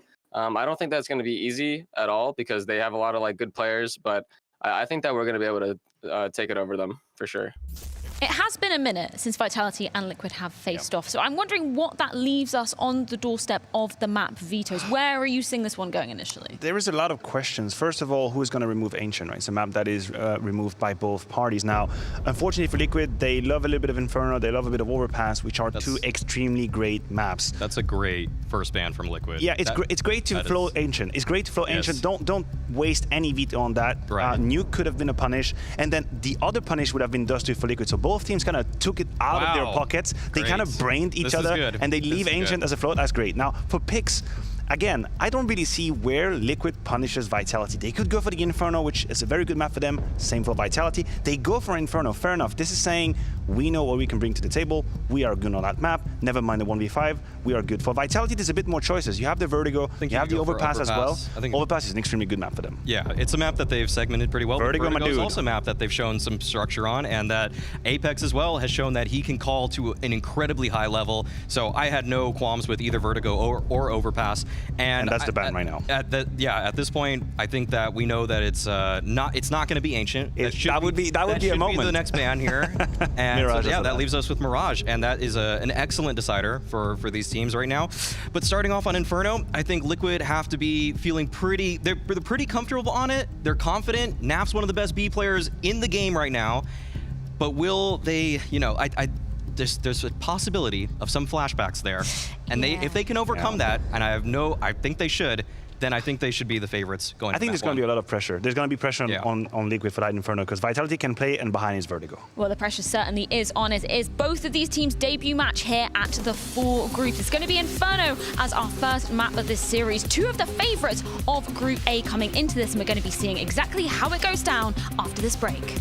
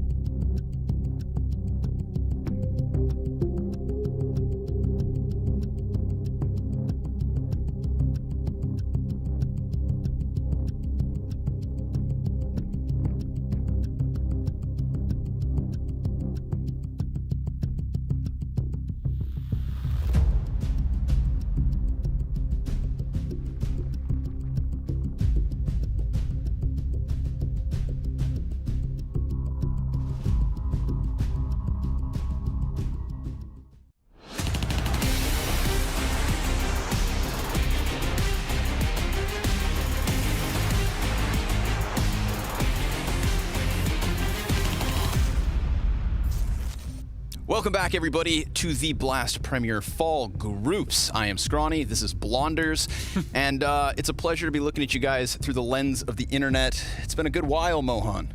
Good while indeed. Yeah, it's been a long time. I said I didn't want to dye my hair again while we were in quarantine and everything like that, but everything's settled here in Copenhagen. I feel like I'm breaking the rules, running around without a mask on and everything like that, but we're all good now. So I'm prepped for LAN to come back. Of course, this is just leading into this fall-winter season, but it's gonna be very exciting for Counter-Strike fans, us included, Blast, and all the events that are coming up, especially with the major and everything around the corner. Oh my goodness. Doesn't it feel like it's it? Counter-Strike's alive. Yes, it is. Yes, it's alive. And we it's can alive just, and kicking. And we just wipe, we keep some of the good parts from last year or whatever, but we can wipe most of it. Yeah. And move forward and realize that everyone's going to be happier. Players are happier, talent are happier, TOs are happier. Hopefully you guys are happier. It's going to be a vibe. Yeah. Sit back, relax. We got a little bit of Team Liquid versus Team Vitality for the second game of our first day here at Groups. Speaking of things that are alive, somehow Liquid managed to hang on after that unfortunate, heartbreaking 1v5. Oh, it's the talk of the town. It's the rumor. Everybody knows, but nobody's telling them about it. Actually, I will say props to James Banks. Straight up asked EliGE. So how'd that happen? Yeah. Explain that one. Yeah, explain that one. It hurt so bad he had to change his crosshair, apparently. I'm not sure what the consensus is. First of all, I like this. I like the old EliGE crosshair, even though I don't really like either that much. Like the CeRq one was obviously shocking, right? It was very shocking for the community. But the old one with the it's like style 4 with thickness 0.5 and a crosshair thickness of 0.5 as well. Oof. It's not centered. You know, that's the issue for me. It's a good crosshair. It shows up on every background, but it's not symmetrical, man. Yeah, it's got to be symmetrical and it's got to be centered. And then once you have those things hammered in as the musts, then we can talk about all the subjectivities of crosshairs and whatnot. Yeah, get creative after that. Do what you got to do. But if it's not centered, if it's not symmetrical, then you're a freak. Yeah, then you got to move your monitor over just a bit. Pull the rulers out. Yeah. Vitality on the other end, of course. Enough of EliGE's crosshair. Let's talk about Vitality. Grand Finals for the ESL Pro League. Very close. Amazing back and forth final fifth map. An absolute burner of a match that I think that they got to hold their heads high, because this is a new Vitality. This is the most success that this new version of Vitality has experienced, and it's time to experience a little Counter-Strike yourselves, ladies and gents. Lock it in right here at Blast Premier, because we've got the first round of the first map between Liquid and Vitality. I think this could very easily be the best map of the series, just because I believe Liquid have shown the most improvement on Inferno out of any map of their map pool recently, despite certain things happening in some of their most recent Inferno maps. But they played close against very strong teams. But that being said, as Maui mentioned, this is also a map where Apex has shown his abilities as a T-side IGL and has really raised the floor for Vitality and made it so they've made very few mistakes and have done some cool stuff. And we'll talk about that more in the second half. Of course. But for now, it's going to be Liquid on the attack. So you're right there with Maniac in terms of praising Vitality's T-side. What do you make of Liquid's? We got high hopes on an apps pop, perhaps, for this pistol. We've got the utility, of course, primed and prepared. 4 men in the apartments, one lingering towards the boiler side, but Shox decides to get aggressive, and that was a chance to cut down too. It's over towards Pit. The Kyojin and Shox just slaughter the masses. 3 headshots for Kyojin, and this is the newest piece of Vitality, right? Yes. This is the kid who's slotting in and is meant to fill the iconic shoes of the tank. In the pit, as an anchor, this is what we need him to do. And Kyojin was making a lot of mistakes this year in terms of getting comfortable in certain positions. He was compromising a lot of their spots sometimes with some of the moves he would make. It looked a little awkward. The aim wasn't a question, but even that has improved. He looks more comfortable now. He's making less mistakes. He's focusing more on his crosshair, and it's looking excellent. And he had a great final as well versus Na'Vi despite losing. I have to say, the FAMI of Vitality have looked impeccable as well. misutaaa has that like 2-bullet clip on B-Site Mirage where he just erased somebody from existence. Shut down a bunch of plays, as has this one. Vitality just taking the initiative down middle, trying to go off of the grenades, MP9s in your face, get anything and everything out of this second round from Team Liquid. Easy conversion for Vitality. Just making it look like mincemeat. If I had to pick one half from each side, it'd be Vitality for their T side, just because what we're going to see in the second half is how they are able to entry both sides of the map really well. And then for Liquid, it's actually the CT side, which is more interesting. So when we flip it over. But I will say both teams are looking good in both halves in different ways. So I'm looking forward to the tactics. I think you can see the impact of Adren, I think, in terms of their tactics on T sides as well. And here's an opening attempt from ZywOo. Now that they've freed up this, they know he's not peeking mid anymore. They start to loosen up and take more map control. Mid is smoked. The rotate's coming over towards B. A little bit of a stack. No car control. Looks like no plans to re-aggress for the moment. But look who's made an appearance. Yeah, the potential aggressor. Grim's going to be sitting on the smidgen of an angle, and even though he does hit his shots, it's just for 26 damage, and the opening kill goes the way of Vitality. But just as quickly as ZywOo goes for his peak, Team Liquid decide to transition into the A commitment, and Naf gets burned off of Apps, so he's not able to come join towards short side. We see that rotate, of course, from Vitality, feeling this pressure, indulging in the A hold. Kyojin looking over top of smoke as Fallen gets into the position. So Stewie on short with players jumping down in front of him is looking to support this push. Shox comes up from the little pit with a single kill, and then he gets cleared. But it's inside the site that Apex is able to drop 2 and push EliGE into this 1v3. First kill already his. Comfortable bomb plant behind the boxes, and as the smoke grenade fades, we've got Vitality setting up on the other side, throwing that utility instinctually. And EliGE holds them back momentarily. He goes for the peek, he gets the first, but ZywOo's right there ready to trade. He starts the round, he ends the round, he keeps the winning for Vitality rolling.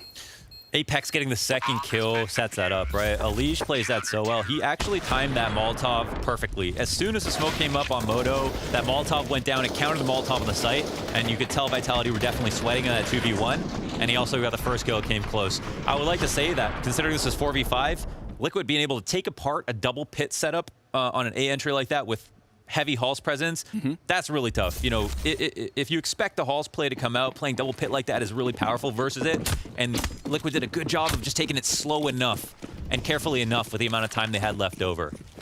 Big play from Apex, making the most of that ump inside of the site as all that chaos was going down towards pit. Because you had the 2 players inside of pit, attention turned so much so that he gets the multi-kill that round. Of course, buy up here in the 4th. Lackluster, Grim and Stewie with the Tech 9s. We've seen Tech 9s today. And Grim, goodbye. Burnt to a crisp as this attempt towards Arch to rock bomb into B could have caught Apex off, but it's still traded out. Now this is a heads up 2v5 turn 2v4. There's still a CT lingering on Banana side in the form of misutaaa, but he decides to give them the bomb site and forego the bomb plant. Naf posts on the angle, and if he can kill misutaaa before the other players get in position, then maybe Naf's multi-kill could prime his teammate for a solid post-plant position. Naf got to work awkwardly with that fire, isn't able to get the second because he falls down, but EliGE's peak could have nailed 2 headshots. Instead, he gets the 1. Vitality win their 4th consecutive round, and this time with an even larger margin. It is, yeah, and that's a force buy that comes towards the A site first. And you know what? It's a little bit new from Liquid. I personally haven't seen that before. You saw Grim commit with the Molotov in a graveyard. He's running up lane. And something we don't see as often anymore is people sacrificing on fakes like this. So he runs through and dies on the site. It really makes it feel like the A site hit is coming for sure. And Apex, there is a timing there where he's not aware of the lane split. Now, he's got a couple of key kills in moments like these where he could get caught off guard, not even get a kill, but he has contributed. And honestly, Apex, despite being such a good IGL right now, like a really, really astounding IGL, he's been struggling a little bit individually. Okay. Well, luckily he had rotated fast enough that he didn't get caught towards the end side of the fountain, because there would have been 3 Ts staring at him. He shaves off 1. ZywOo will pick up his kill versus Naf. Missed the initial shot, but another double man advantage for Vitality out the gate. They didn't expect that rotation. Naflac comes up into the halls. We saw ZywOo run around through Arch last time. He took that mid shot and head over to B. And we see Liquid are putting pressure on Banana as well. So I think Naf thought he had a little bit of room to work there, but good moves from ZywOo to be a bit more unpredictable. I think in previous 3v5s, we've seen Team Liquid is still like a bit more of surprise in their back pocket, whereas this round just looks like it could be a first real shutdown from Vitality. Looking to close this, 3-4 survivors. The utility that can burn down this clock so that Liquid have to play with a layer of desperation. More desperation than the fact that Fallen and Grim are already sub half HP. Another moment where EliGE is going to have to be essential. Apex resides inside smoke. misutaaa, nice first kill, nice second. This is what I'm talking about. 5 up and almost 5 through. Just EliGE on 12 HP, 30 seconds remaining. He is blind as a bat, and Vitality find themselves on fire. One of the daunting stats of this game is going to be the opening kills here for Vitality and how easily they've come. You know, Grim getting off at the top of Banana by ZywOo, that chicken taking 400 damage. This kill also from Nafly, who thought he could just fly across halls. When, you know, normally you might like, you know, double spot the end of halls and try to play slowly, bait that op shot. It's not a great angle sometimes if 2 people are going to double peek you if he's there with EliGE. But in this round, ZywOo picked the perfect opportunity, as he has been. So 3 kills for him, but 2 openings as well. I think there's so much room for ingenuity on the T side when on these low buys, where you can just do so much. I mean, whether it's like a lane hit or Banana. I mean, notoriously, this map is so difficult to get through all the utility on the CT side. But ironically, on rounds like this, sometimes you try to throw the low clearance grenades with very little contact, so you can sometimes catch people with their nades out. And I think those are the timings that you're looking for, specifically when you have such low utility. I think that's exactly what EliGE was hoping for at the start of this one. Instead, he gets Cyclops ZywOo scoped in on him.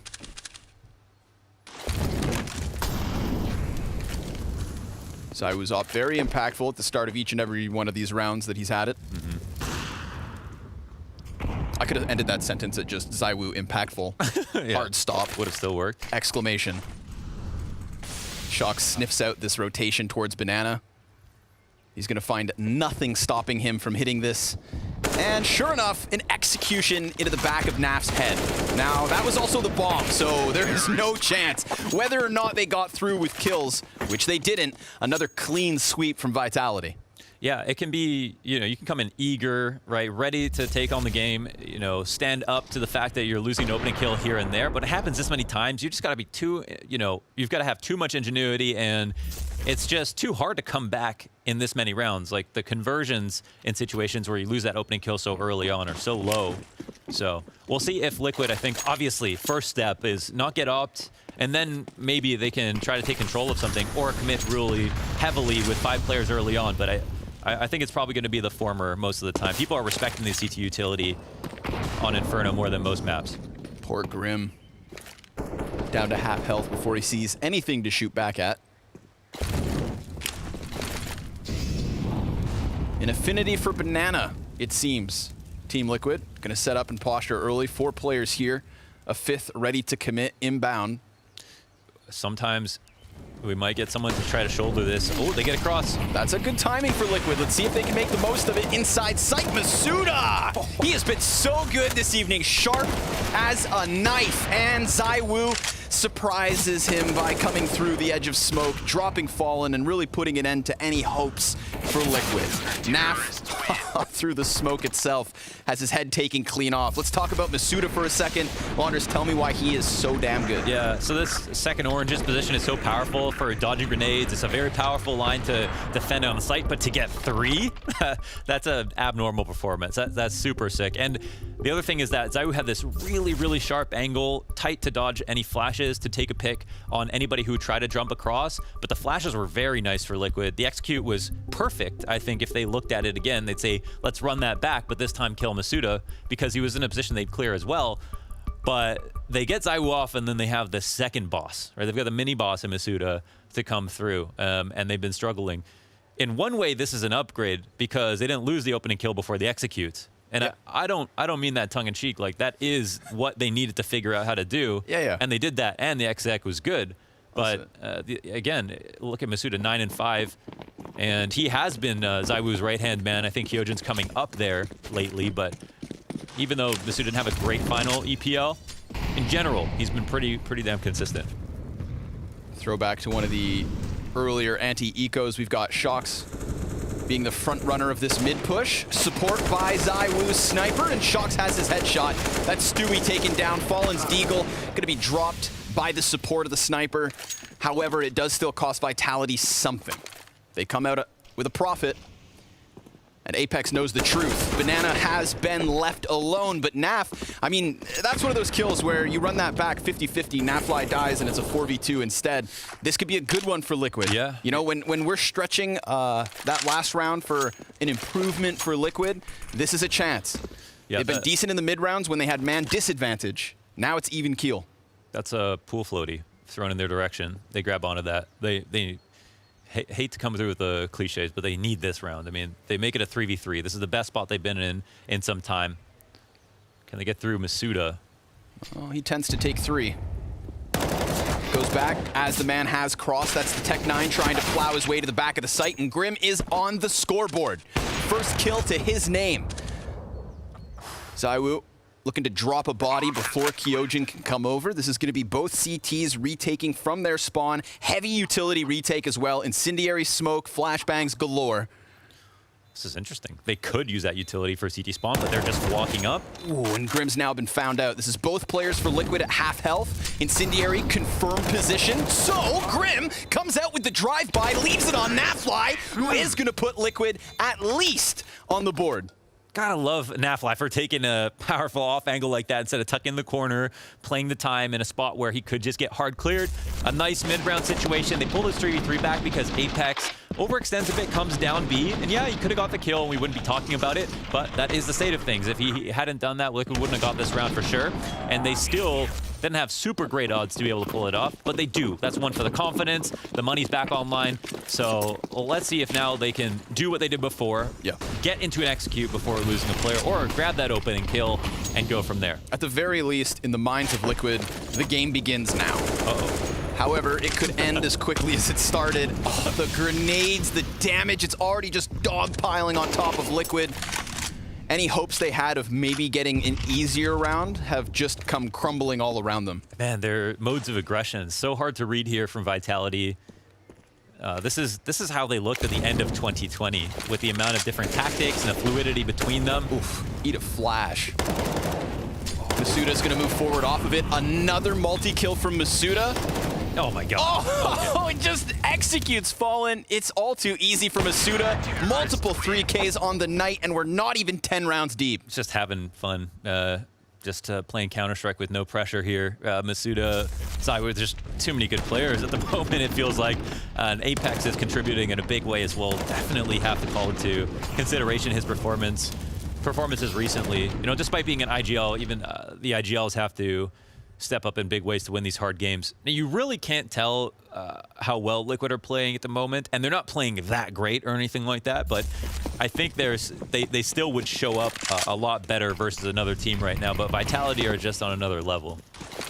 I think there's like... Those punishes are so insane. I think I like to picture this game as having shockwaves from their last results. Think of the way that Team Liquid went out of EPL. Think of the way that Team Vitality finished EPL. Yeah. And now look at these teams. And it's almost like reflective in the score at the moment. Vitality look hotter than ever. And Team Liquid, the frustration already starting to boil over in our 9th round. Yeah, it's the trauma from all their recent losses. Yeah. For better or for worse. I think for sure. You think about, oh, it's happening again, this and that. You forget how close the previous rounds were. That is brutal. Really expected this map to be a lot closer, and the half isn't done yet. No, of course. So as long as they keep the energy up, I'm sure they'll be able to find an opening. Yeah. But look at this. They evacuate top mid control, and it's immediately responded to. I mean, this is the beautiful move you like to see on CT side. Finding that exact timing, and at this point, Liquid cannot expel more utility to push anyone back off of top mid again. But it seems like Vitality are kind of reading this as a fake. No Opera here on B. Let's see if they can get through. Let's see. There's smokes galore, and Grim gets misutaaa on the floor at the very, very least. But that challenge around the smoke of Coffin, we've seen it, and I'm curious if it's going to come barreling through yet again. Fallen gets his hands onto an AK and EliGE through smoke, drops shocks. That's an excellent position for Liquid. Finally, a man advantage for Liquid, but as fast as the bomb goes down, Apex nearly comes in with a multi-kill. Just one to his name, and the man advantage sustained for at least a little longer. 2 players for Liquid over on Banana, and 1 inside the site, hiding behind that slim column. EliGE, barely any cover, and Kyojin's gonna kill him. However, he does take ZywOo with him. We have Team Liquid with their second round win. Yeah, there was an interesting moment there where Shox could have been the faster rotate over towards B. Not sure if it would have made a huge difference, but he tried to answer back in the spam from CT when he could have maybe, you know, been ready to come through that smoke where Apex also could have, and the round might have been different. But the big thing here was Liquid picked the site that ZywOo wasn't at for once, and he hadn't rotated, and they didn't overstack B at all, even with an extra rifler. So that made things a lot easier for Team Liquid. We'll see if that's something that'll only happen once. They did also tie up ZywOo's attention at mid on Boiler side, which made him a really far rotate, and obviously a lot less likely to go help B. Grim again gets wrecked.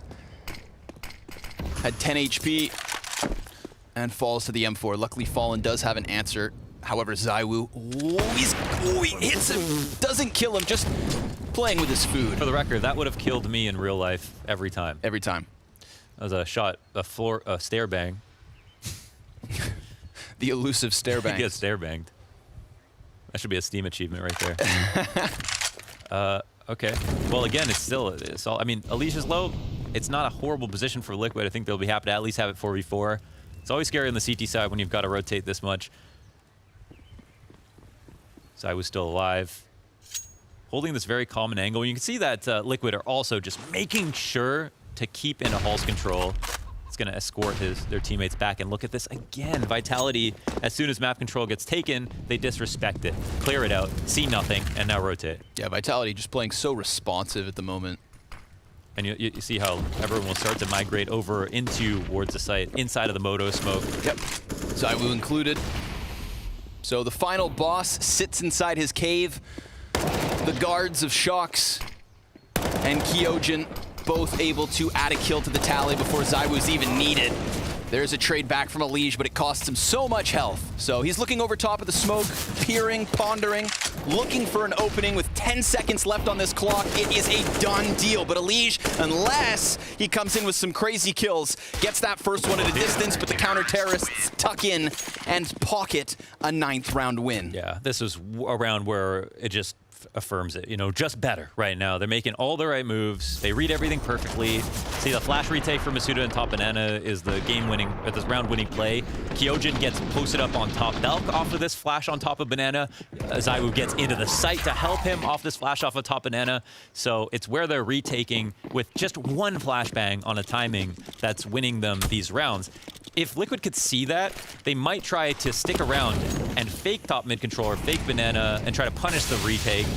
But even in situations like that, you know, ZywOo could still get his kill because he has an op. misutaaa's just shooting so hot right now, it might not matter. Whoa. Hold your horses. Okay. Your ducks and your pigs. We got a spit roast over towards pit. Kyojin drops Stewie, but again, recovered guns.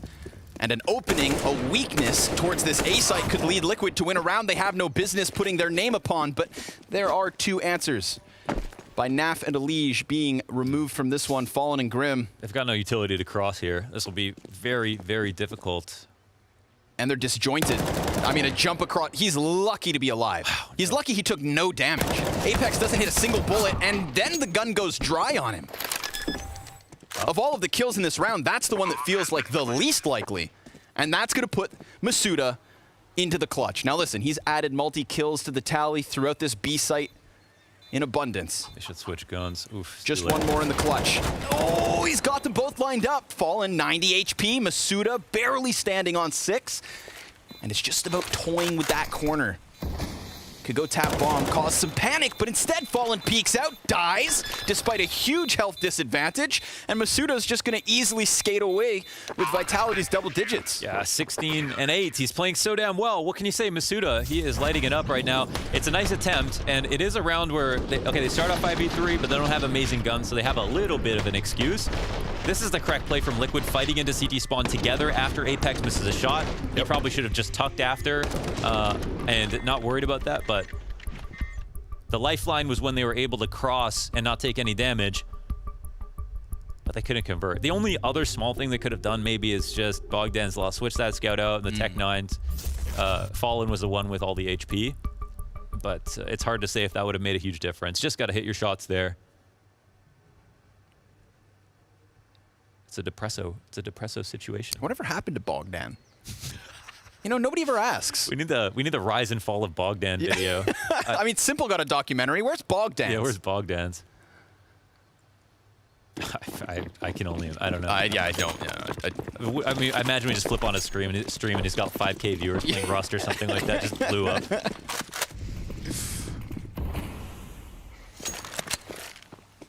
That guy's got to go to bed every night knowing he was right.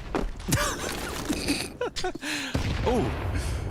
Minimal damage on the grenade. Yeah, that nade is specifically for the read if they're playing in the pocket on the right, but Grim just simply goes to the left. What is that? Oh my gosh. That's a floating Molotov.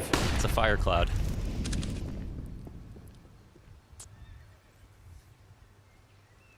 A one and done, a trade back and forth. Grim limited. I feel like Grim has just been bullied this entire map. I've never looked at the score and seen Grim on more than 30 health, I swear.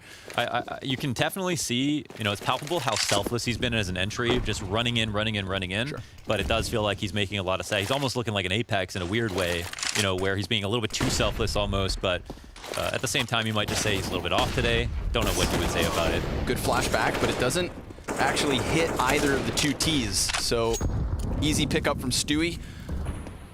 Man advantage for Liquid. One of the rare moments of this T side from them where they've had something of an edge, but a dull edge on this blade. 42 health combined for Grim and Stewie. And a second player here to bolster the B bomb site. Apex with a grenade primed and ZywOo scoped in. Ready for the hit at the 20-second mark. He's going to throw his own utility, and it's in that moment that EliGE actually crosses. But of course, ZywOo gets into the safety of Dark. Apex onto the kill feed. They still have EliGE to deal with, and EliGE has a headshot to his name. 5 seconds to spare. Bomb needs to be picked back up. Naf's hands are going to be busy for the rest of this round, and if he runs through smoke to stop it, then it's all over. But he gets stuck in the gunfight with EliGE, and Liquid have a post plant with Kyojin at bat. 10 and 6, no utility, and no kit currently on him. The clock plays against him, and so do the numbers. But now he actually has this back in his own hands. Oh. And Kyojin, with the double headshot, gives Vitality 11. Damn, dude. It's an attack on Liquid right now. Kyojin with a 1v2 to match up with misutaaa. That was beautiful. And can we just say, the spray transfer to the apparition of a player who might be in CT on Banana was beautiful. It was actually laser sharp, even though no one was there. That was pretty nasty. They can't lose rounds like this, though, man. Oh, there's bomb over halfway ticked. Can't be losing. Can't just simply can't lose. Like the way in which they figure it out is another thing. I'm sure they would have a number of ways, either playing time, like playing off each other, double peeking from the same spot. But you just can't win. You can't lose rounds like that. There's just too many easy answers to resolve it. So yeah, another round they can't afford to lose. Liquid only on 2. Apex up close on the banana wall, dies immediately, but here's that bottom mid hit that could have gone the opposite way. Instead, it's a 5v3. Vitality maybe offering Liquid an easy route in this 14th round.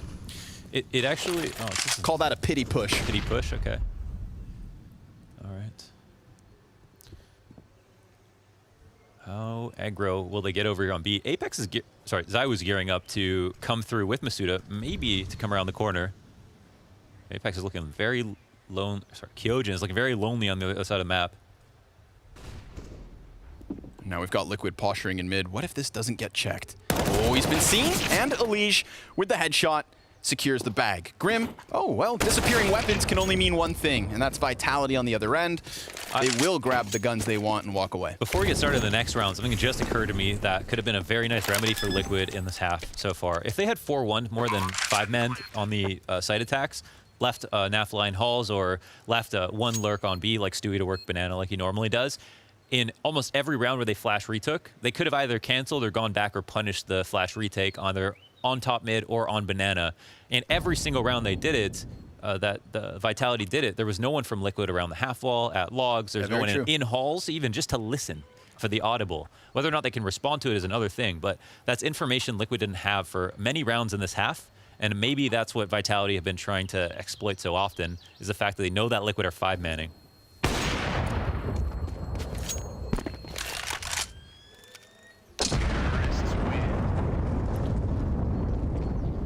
Sometimes it's really fun to see the last round of the half, you know, situation like this. Do they have a little bit more to show? Can they put 2 in a row together? And if they figure it out, what's the change?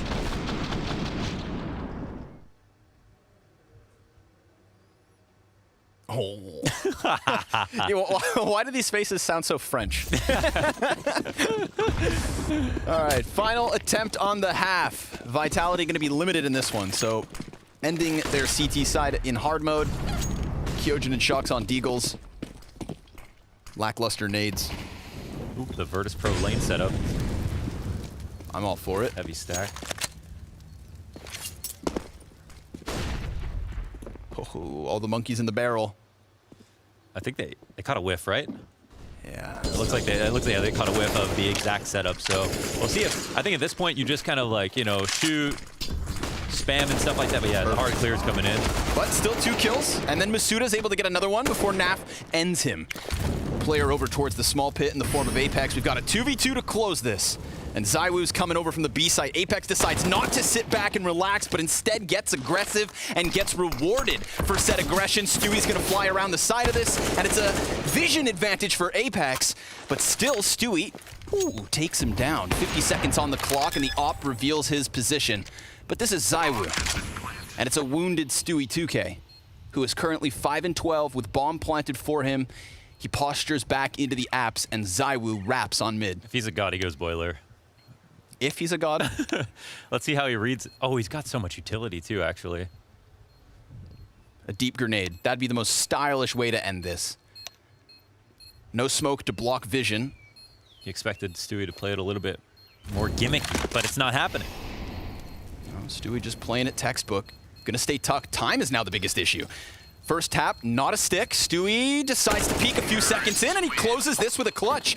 An 11-4 half, still to the favor of Vitality, but it wasn't too long ago that they also faced this much of a disadvantage, almost to nearly make that comeback. We'll see you in a moment for the second half of this.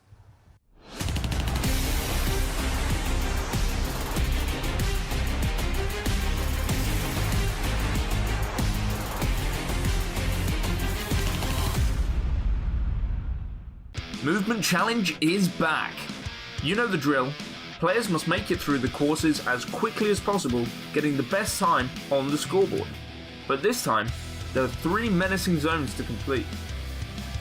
So, Zone 1 of the Movement Challenge 3 is too easy, you say. Zone 2 has got a few niche surprises and tiny tilting platforms that will really start to push your buttons. Apart from the barrage of even more platforms and confusing construction girders to go through, the laser beams are a fiddly challenge as it requires precise timing of your jumps. The last challenge in the zone is the Jump Pack Pillar Arena, where you must use those Danger Zone airstrafes to finally reach the end of the course. Make sure you stick around on the Blast stream to watch your favourite pros take on the challenge.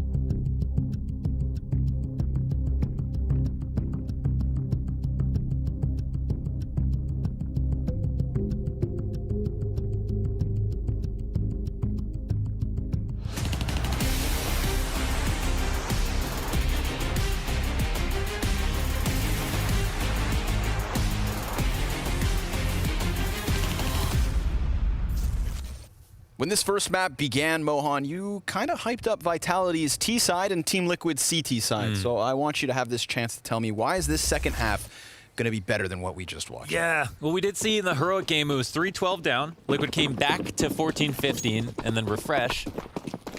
The tornado came through. Destroyed the hopes of the continent. Yeah, the hurricane refresh came through. But apart from that, it was great. It was a great comeback. Nafly was insane on the banana defenses. Stewie was having great efficacy with his op on the holds. Everything was coming together. And today we actually have EliGE is the one who is standing very, very far ahead of the rest.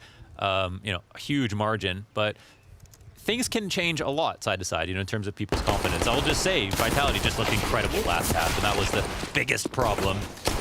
Yeah, misutaaa ending that half with 20 kills. Absolute animal.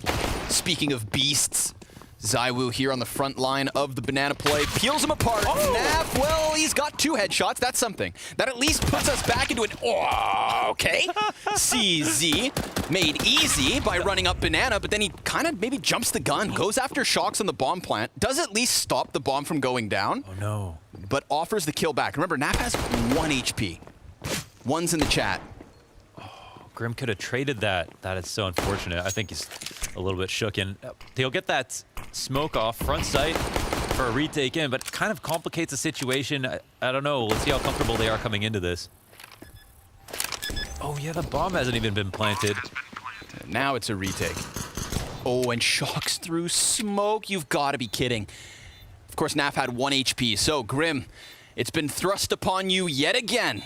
Close this clutch. He's going to rush the back box, and Shocks ends it then and there. There was an opening for Team Liquid in that pistol.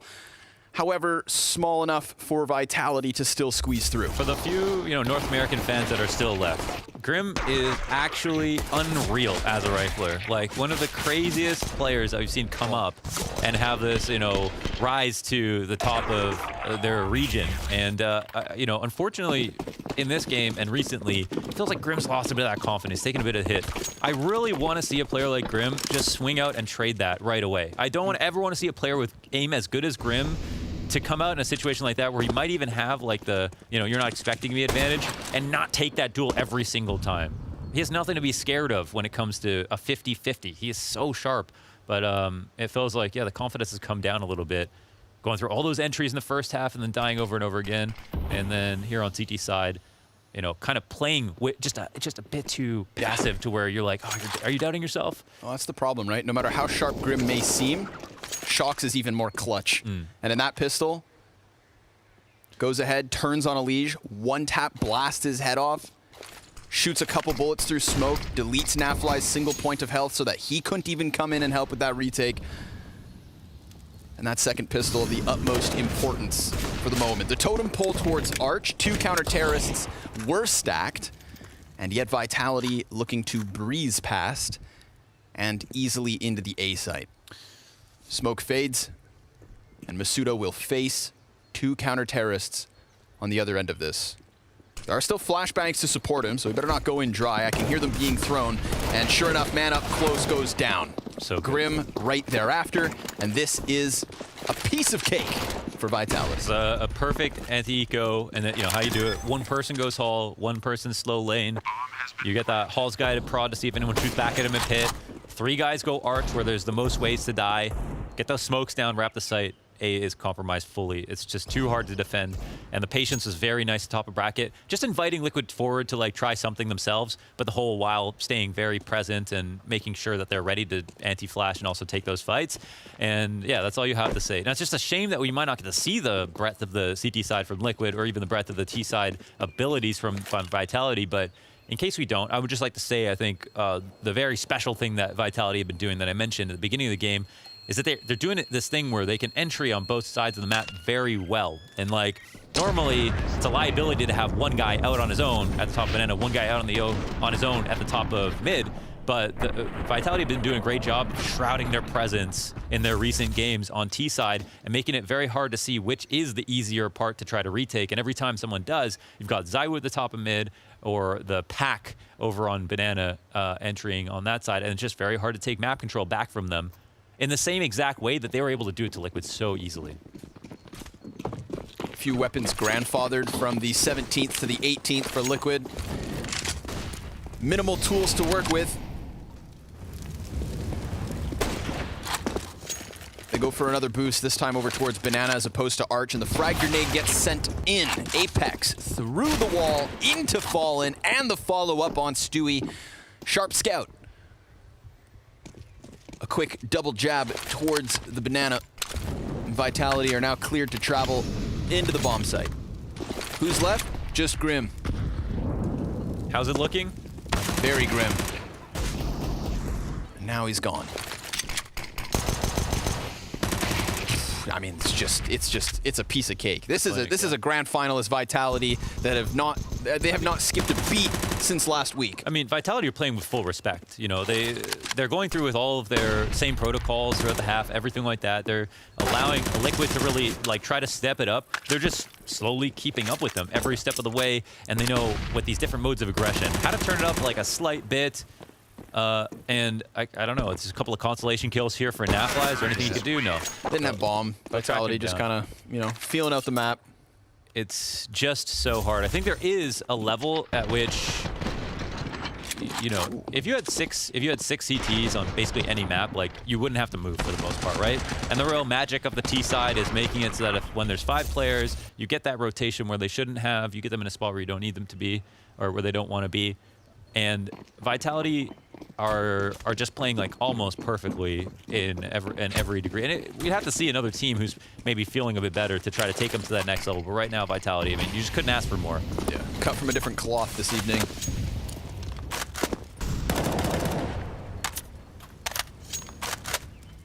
But at least we get weapons. You know, if there's a silver lining in this moment, it's that Liquid actually have a couple guns. That silver lining has now just evaporated, and Fallen's able to get Apex traded back. Another moment where Vitality leave bomb and spawn. Yeah. But at the very least, it is this transition towards the B site where Naf will be tested. Now, Naf has an incendiary, no smoke, already thrown. And he decides to skirt his way behind oranges with a teammate not far behind. That's Stewie 2K over on construction. This barrage of utility from Vitality is thrown forward. Minute on the clock, no present today. So it's the all-in. And Stewie, well, he's going to cheat around the side of that smoke. Flashbang goes over top, doesn't really blind too much, at least enough for Naf to walk away with 1. And Stewie 2K is putting his name on this 19th round. It's just misutaaa, who again has been good for 3Ks. However, this would take a 4th. Stewie's going to go for that back coffin peek and gets deleted to the Galil. Bomb plant, done, secured. And a 1v2 left over. Misutaa's trying to hunt the 1v1s, but Fallen creeping up from Banana. That's the end of him. We've got Team Liquid with a 5th round at least. Yeah, it's 14 rounds for Vitality, so they're just, you can't make any mistakes is the real problem here for Liquid. Even if they do play well, they could still lose. But that round, if there is some kind of comeback, is so much leverage. You know, they have a great B defense. That's 2 players inside the site. They win this round 4v5, so at least brings the confidence. Oh my god. EliGE has looked solid this evening. I don't know if Stewie threw the Molotov to interrupt that smoke purposefully or what exactly happened there, but that he just created such a nice gap for himself, so there was just no way that there... It's also a perspective issue where you can't even really tell if it's fully smoked or not when you're entering. Yeah, so just, I think at that point when they didn't clear him, Stewie knew he already won. But between him and Naf, they do have the ability to hold down this site, for sure. When they're at full strength is when Stewie's opping, though. He's very good at opping on the B sites. FaZe fans know. There's just no more clay. Fallen's gonna miss that first shot, and Grim actually dies. That almost got shredded, because Fallen's barely standing, and Grim's dead. That was a bad miss. Yeah, rough one. Suddenly, as Grim, the guy who's in the corner, like, you've got me, right, Fallen? I just made a video called Fallen is Looking Young, because he was, like, nuts at Pro League, but... It was insanity. Yeah. Which is nice. It's good to know that the promise is there. It's just, you know... This Fallen guy, up and coming. We gotta look out for him. Yes. Ooh, boosted Stewie 2K. Uh-oh, they've shown both guns here in spawn. They're gonna allow for this retake. Very dangerous to sit out here, but they... Oh, another boost. Try to interrupt. This could be great. This could be great. They line up. He's got the bomb planter. The best thing of Liquid's CT side so far has been the impact that Stewie2k has bagged from this CT cross. He does damage through that smoke, and this lowers both misutaaa and ZywOo to a negligible amount of health. Again, Stewie just disrespects, push in, and ZywOo poised to clutch. 1v4, cuts down the first, but a tuck from Stewie2k and a USP. Stewie with the ace. Hair down, pomade Stewie2k is looking good. Slick Stew. Inside the server and out. Nice plays on B site, and honestly, I think one of my biggest criticisms for Liquid on this map was Stewie in the B site when it came to just, you know, regular rounds, rifling and stuff like that, and some of their big matches earlier on this year. Yeah. But Naflac coming up huge, and Stewie's performances also becoming a bit more consistent. Maps like this show that they can be very, very fierce. They've definitely figured a lot of stuff out here. Can definitely tell the confidence is up. And good for Liquid to, you know, throw Stewie back on the wall and whatnot, but that is a play that, you know, in hindsight, watching the replay, I'm like, Vitality are kind of stumbling on each other's feet in that moment. Somebody's jumping into sight.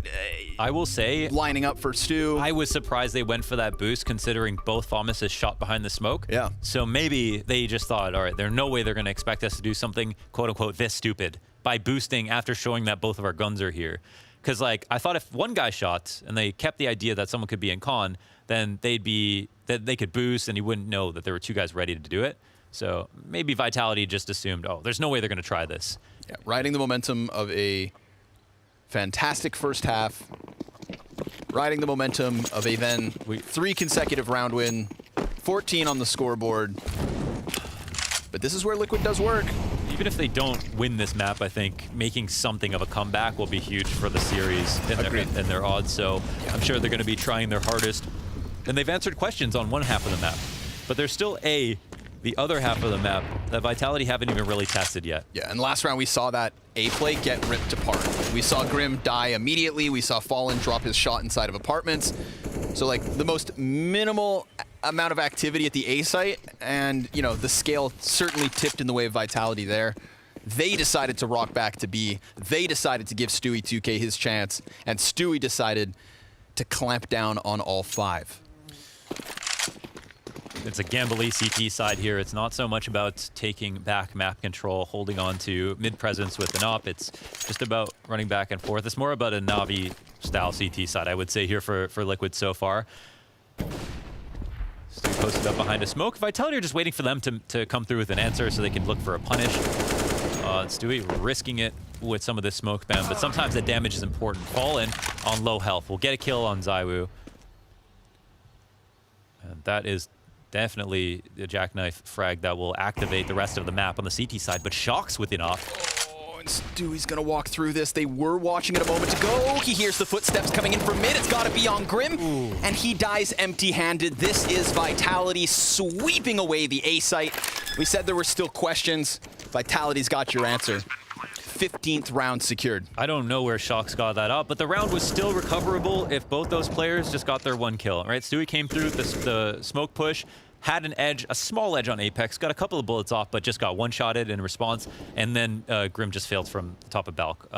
You know, need more on that hold. So, unfortunately, you never want to have to chalk a round up to mechanical failure, because then it's impossible to analyze after, besides just do better. But unfortunately, this is what it was. This is a good punish to start things off. And then I don't know where even that shock skill came from, but it was the other player on A, right? EliGE maybe on lane.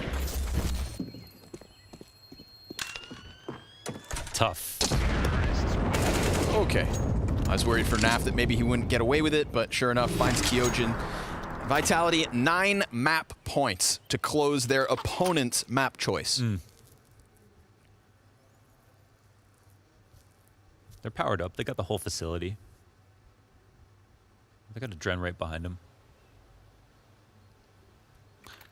But do they have guns?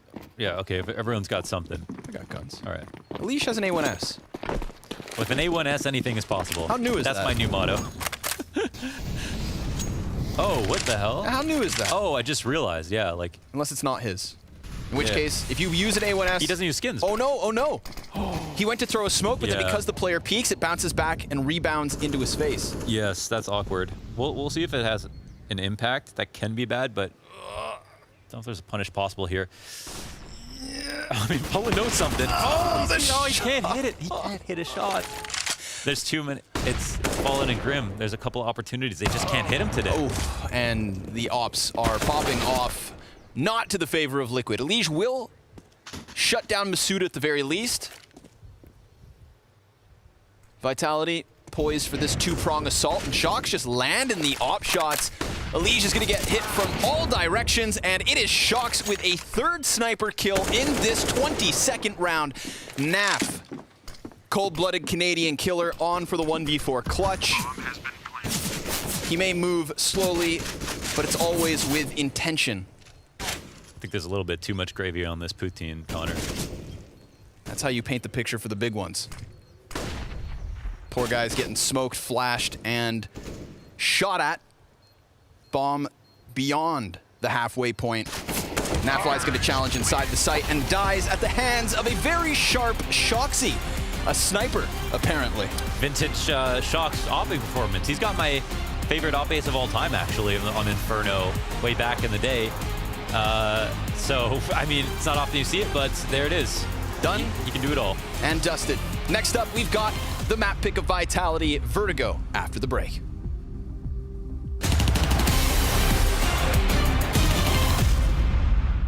During that break, I had time to think about my decisions and how last year affected me, and it's really exciting to play, and I'm really fired.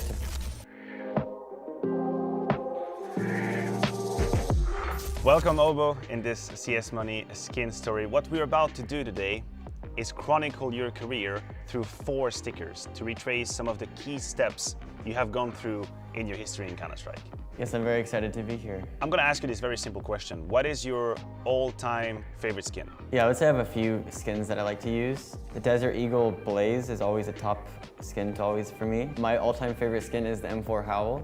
I've had past success with the Howl using it, and it just feels very good to use. That makes complete sense to me. Definitely makes you better. But the first sticker I'm going to show you is the Shooting Star return. Obo the Shooting Star back in CSGO. I would choose that as well. It looks good and it makes sense for me. You had a little bit of a leave of absence. You left us really worried that we would have to do CSGO without you. During that break, I had time to think about my decisions and how last year affected me, and it's really exciting to play, and I'm really fired to play and compete and to win.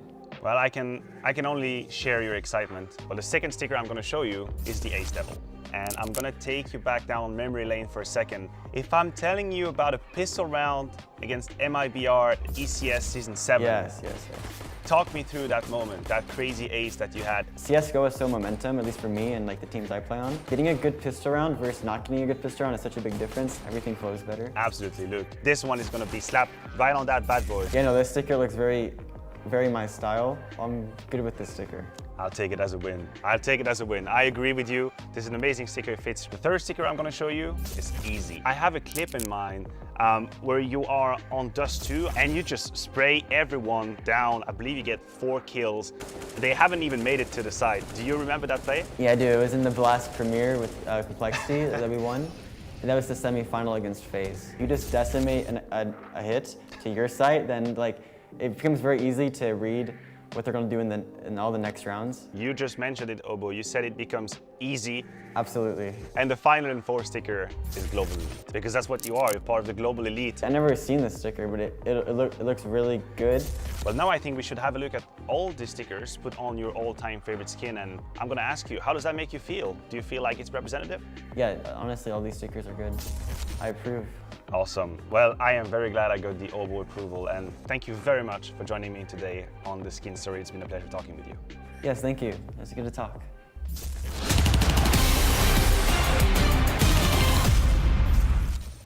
Clinical form from Vitality on Liquid's ground of Inferno, and you would be happy if you were on the French side after that performance. It was the T side that we were really looking at coming into this map, but we didn't actually get to see too much of it, Maniac, because the CT side from Vitality, it was looking hot to trot from the start. Yeah, that was a fantastic CT side. Fantastic CT side for the Frenchmen, honestly. misutaaa shut it down. They shut the B side down completely. He had multi-kills after multi-kills after multi-kills, really taking it to Liquid, making it really hard for them.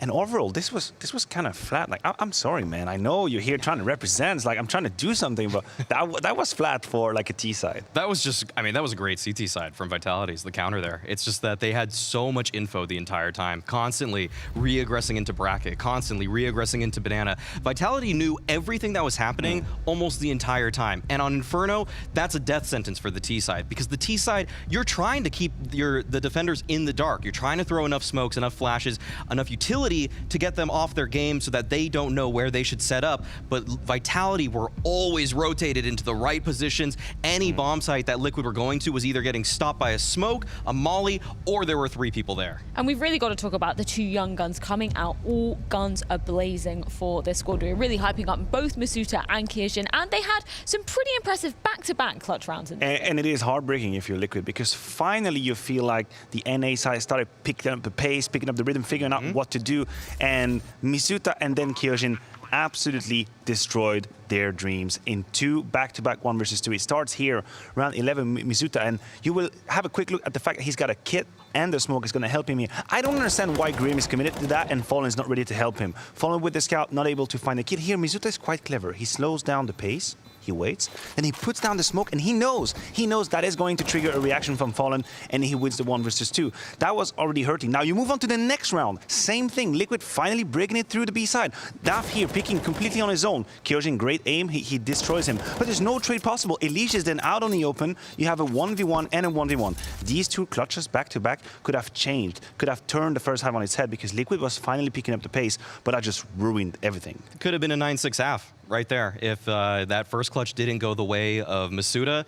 But misutaaa, I mean, that just goes to show how experienced he feels now. He slows the game down in those kinds of moments, made Fallen react to his own smoke. It wasn't even a panic play or anything of the sort. And now we look at just the highlights that he had defending the bomb site. This was multi-frag after multi-frag, some of which completely unassisted, just pure mechanical ability and reading the executes perfectly in order to find these excellent string of kills. Round 5, 6, 7, and 9. That's what we have seen. misutaaa was the main reason why Vitality were able to have such a good start. He put an end to an entire game plan, because Liquid wanted to focus on the B side. We saw it at the very beginning, and we know they have the executes, but you have a man like misutaaa just taking the fight to them and assuring these multi-kills made the whole difference. And it was a word you used when describing misutaaa and kind of the development we've seen in him as a player, proactivity, and that was just through and through in this map. Yes, he was a big reason that Vitality, when Liquid were going to the A bomb site, were getting stopped by multiple players too. So even in the rounds where he wasn't coming up with the kills, he was pushing towards banana in the mid round, finding out that Liquid's not there, and so they could all rotate over. It was through and through just an excellent performance from misutaaa, whether he's providing the kills or delivering on the macro level. And I think we do have to give it to Apex as well. We were really handing it to him, especially coming off EPL as well. We had some incredible reads versus the opposition there. Even the first round, I remember, of this very map, we were saying, yep, that is an anti-strat entirely for Liquid when they were coming out of the opponent's Oh yeah, the pistol round. Yeah, the pistol is an anti-strat. I mean, it's always a little bit of a gamble, because any team has 1, 2 to 3 pistol rounds they'll use. This time around, it was perfect for Vitality. I just wanted to touch on, the proactivity that Maui is talking about. That is also a little bit of Apex's DNA into that. He likes to play that aggressive, mobile, information-oriented Counter-Strike, and it can look foolish at times, because if you're trying to go for information and someone punishes you, it's a bit meh. But when it works, you end up exactly what we just had, a Vitality that is 1 step ahead all the time. Grabbing information, banana, 55 seconds. Well, guys, get ready. The train is coming on the A side in about 10 seconds. And you have CeRq on the side, 30 seconds. Yeah, I'm just going to smoke right now. And that is it. It just closes. That's the pistol round we're talking about. Look at this setup. Shox finds them, and then they have a double pit position for that drop. That is like reading a book. That re-aggress from Shox there to catch the player as he's throwing the smoke, I mean, that's just perfect timing, perfect knowledge of what the possible strat is there. Either that, or he's going to get info on a banana flank. One or the other, and either way, it's a good play from Shox. So that is just, I mean, it showed immediately that Vitality came into this very prepared, ready for their opponent. I think it does leave us with a few questions for the side of Liquid. However, I think Launders was saying it during the game, or at the beginning of the game, however, he was saying, you know, this is the map that he feels like Liquid have had the most improvement upon recently. So where was it really lacking for Liquid that they just weren't able to give anything back to Vitality? Look, I'm trying to make sense of all the multi-kills that misutaaa had, because I think that was the one determinant factor at the beginning. And you can always look at it both ways. You can talk about spacing and utility, because these are supposed to be the elements that, you know, prevent you from getting multi-killed. If the flash is better, if the spacing is better, you're not going to get to that point. And then obviously the second part of my answer is going to be the clutches. And you cannot lose back-to-back 1 versus 2. One of these 1 versus 2 even stem from a 5v3 that they have earlier in the round. It's unforgivable. If you are Liquid and you're looking to get a W on the belt, you cannot lose these rounds. Not at the top level of Counter-Strike, not anywhere. You posed this as a question coming into this map as well. I don't want to harp on it about it too much. Obviously, the 1v5 versus Refresh earlier on in EPL as well. You were saying, you know, are there skeletons in the closet? Are there going to be little ghosts coming back for Liquid? I don't want to put any words into your mouth, but do you feel like that could be a factor? A little bit of a flashback. That's what I was alluding to. Yeah, and I think that they really did feel that on that B site. I don't know if they were really consciously, they're cognizant of that failure before, but the fact of the matter stands that the trading was not there in those kinds of situations. They didn't always have a plan in terms of, are they going to double swing together? Are they going to make sure that we don't allow these players to isolate these kinds of duels? Because that is how you lose man-up situations. You give your opponent a chance to isolate the fights, and that's something that surprisingly misutaaa has just done so well. Even though he is not always just perfectly positioned, it's just that if you give him a timing, especially when you're coming into a bomb site against him, he's just going to nail every single shot, unless the trading is right there, and it wasn't for Liquid. I think one of the most impressive things about this victory for Vitality as well is we haven't even had to mention the name ZywOo. He hasn't had to put up these huge numbers again, which is something that we were saying back at the end of 2020, coming into the beginning of 2021. He wasn't having to be that hard carry that we've seen him being before. It's a team coming together as well. Absolutely. When you have a team that doesn't require their superstar to shine in order to win, then you know that the machine, all the cogs are just turning in together, right? And it's working and it's efficient.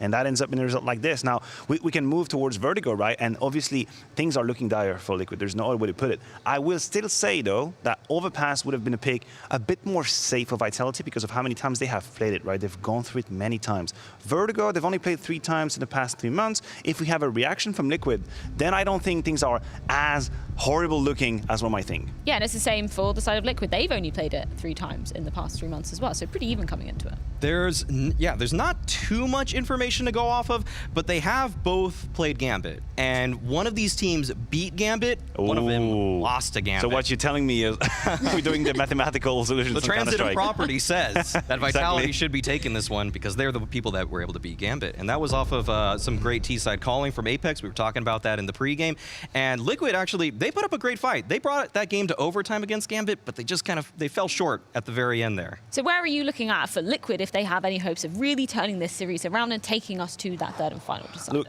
I mean, there are 2 names that were at the bottom of the pit right there. It's Fallen and it's Grim, and I'm going to mention these 2 for different reasons. First of all, Fallen not only as an IGL, I always put forward the motion that if you're an IGL and you are completely out of your groove, I think it's going to affect the way you see the game, right? If you're just not finding any success individually, we just had the counter example with Magisk, where everything is working today, and he's just making plays left and right. Fallen very much in difficulty in that game. And then Grim. Grim is supposed to be... We made a misutaaa Grim comparison, right, in terms of how much security and safety they're supposed to bring to the team on that city side, mainly where they are the multi-kill machine if the first line of defense fails.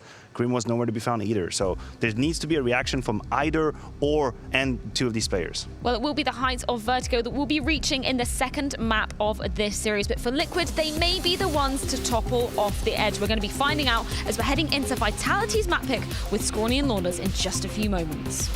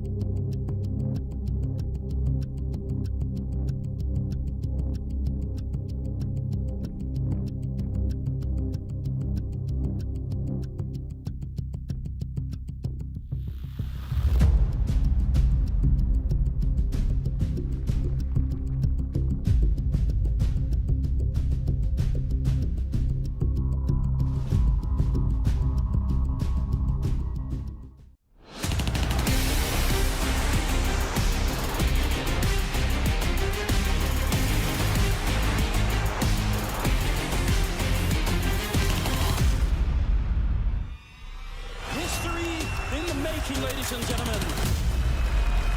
Copenhagen, let me hear you.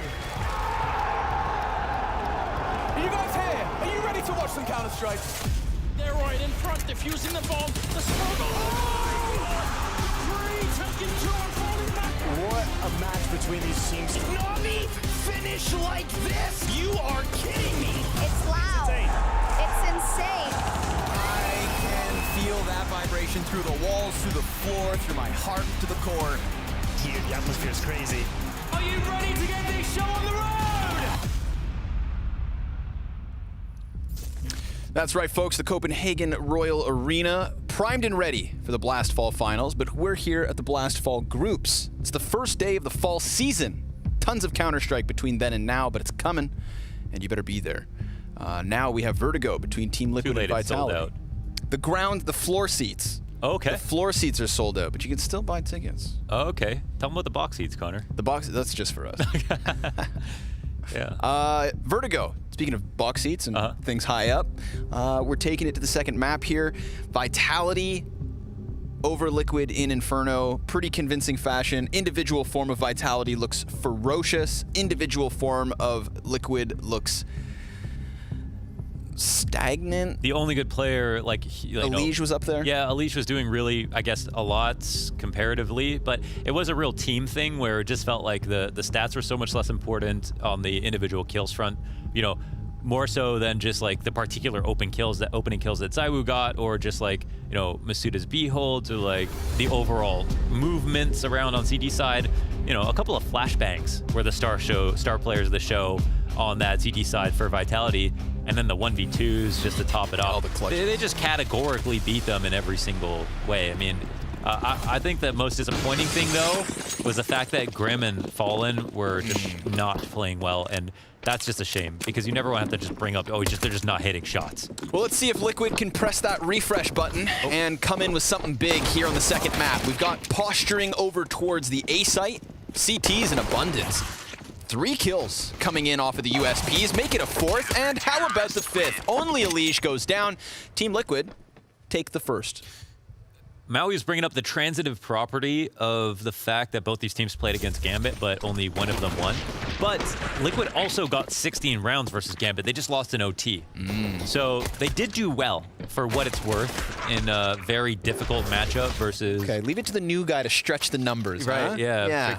Tricky guys. Tricky Mauis. Yeah. Emphasis on the snake. Otherwise, you have nothing to say on the desk. Yeah. This guy would have nothing to say if he wasn't lying. You know what I mean? So, no, he's doing great. He's looking great. Welcome, Maui. It's not easy to look good next to Maniac on that desk. That's true. You know? Yeah. That is so true.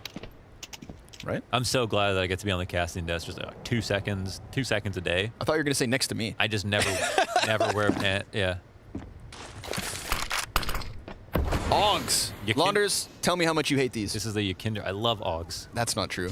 I love Augs. You fume about the Augs. No. I love Augs. They're very strong. Buy Augs, you friggin' tryhards.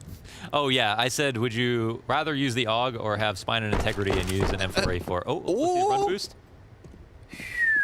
Zywoo soars through the skies. That was a cat.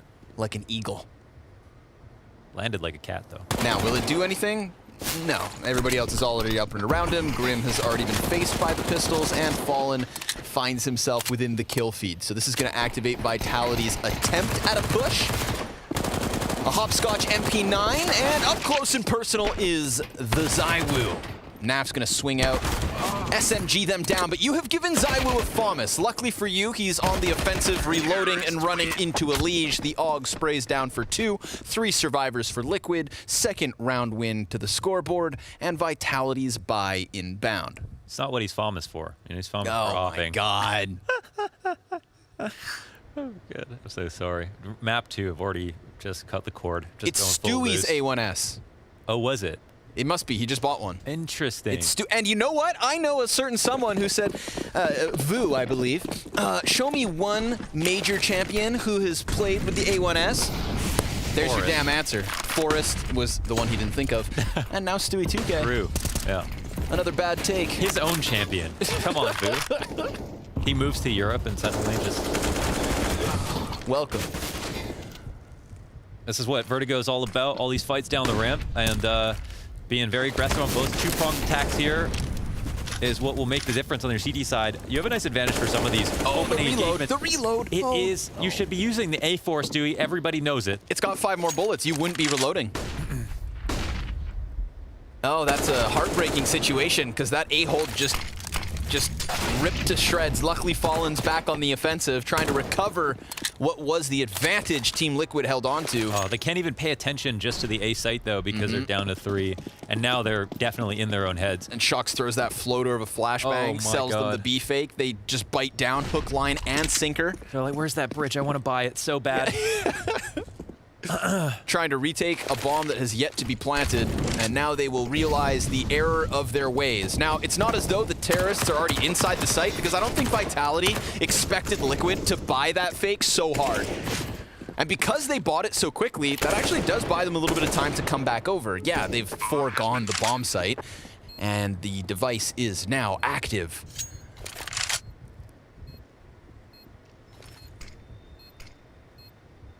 Retake smoke over towards short, but there's nobody there for Vitality. They've gone all in on ramp. 3 terrorists peeking up and around as Fallen changes position and loses his damn head. So now Nap 1v3 is removed from it all. Shox closes with the double. Vitality on the scoreboard. Nice move by Shox in this 3v3 situation. Firstly, selling them on that B play, and then additionally closing out here in the post play. Yeah. You can see why they wanted to bite on it with this opening kill too. This is so tough. I mean, getting caught off guard on like that run up on yellow, it's so unexpected considering EliGE is right there as well besides Stewie. So he thought he had a few more seconds, but just quite simply can't die there, right? Because, you know, every day of the week, Stewie, if he thought that that was possible, he would have just ran back, and we didn't see that. So nice capitalization from Apex, and he lets him know, you know, he's going to make a play like that every once in a while. Stay on your guard. Good timing on the second peek. Great opener. The flash, it doesn't blind him, but it does make him turn. Yeah, but there's no weapon here for Grim. And Apex gonna make the most of that one. They're trying to get their paws on Naf's FAMAS as Kyojin does walk out middle.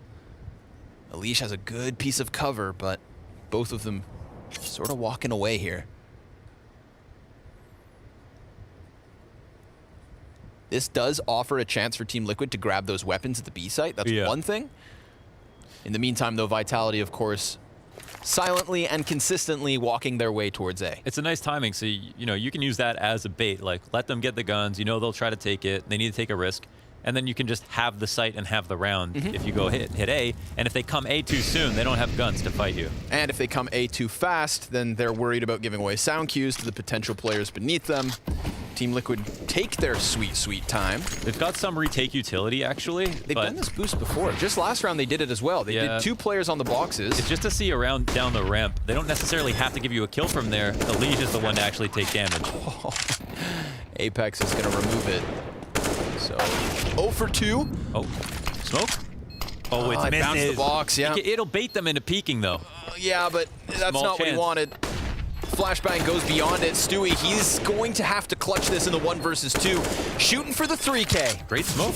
It turns out to be all right, but he loses so much HP, and Kyojin's not going to go for the second peek. Called the bluff on the first spam. A little bit of sound, he offers it. He just goes right back into the crosshair of Stewie 2K, but the essence of time. He has it, right? The essence of time could make the difference. Stewie. Whoa, that's a huge mistake by misutaaa. Gets the clutch. That's, yeah, I mean, that's just a huge mistake by misutaaa. He heard him drop, surely. Unless someone was calming in his 1v1, which I'm sure would never happen. He decided I was a confidence peak, but he knew he had at least... Yeah, I think there's a difference between peeking right when you think they're tapping or whatever it is, and...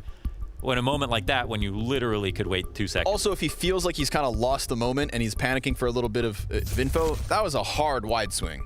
Yes. You know, not even a little jiggle. Oh, Stewie, no defuse, no kit. That was hard commitment and a hard to swallow in loss. those last moments, just in case I'd missed something, did Stewie throw find a second smoke and throw it at him? I don't believe so. Okay, I don't know if he did or not. That would be a good out. He had a flash at one point. That flash could have caused a bit of. Yeah, I'm not sure if he found a second one, but either way, that's a way back into the game. So listen, it was Liquid to make the mistakes in the clutches on Inferno. At least the tides have turned a little bit in favor of them in the second map. Even if they win this map, still got to go for 3, and Vitality look awesome. So, you know, holding our breath for that. But at least we now get to see what Liquid can do. Yeah. Of course, that last round made possible by Naf, kicking it off at the B site with the FAMAS. And a sketchy Stewie clutch. But a clutch is a clutch nonetheless. Numbers congregating towards A. And an active mid push from Liquid. Get the utility coming out of Vitality over towards the ramp, going through the motions of the A execute. Oh, interesting. So they forego ramp control, but they do have this crazy mid push everywhere, which can make up for it. Rotations will come in.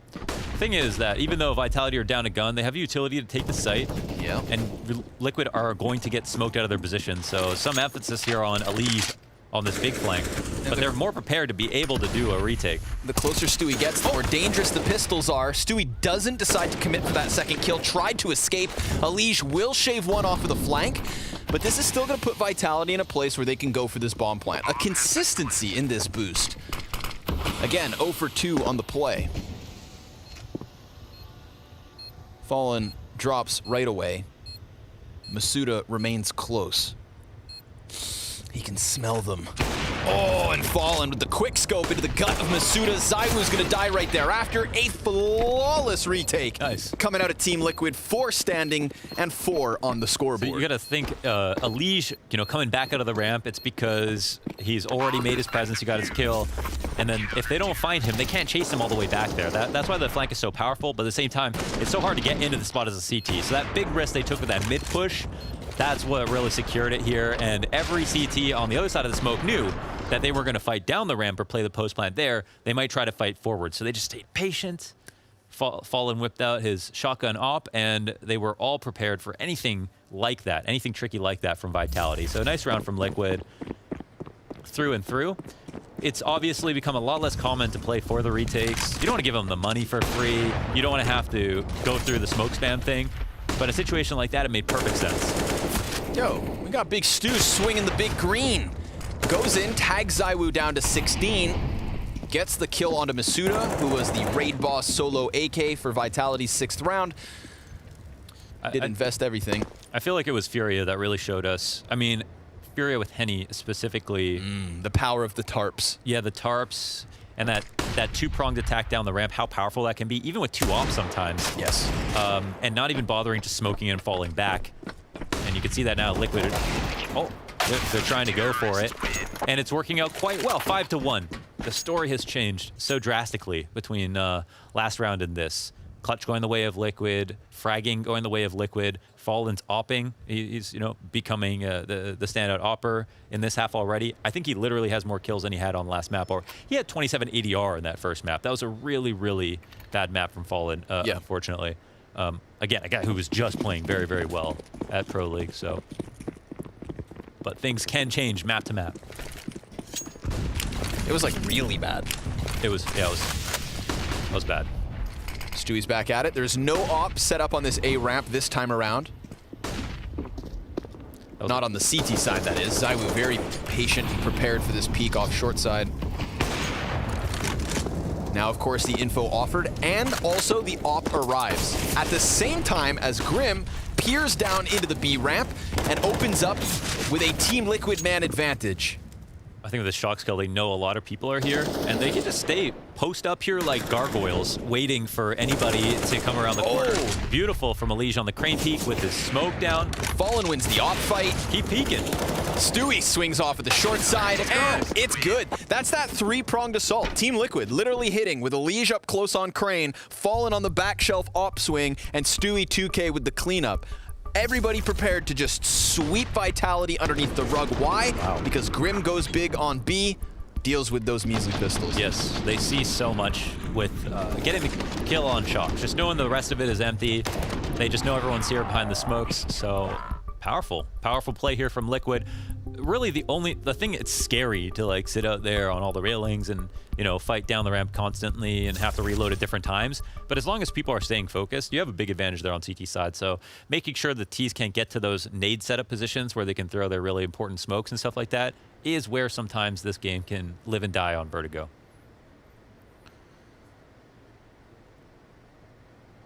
I know you'd be smiling when you get new skins. Yeah. It's like playing. I was like playing Counter-Strike the other day with Connor. It was like playing with a jeweler. You know what I mean? I was like a rapper playing with a jeweler. I just couldn't believe it. Every single round. Yo, Launders, look at this. Yeah. Launders, look at this. I was just being blinded by the bling. Yeah, we ball hard. You don't have to play good if you look good. You know what I'm saying? Mm-hmm. And at least if you do, at least if you don't play good, you look. At least. At least. At least. Okay, so here are those important spots on the ramp that the T's have, and you know, with enough utility, still be a threat.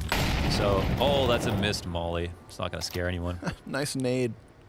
With a lineup as well. Putting the NA in nade. There's no push here on CT side, so let's see if they can make it precarious.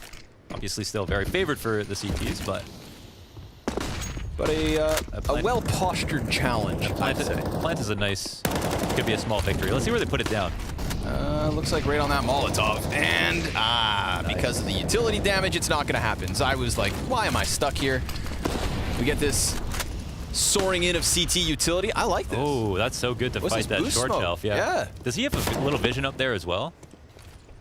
I'm very curious if he were to jump up, whether he could keep challenging on short. I think he would be, yeah, I was just thinking that. I think he would be smoke blind, but he may be. Like a little bit. There's enough room there to definitely give you a spot to stand on. Yo, run that That's back. one for the workshop, yeah. I'm left with more questions than answers off of that one. The one answer I do have, of course, is the fact that Team Liquid just body bagged a 7th round win. So, locked in. All theirs for the taking. A tiny detail is that if a planter is going to put the bomb down, and you throw the Molotov when they put the bomb down, you're not going to kill them. They have to definitely, every time, pair that incendiary with an HE as well to get that kill, or you've got to release that Molotov before you hear the plant, or they're not dying. Great shot. Snap down, Fallen, drops Kyojin, follows up with the damage. Just the right timing. Gets out, gets some damage. Disruptive here from Fallen. Liquid absolutely winning this A ramp fight.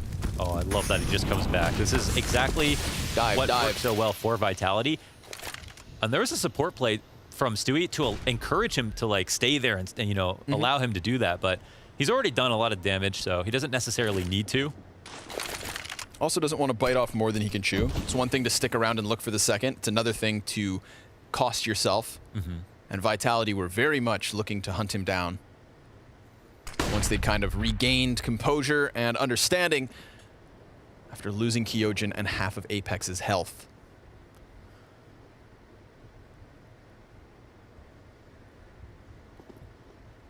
Silence blankets the server. Zywoo tasked with the entry. Smoke goes over top. That's just a straight up wallbang. Drilled him, yeah. I didn't see a boost. That was beautiful. Right on the lineup as well. We'll have to go watch that back. Oh, and misutaaa's so blind, not able to challenge into that short side where there are still 2 CTs. And that's before you get to the 2 CTs inside the site. This might be a pseudo save unless Shox can pull off a lurk play. Allez! But is instead bested by Naf. And this leaves poor misutaaa on his own, sprinting towards the B site. 5 seconds to spare, and he drops at the hands of Grim. This is Team Liquid leading 8 rounds to 1. They brought a little bit of oil and a match to that logo and lit it on fire. Here it is, the Fallen peak and then re-peak. First shot drops the hammer, and right on the exactly waiting for that lineup. Beautiful. Always sucks when you got to find a new smoke lineup. Yeah. I mean, it's been such a textbook piece of utility for so long, right? It's always... Some people may not remember, but there was a point on Overpass where people were, you know, outside the bathrooms lining up a CT smoke with the sign, which just has the, you know, gender graphic or whatever. And I remember once Device, like, spray painted it. Yeah. Everyone's like, wait, what? Wait, what? Yeah. This is... And now sprays are banned. Yeah, no, you can't. That's why we can't have nice things. Device ruining a good thing.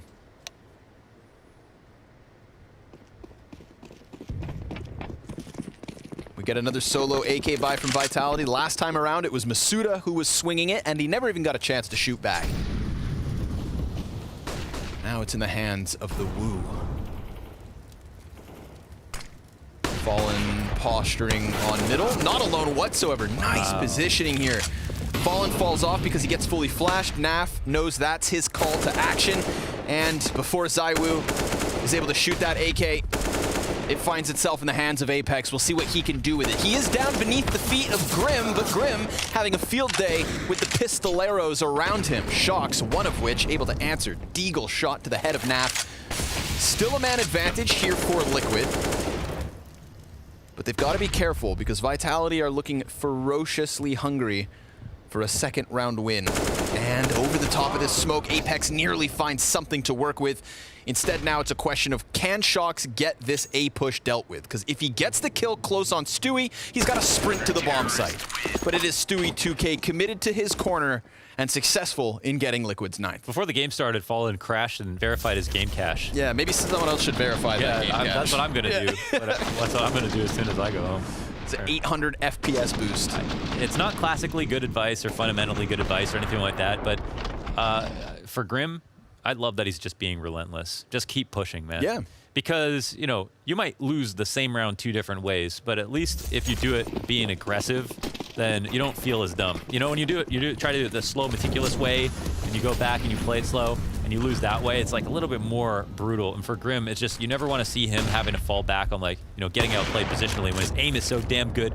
And Fallen's got a strong position here. Does he have a... Oh, the boost. Molly for... He doesn't have a smoke for himself? Oh, no. No one helps him out either. Yeah, I think they were kind of busy going for that boost and securing a second kill, so Fallen just left to his own devices.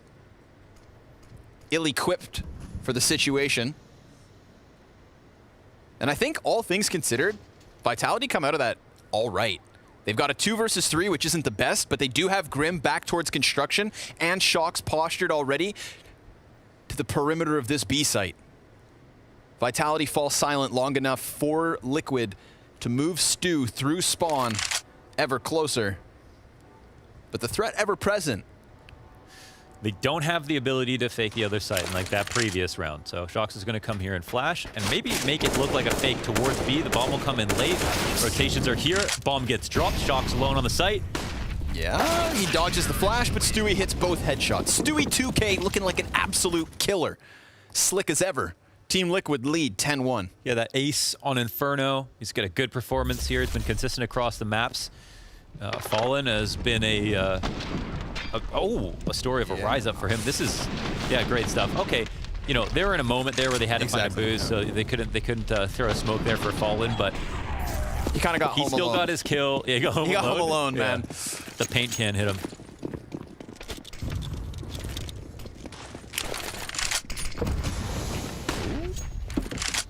Home alone. That's a good one. Plenty of players ready to burst into EliGE. Is he good for the multi? No, just one. Shocks over top of box real quick. They stuttered him. Look who's confident now. Jonathan Jab. What'd you call him earlier? I'm saving it. Okay. I'm saving it. All right. Nothing you hear is premeditated. Jay Jabadoo. I can't remember what he said. No, that's a classic. We've already used Jonathan Jabalabinowski. Yeah. But Gabriel Toledo. Ah, good. Good for the kill versus Kyojin. The question is, can Richard Papillon bring this back? That's Shocks, by the way. His last name is Butterfly. I call him Richard. We're on a first name. Yeah, okay. Stewie loses half his health. 35 seconds. Team Vitality, the numbers are still unknown to Liquid, but the utility seems ever present. Shocks loses one arm. Luckily, he's still swinging his AK with the other. Limited utility, and again, limited time. Liquid now coming over to bolster this line. Naf, no respect. But you better put respect on a name like ZywOo. He's gonna go ahead and punch in those digits. Damage is done through those boxes, and Stewie 2K comes clamoring at him. Taps that defuse, and this is gonna force the hands of Apex, or will it? He spams the smoke ever so slightly, and he's actually going to redirect. Imagine if Grim dies, maybe Stewie's back still turned, but instead, it is Liquid with an 11. It's the showcase of the perfect amount of pressure from Liquid. Wow, Screenshot that ear and to desktop ear it. Smile, yeah, exactly, for Grim. This is them just like putting the right amount of pressure, you know? I mean, first of all, Fallen hit his shots here. He even punished the default plants, even though he didn't get the kill. Zywoo, great kill, even though the flash play looked very strong from Team Liquid off the timing. Clearly, the fake plant had that in mind, but they just didn't have the numbers to defend. And that's it. That's playing your advantage to a finish. 11-1 here. A couple of rounds to go. Vitality are getting vitality'd. Yeah, this is crazy, right? What a turnaround, especially after the first map where it's like, oh, it wasn't even close. Team Liquid just looked completely outclassed on an individual level, and now they come into Vertigo, and everybody for Liquid is putting up those numbers. Oh, the Molotov actually separates them a little bit. Oh, and EliGE playing around the side of the smoke. 1.5 kills as Zywoo now wounded. Oh, solid nade. Yeah. Through the tarp. 38 off Kyojin. We have to remember sometimes that all a CT needs to do is like 10 or 11 damage, and then suddenly your M4s are AK. Oh! Well, I guess you poke the bear and he'll bite you back. That's where Stu likes to punish with his spam. Just got stuck in the honeypot. Zywoo making a bunch of ruckus, throwing his utility over on this A site as his 3 teammates all walk in to a ghost town of a bomb site. Not bad. Timing was impeccable here with the nade usage, and there was just enough action happening throughout that whole sequence that it's so close to impossible for Liquid to realize that no one's actually here. You would think that those nades being thrown, they haven't walked back quite yet. We still have time to go back in case it is a fake, but no, the bomb already got planted. Perfect timing. And that is the magic of T-side Vertigo, is also, like we were talking about Vitality on Inferno entering both sites. You kind of do that as well on Vertigo. How about a 2v4, Mohan? How about a 2v4? Okay, fine. Fallen's just going to go ahead, hold the W key, runs right into the bomb site where Shox is going to drop him. I want a refund. How about a 1v... Oh, okay. Vitality take their second round win. Listen, it was a well-played flake. Well-played How fake. flaky was it? It was real flaky. They had left so long ago, these damn French pastries. The homing spam. That was beautiful. Even Ketchistui like falling back as well. I'm thinking. Yeah. I feel like he's got that swagger. Like he could pull that off and everyone would actually listen. Shut up, I'm thinking. Shooting for an 11-4. Best case scenario for Team Vitality on their map pick. But EliGE swings out, chucks the nade in. That's going to do pretty substantial damage. Little chip on the Woo, little chip on Kyojin, and nearly enough to take misutaaa out of this equation. We've got this deep positioning on the B ramp from NAF. Timing. What? He sees through, you can see through. Oh, okay, I missed it. I'm too far from the screen while his face is glued to his. NAF will win that duel over at the B site, so I feel like this kind of cranks the dial on the pressure for Vitality. A is all they'll get if they get anything at all. Yeah, once you lose this B main though, as well, there's just too much information here. Yeah, Vitality know they have to show their hands. They've got to brute force the site. Low odds to do so, but they don't have another choice.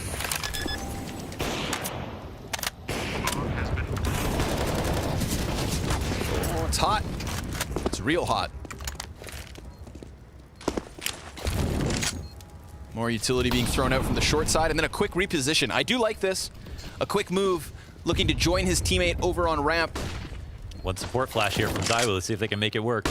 Well, he's supposed to crouch. And Zywoo's looking to give that cover. Kyojin will take 1 kill in a 1v4, but they're so posted on him. Fallen, punching in the digits. Defuse comes through. 12th round for Liquid, and they continue to lead by 10.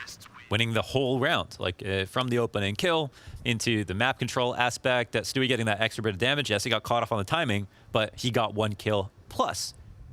He got killed by someone, so that's information. Guys right here on the corner of ramp. Numbers up with Naflight getting his frag on B.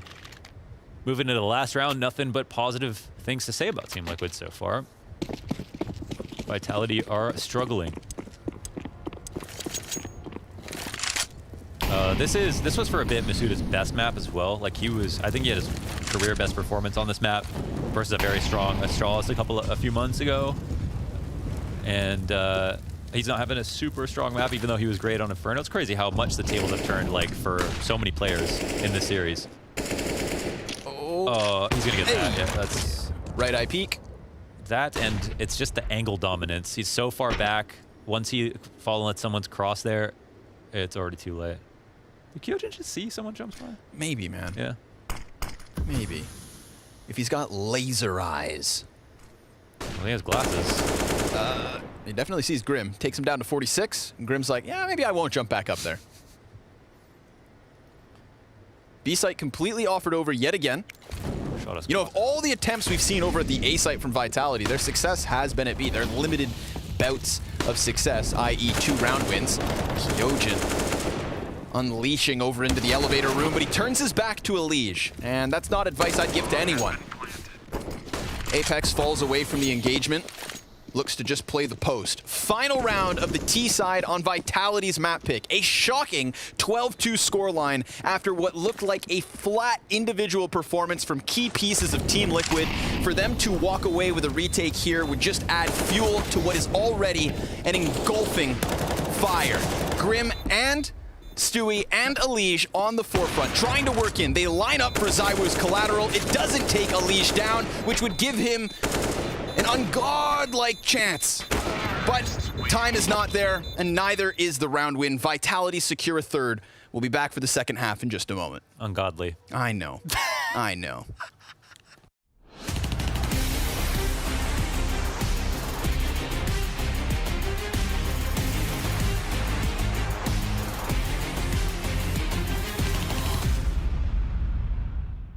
Movement Challenge is back.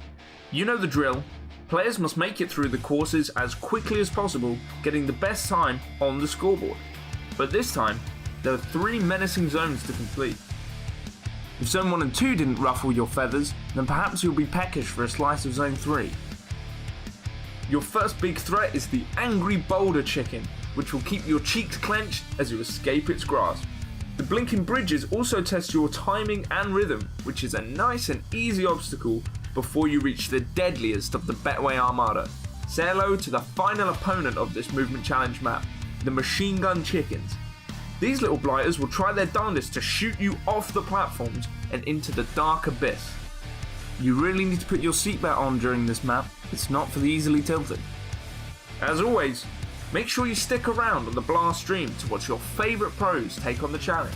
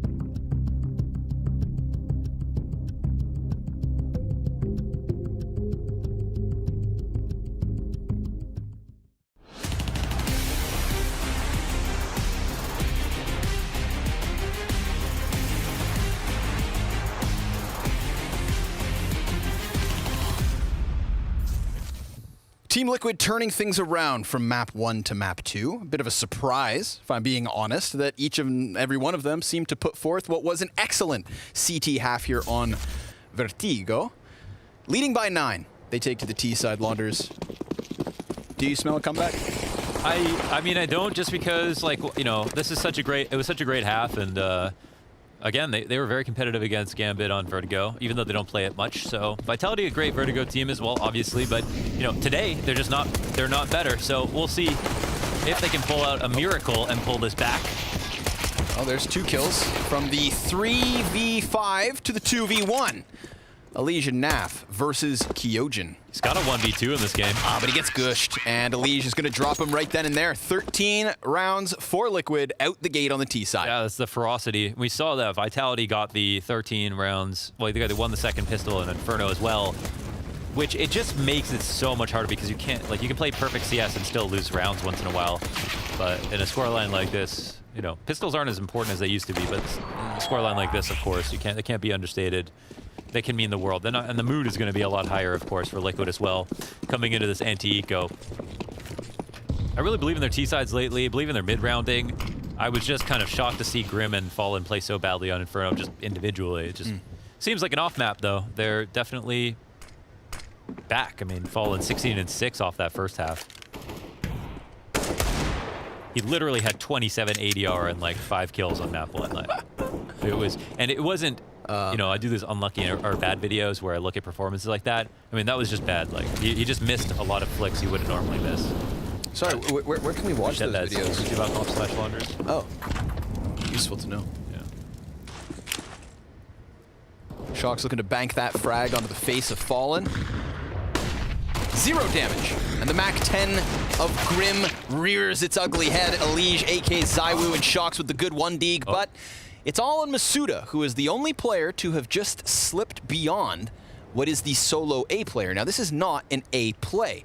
There is an A player with Fallen, but now the bomb is doubling back. Now, is this for the purpose to clear their flank? This is a timing game. Oh, he can line them up! Oh, he can line them up! misutaaa with the double deagle, and Fallen now has to come pick up some pieces. This could be that kickstart for Vitality. Oh, with the smoke. He's going to hear that plume and know that he's going to have such low odds to be able to pull this back. Oh, he just cheats death, finds timing, and robs away what should be a 4th round win. Flashbang comes beyond the smoke. Fallen, best of luck. He's able to get... Oh, he's got him! Oh!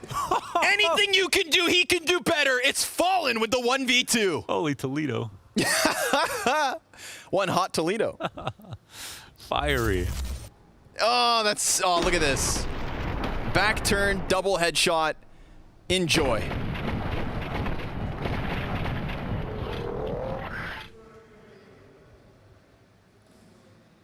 That was crispy. You know, the bomb, because it dropped off, it was in that spot right in the middle of the bridge.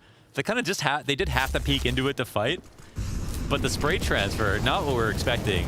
Again, after Inferno, I'm going to say it again. Crazy stuff. Mark of a champion, I guess, to be able to hold your composure. It's a round Vitality didn't need. But they didn't need it to end that way. Yeah. Couple of CTs going to be forced forward off of the fire. Naf following the opening kill of Vitality. Now, of course, they're buying in with everything they can. They're trying to keep Liquid off of that golden 15. And Liquid just going through the motions over towards the A site into the limited utility. EliGE headshot versus ZywOo. Back to the 4v4. A CT smoke that EliGE looks to exploit. Counter-terrorists leaning over onto the short side. That's going to be 1-man Apex inside sight, and 2 with this peek into Fallen, who's now walking wounded. 7 health left over. Tarp spam, not good enough to stop misutaaa. He gets aggressive. He feels as though he's forced forward, and that is his demise. But Shox looks to pick up the prize from this same position. It's the flash, but that's okay.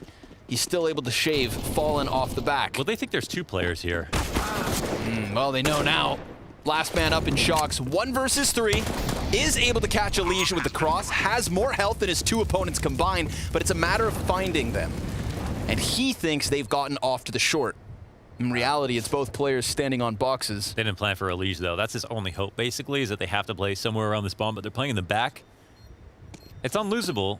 Scrawn, unlosable. Unlosable. Oh, it's unlosable. Don't say that out loud. There's no way he checks Grim here. Oh, no. There's no way! Oh. But he falls! He kind of plays his hand still. He's got the time and he's got the kill. He's even got the clutch. Shox, 1v3. I tried to counter Jinx. It's unlosable. Should have said it in French. Arrête. Damn, so close. Oh, well. Oh, man. I mean, they had a perfect setup. They just needed to peak simultaneously. Yeah, I feel like that's another moment where I don't know. Like they signed up for that engagement. They got it, but they just both didn't commit. Yeah. It really was unlosable. Well, I'd say evidently not.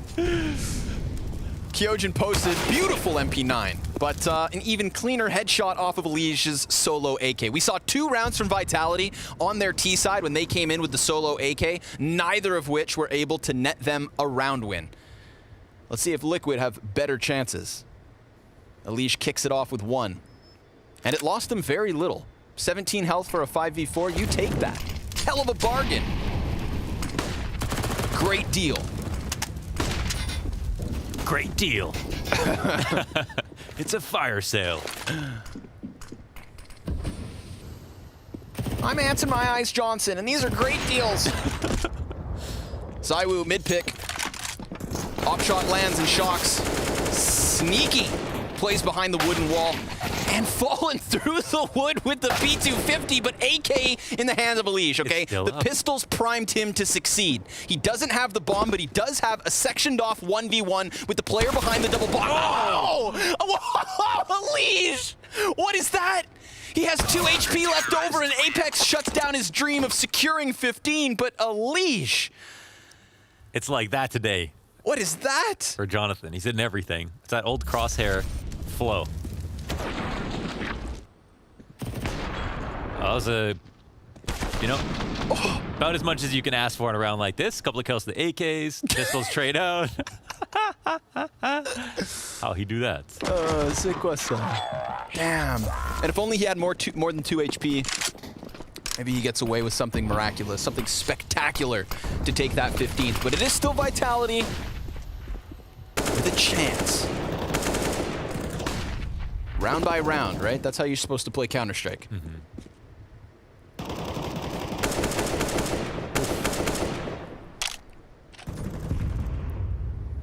Seems like a formality, but these spams back and forth are so key. Oh man, that's so much damage. misutaaa. Nice. 200 damage straight up, almost 3 kills in total. I think misutaaa is actually on for the title of best FAMAS player in the world. And he's French. Only the French can make the FAMAS look this good. It would be fitting. Singular kill from the corner of the staircase, traded by EliGE, but will they expect this close player? No! Shox gets away with it again. Fool me once, fool me twice. He can't keep getting away with this. Always on this wall, waiting for the fights down the ramp. 14-6, and still, I mean, I'm sure the mood is still light in the Liquid camp. They showed themselves a great game so far. As far as they're concerned, I'm sure if they just close out the game, no matter how they get there at this point, they'll be happy. After the tilter that was Inferno. Team Liquid now just got to convince themselves they're going through the motions of the light buy. Don't worry, guys, it's not happening. Man, this guy went spearfishing. Yeah. That no-scope.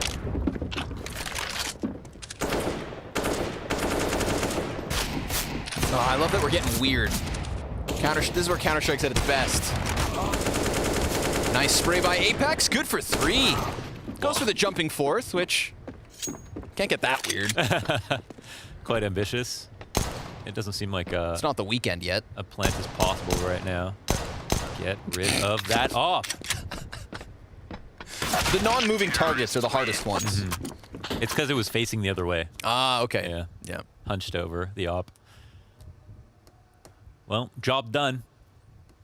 Let's go next. 7 rounds of difference. There's a boom. I mean, that's actually a kill. The round could have very easily been lost on if Xiao doesn't hit that shot, because he's absolutely not expecting them to be that close. So could have got a kill there. Drop that up in their hands. A-ramp control. Apex doesn't get 3. Things get testy, but we don't see that version of reality. Oh, there's a player down beneath already. Will Stewie catch this? I don't want to read into it too much, but like the emotion and the mental state of Liquid right now still looks fine. They're laughing at the no-scopes. They're goofing. They're gaffing. They haven't been snaggled away by Vitality just yet. I think they're ready to... Oh, but again! Yeah, they are. Oh, again! Kyojin gets away with impact from this corner. Very same corner. Can Grim pick up the second? No, sir. Shocks on his rafter, ever present. Yikes. Nafly whiffed pretty bad there, I think. Unless it was either Naf or Stewie. But they came out to clear it properly. And then just didn't hit the shot. And I want to say whiffed because Kyojin killed the guy who was turned around first. Agreed. So he had poor target selection and still got the 2 kills. Trade should have been right there. Yeah. Apex. Oh my god, he gets caught. Wait, hold on. Hold on, exactly. 2 versus 4, 40 seconds. Oh, Pinch onto the A site. They clear back default. No flank in just right now. And the CTs are gearing up for kind of a retake position. Let's see if they take a peek. They do. Wow, they anti-flash for that retake peek. They got the incendiary out. That's good. They still did it with enough time where they can recover, but there is this omnipresent flank. Remember that. Shots coming in from the beneath of the ramp. Now that the incendiary's gone, Fallen goes for the plant. The frag grenade misses the mark. Does nothing. Zywoo comes out from CT with the double and ends any hopes of a 15th round win for Liquid here in this one. We go yet again. That was a serious situation. I mean, especially with the nade being missed and the op in play. 1 kill in the 2v2, suddenly it's a T-favored round. Stockfish would call it T-favored. That logo looks good on fire. It was Stewie in the back. It was Stewie, yeah. And Kyojin, I think to be fair to him, he went for the first target, switched, killed Stewie, and then came back for Nafly afterwards. But yeah, that spot getting used again. Naf's like, bro, you gonna clear that? Someone's talking. Honestly, just write it off. I don't know. It's not that bad. Like, it's bad in the sense that like you don't want to lose rounds like that, but at least you know exactly why, and you kind of tried to clear it. Yeah, so. But the thoughts creeping in. Oh, you think of the comeback? The thoughts creeping in. I wouldn't be worried at this point, but easy for me to say, I guess. The ugly ogre of self-doubt. True. Well, they shouldn't be worried, right? Right? Just saying, man. 1v5s like that, those can leave festering wounds. I was on Inferno at a different tournament, okay? Yeah, but...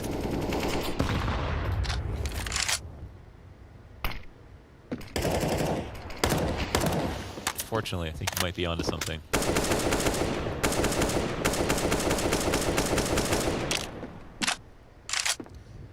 We've seen how CT sided the ramp is. It feels like it's getting more CT sided every day.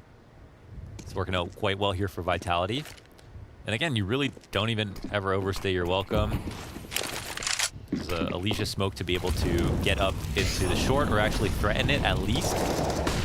It baits out the nade and they come up for the duel, and EliGE does win it off his own smoke. That's what he loves to do. Yep, and then some. Gets the Apex kill on top of it. Let's see misutaaa. You've been big with the multi-kills. And he tries to prioritize the man in the background. Pops the first head and can offer nothing after. Do they fight for the 9th? Do they try and stop this 15th? No nades to stop it. They have 1 smoke for the retake. They can't really afford with kits. Yeah, they can't really afford to play this slow, but they also don't really have a choice. They don't have a way to get through these nades, be disruptive. This will take a hell of a 2v3 attempt here from Shocks. Fallen, you scumbag. He plays inside the smoke. He's just gonna cheat back along the side of the wall. Kyojin starts the retake. Did not expect that position from Fallen. And now Shocks has a daunting decision. He decides for the commitment. And with such little HP after the fight from Naf, Stewie clears the board. 15 for Team Liquid and 7 map points. Roll that 2K back from EliGE because that was the play. This is a round where Vitality had the damage off, Okay, so this specific smoke he throws. Okay, this is all EliGE, you're telling me. Yeah, it's his smoke. This is what he throws to get A-ramp control, and it's what he uses to get up through yellow, what everyone's throwing as well. But that specific opening, Apex tries to jump on the sandbags to fight him there, loses that 50-50, and then EliGE has that perfect shot right to Crane. So everything rested on Apex to get that kill. That smoke right there. Yeah. They kind of get... They hit a bit of a blockade. Oh, but EliGE gets Apex on the peak. And that is now Vitality fighting against map, point, and a 4v5. It's an amazing A-ramp rifler on T side. Consistent feature of EliGE. He has his A-ramp figured out. Not that you can't stop him. That was still a winning round until that miraculous UK from EliGE. Zywoo versus Grim. Oh, Grim with the 2K. Mac 10 making money. And Grim making moves. Ever closer to this A site is Grim, but only Grim. And as they go towards the B bomb site, Team Liquid find the solo. Now it's on Kyojin in a 1v5. It's done! Team Liquid closing out on Vertigo, taking away their opponent's map pick, and doing it after we saw what looked like such lackluster form from the bottom of the scoreboard to a tied 1-1 series. Ladies and gentlemen, we'll see you on Mirage.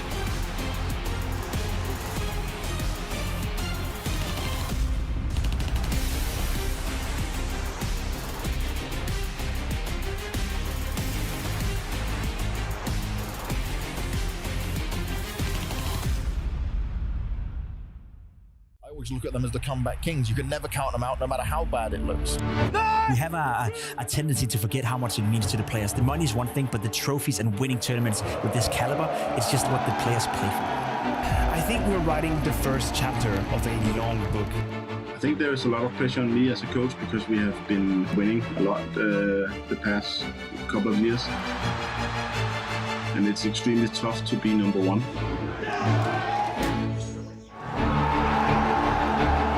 As far as I'm concerned, it's not even about winning, it's about making a statement. It's about showing to everyone that you are still dangerous. It's just a Astralis way of playing Counter-Strike.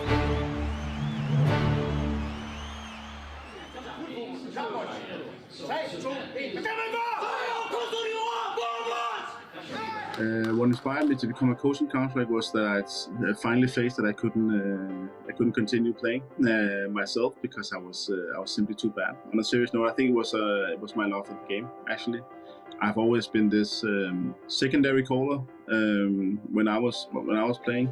Sometimes I tried in game leading as well, but I always had this love for playing beautiful Counter-Strike the right way, playing the percentages, good utility. I think that's the most beautiful part of the game. I'm not a particular fan of let's say CeRq killing 5 people with a P250, but for me, beautiful Counter-Strike is a high level of team play, flashing for each other, and good Molotovs. I think that's what for me is what Counter-Strike is all about. It's about that team play, and I think it's the right way to be played. I think I do a lot of things as a coach. It's a role that has a lot of job titles. Obviously, there are the whole strategic side of things. I need to make sure that our playbook is strong and that we have a lot of things that we can turn to if things are not working out in matches. I prepare against our opponents. I look at our matches afterwards. I theory craft. I look at some new nades that we can throw, or look at some of our opponents to see what are they doing that works so well. And then obviously also assisting Glaive in calling some of the practice matches so that he can focus on his individual play.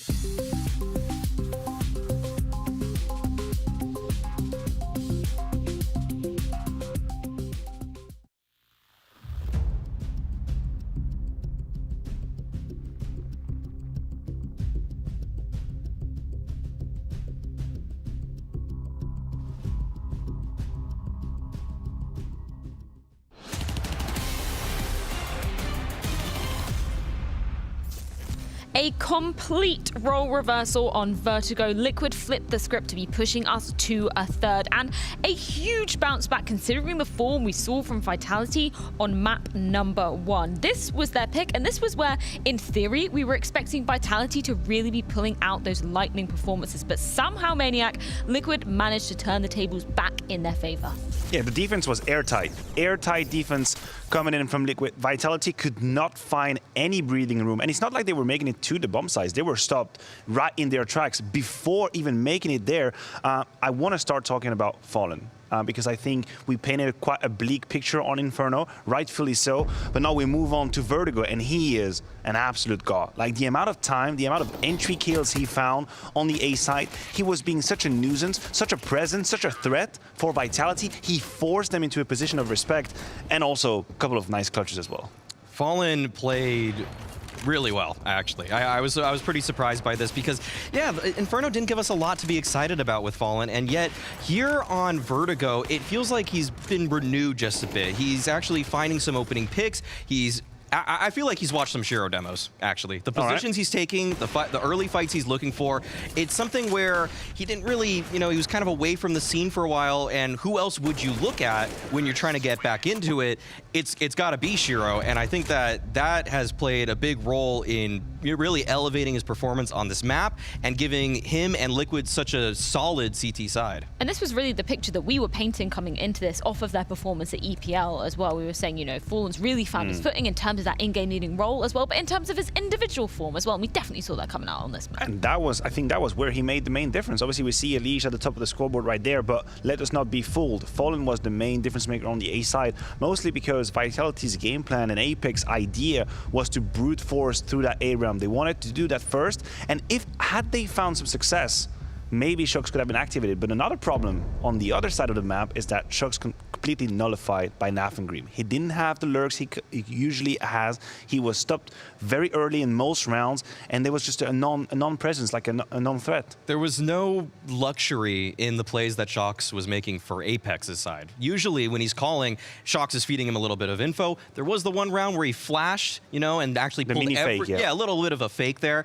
and that did pull some players away from the A bomb site, but that was just one little glimpse, and those kind of things. Usually Apex has more of the map to work with when he's calling, and that's something that was lacking on this T-side Vertigo. Usually there's a little bit more mid presence or a little bit more B pressure, and that was nowhere to be found for Vitality, so they ended up coming out very one-dimensional. Every play was centered around A, and like Maniac said, they were either getting stopped on the ramp because of the picks that Liquid were finding, or Liquid were just playing back and they were comfortable on retakes as well. And it was a real shame as well, because we were really hyping up Vitality's T-side coming into this particular map, and as Mau was saying, just quite one-dimensional, very, very different from what we saw in Inferno. Yeah, I was hoping to see, a change of pace, a change of idea, of philosophy coming in from the side of Vitality. Hindsight is always 20/20, but it didn't happen here. As I said, they tried to brute force the A side, and it just did not work. And they got to that point where you have tried it so many times that hell yeah, at some point you're gonna go B. Like, thank you, we've been destroying you 4 times in a row. You're not gonna come back again. So Liquid got Vitality to go exactly where they wanted to. They tried, it didn't work out, and then they figured out the next step. I'm just looking at some numbers here. We're talking about entry kills, 17-7 for Liquid. Counter-Strike is a game of entries and difference making, 17-7. They just couldn't get the ball rolling at the beginning of the round. Fallen was doing a lot of that great entry work on the T side when Liquid finally switched the offense. EliGE, that's when those numbers started coming up. That's when he was finding a lot through the smokes, boosting behind it. Liquid had really good procedures in terms of just kind of going for those early ramp fights when they actually had to fight for that control on the T side. Well, we've been speaking a lot about Fallen, and I think it's time to get to hear from the team themselves in Fallen's hype moment here in this mic'd up moment. Look, this round, I don't give a about the speed or anything. Unless we get 2-3 kills and there's 3 guys there running in. But other than that, I don't care what you guys do. Can't do. When dead. Stand back, stand back. Good. Might be stacked, guys. Crane, Playing that. Yeah, this is show sec. Yeah, you can come be the. He's gonna push, I think. I probably have A right now. I'm close lane, guys. There's an AK lane, by the way, too. At top of yellow. Yeah. You're lane right now, Fawn? Yeah, I'm close lane. Close. He pushed! He pushed down! What the... Nice! Holy shit! Dude, what happened? Dude? Thank God. Thank you. I take those. Insane. Such a beautiful moment from Fallen there. I do want to go back. He says, I take those. He says, I take those, and there's a reason for that. There was only one way for misutaaa and Kyojin to lose this 2v1. Yeah. Was that by sticking together on the bomb with 20 seconds left. Taking the This is same the only side. way. Exactly. Yes. You're coming in from the same angle, and you're double fighting second after second the guy that has to take the bomb. That was the only way they could lose it. So we see here maybe the lack of experience in playing like these, I want to say power play situation, power play clutches in the 2v1. I said it in the green room. I said it's only Kyojin and misutaaa who could actually lose that 2v1. But, you know, experience speaks here. Yeah, I do want to go back to the beginning of that clip, though, because we heard Stewie actually hyping up the team quite a lot. And we were sort of debating whether he was having that input in the mid-round calls or what his kind of position was, because obviously when Fallen originally came into the team, Stewie was still in-game leading. So it's kind of nice to hear that he's having some input in those moments. To dictate tempo is something that the in-game leader is supposed to do. And Stewie, still, you know, reminiscent of the fact that he was the in-game leader for a while for Liquid, still has that kind of mental. And that shows that, you know, this Liquid team has a little bit more depth in terms of who's going to be able to shot call, who's going to be able to make reads on the game. And I actually like that there is a little bit of back and forth there. And that's something that you don't know round to round. Is it actually going to be kind of a Fallen round, or is it going to be a Stewie round? Down the line, you know, when they iron some things out, that could be a really big tool for them. Right now, I think they're still figuring some things out, so you don't want too many cooks in the kitchen. But, you know, in the future, there's potential there. Well, looking towards the future, we are going to be seeing Mirage as our third and final decider map here in the last game of the day. And it's going to be an interesting one to come into it because we've seen Liquid playing it a little bit less than the side of Vitality. So how do you feel like Vitality are being set up if we hope to see them having a bounce back of their own coming into this? I believe Vitality are still favorite. Honestly, coming on to Mirage right now, it's a map where time after time, weeks after week, they've been tried, they've been pushed. People have tried to pick Mirage against them because if we go back a few months, Mirage was the sixth map. Vitality didn't like it. But by playing it again and again and again, they finally figured out some plan, some structure that was working for them. And that fifth map against Na'Vi is like the highest quality CS. Like it's really detailed, micro details. Vitality plays a very good Mirage. If they play their full game, I believe they are still in control. I think they should be confident. Just don't let that dry T side happen as it was on Vertigo. Gotta agree. I think that Vitality right now, still probably, even though they lost the grand final on Mirage, they played an excellent game up to the point of losing it. So that's something that they can take with them. And Liquid, on the other hand, they have some games that are really close against teams they probably should have beaten more cleanly. The Furia game most recently at EPL is the one that stands out to me. I think Gary kind of overperformed in a couple of late round moments that maybe sent that game deeper than it should have. But still, that's a game that they should have probably been handling a lot cleaner because that was an overtime affair. And Liquid right now, you know, they've been playing with this lineup for long enough that you should be beating teams with stand-ins that have a weaker player in someone like Gary. I do want to shift back the conversation back to the young guns we were talking about for the side of Vitality as well. Obviously, misutaaa going absolutely ham on that first map of Inferno, dropping off on Vertigo. We can't, of course, blame it on one single player for that failure for Vitality. But maybe just discussing misutaaa and Kyojin coming into Mirage. What are our expectations for them and how they're kind of fitting into those roles? From my eye test, I think these two players are in different spots. On one hand, you have misutaaa, who's definitely, you know, come to his own on the B side. You'll see him with multi-kills after multi-kills towards that short position. He knows when to come back to the side and help his teammate. He's got a clear understanding and a very great comfort zone in how he is playing. On the other hand, I think Kyojin against Na'Vi at least was out of his depth. And if there was ever a game that you would pick to kind of pinpoint and illustrate the lack of experience and confidence, that would be the one. Granted, that was the grand final of, you know, Pro League 5th map. There was a context to it. But you could see the cracks in the wall. You could see where at times he was a bit lost. Too much attention everywhere, doesn't really know where to be, timing, moving around. That wasn't great. So I'm hoping that Kyojin can fix that, or that Vitality has a plan for it, because he could be a weakness. And there definitely is still pressure coming into this, considering this determines who's going to be going down into that lower bracket gauntlet and potentially down into the showdown. I think both of these teams should feel comfortable playing against. Oh no, EG against EG. Yeah, I think they're both okay with that matchup if they do falter here. But you obviously want to make this as simple of a route as you can to get to the finals of this group. That being said, I think that one person I'm going to look at really closely here is EliGE. He had an excellent end of that game on Vertigo there. He's a little bit slow to start on Inferno, but now that he's in his element again, he's going to be playing a pivotal role. He's always been playing connector for this team, and that's something where he can just have so much impact for this roster for Liquid. And if he's able to just be a linchpin for them, a keystone in their defense, then Vitality are going to have a really tough time taking mid control, taking A control, and that's something that could be a potential win condition for Liquid here. Well, hopefully we'll get those questions answered as we are moving on to the third and final decider map of Mirage. This determines who continues their life in the upper bracket here at the full groups, and we're going to be jumping into the action in just a few moments.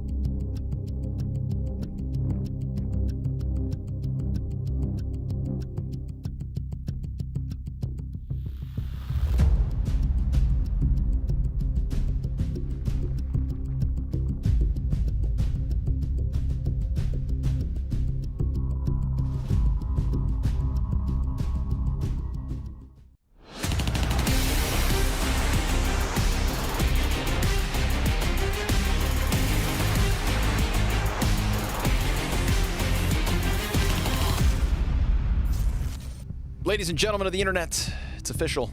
We got a third map, Mohan. Mirage is needed to separate the horns of Vitality and Team Liquid.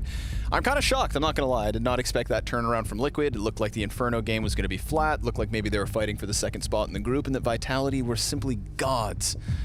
But these gods bleed. Team Liquid have proved it on Vertigo. They did, yeah, and you know, Na'Vi proved they bleed on Mirage as well. As good as Vitality are on Mirage, it is the great equalizer.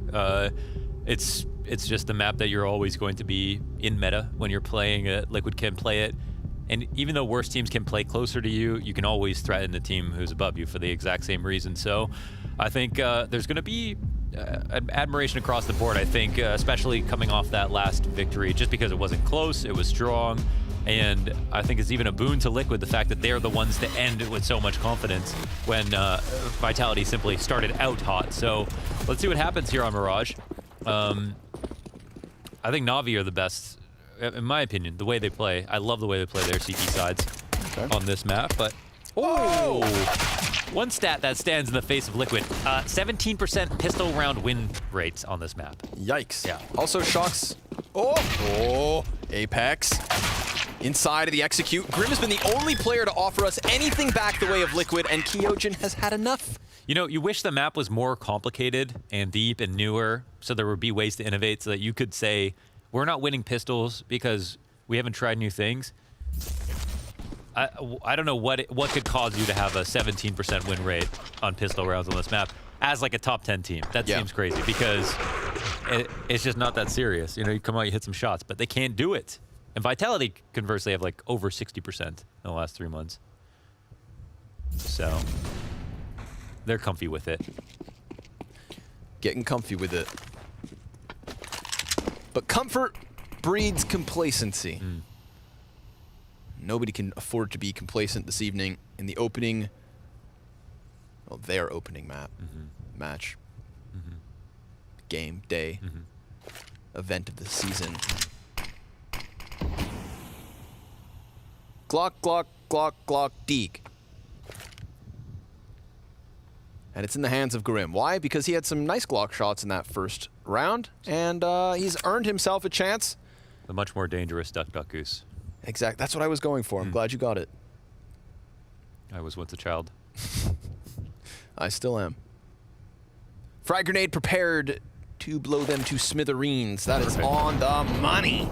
Shox opens it up with an additional FAMAS kill. Solo misutaaa frag with that there MP9. And Stewie2K, hey, in with the Deeg. From the cold, clammy hands of Grim to the sweaty palms of Stewie2K. 35 seconds left on the clock, and nothing more is going to happen. He never finds his bomb plant, and Vitality will take their second round with 2 casualties. These French FAMASes are all over the place, man. They've got 3 of them following forward into this third. I like how Shox is like, they're here. You know what? Maybe they're over here. Just throws that nade just a bit farther out. Dead on the money for the timing of Team Liquid coming out into B. So with the 2-0 starts, Zywoo, what kind of spawn are we looking at for him, actually? That'll dictate kind of where he'll go. Looks like he's jumping into the window. Dry peek out mid. No one's swinging out this time around. They're going to throw that late top mid smoke. And it's a very default round. I love these on Mirage. Can be very telling. Double pushing B apps. Guns out here for the T side. Perfect from Grim. Oh, beautiful with the lead as well. That's a punish. That's a round, actually. Ain't too shabby. Did I call that too soon? No way. Oh, Zywoo. Uh-oh. He's in position for another. He's got a teammate able to push back to the... Are they low on utility? Okay, late market window smoke. Takes a bit of time, but he gets there. Zywoo could poise himself for a play. What are we going to do? We're going to boost. We're going to jump. We're going to frag. No, because Naf is patient for at least long enough to shave a little time off that very important clock. Apex is coming over, but of course the save has to be contemplated at this point. We've still got enough tools for them to really force this. Flashbangs, frag grenades, it's being thrown out, and EliGE is just locked into that bench. So now that Zywoo's lost his 2 supportive players, he is gone like the wind back to the A site to save. It is Team Liquid on the scoreboard. Well, Zywoo did a great job of presenting his argument there for the retake with the 2 kills he got, but it's all about EliGE and Grim. And the important part for Grim is just to visualize, right? Because everyone holds this angle, but you still sometimes die, but he's doing a great job jiggling, staying active, being very, very sharp, you know, right on the money with the headshot to stop that push, because that is where the round ends for Vitality.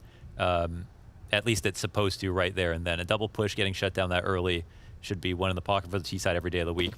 So Liquid with a great punish, deciding to play it passive on this default, not actually take mid right away, not have 1 go underpass, a 2 upper B default. So Vitality play right into that. Similar setup. Zywoo will try to help out. Now, walking forward like this is where you can die, but you should be jumping across. He's got it. Oh, he eats it. Grim takes a ton of damage, but it is a wall bang, and he stays alive. Not a floor bang, not a stair bang. Regular drywall bang. Stewie with a glimpse of mid control. Yeah, they do if they think that it's kind of a mix buy or a low buy, you know, cap pushes are the most common thing and one of the strongest things that you can do. And Stewie's always going to be excavating mid control and trying to smoke top connector, take advantage of this space. And here the escort service comes as Nafly turns the corner on Cat, and the CTs haven't pushed at all. So Grim is low, and actually misutaaa gets a kill, but he only gets one. Will that be enough? He can't manage the second. Did a great job at getting some damage on the board, and Shox, well, he is so well primed to add some kills to the tally, but Grim, with 12 health, is able to make the difference there. Create very crucial space for his two teammates to get this bomb in, as ZywOo and Kyojin work to the back door of the marketplace. Can they slip this one through?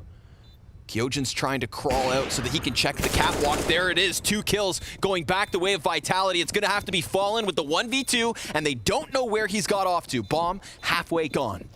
Fallen silently tucks around the pillar, peeks both CTs beyond, and Kyojin is on one. Headshot crisp. Vitality take a third. Disgusting that Kyojin finds that frag. He wasn't really prepared for Fallen's sneaky play to tuck around the corner. Liquid did a great job of spreading the site here. Grim especially getting his kill, getting over to bench. You think that's where the round ends, but makes a mistake, comes out, tries to kill them coming out of the halls, and they have the two-pronged attack on the A side as well, the B side looking towards Cat and holding for that bench peek at the same time, and are gifted both frags. So Liquid, they kind of tossed that one. That was a very nice Cat split. They survived the op shot at the beginning of the round, and they almost got the entries into the B side. Now, it wasn't a total force-up. They had the op, they had a couple of guns. They just had 1 or 2 pistols as well, which just means Liquid just had a slight favor when the round began. Deep jungle smokes coming in. ZywOo's connector about to be in question. Ooh, he skips a step. That could be a timing. Tucked in. Stewie gets the kill versus Kyojin, and ZywOo trades that, but it's coming out of ramp that the challenge really resides, and ZywOo now dies after having taken down 2 players. Excuse me, make it 3. Yeah, he's a monster. Grim. He was postured on that peak. Worried about CT, but the real threat, they're both over towards the jungle. Oh, they could line up for Grim. This would be a huge clutch to keep Liquid close, and he almost shaves off the front runner, but Shox gets the better of the duel, hits that headshot, and Vitality, 4th round win. Unreal from ZywOo. Big moves from ZywOo. That's wild. He gets the trade on Stewie, who again, he skipped a step. Stewie decided to go really quick up connector. There's like a little bit of a distraction in mid, so he snuck this. And then he got Kyojin, who's supposed to be anchoring the A site, which should be enormous for the players coming up the A ramp. There's one more there, but it's really just about ZywOo and all these distractions for ZywOo to allow him to open things up. And I mean, I don't know how he finds all these kills from that spot. He's very immobile, right? He has to literally op Palace, the stairs jump, as well as inside connector, but he's so fast with it. You know, we're obviously not super surprised to see him be able to pull off plays like that, but beautiful stuff nonetheless. First time out called by Liquid. This is already really bad for Liquid, in my opinion, just because the way that a couple of these rounds have been lost have just been almost inexcusable. You got to give tons of credit to ZywOo for finding the punishes. He's punishing every single shot. He's put himself in a good position to find an opening, nailed that opening every time. But some of the times it's already in losing positions that he's bringing the team back. It's not like they have an advantage in the round and it's hard for Liquid to avoid him. It's usually a situation where ZywOo should not be favored in his position because his teammates are dying, but he's still able to get the kills. Oh, that's a mistiming. Not what you want. Oh, but the support's there from Apex. Nicely done. Oh, that's huge. That was, of course, the solo AK, now in the hands of Grim.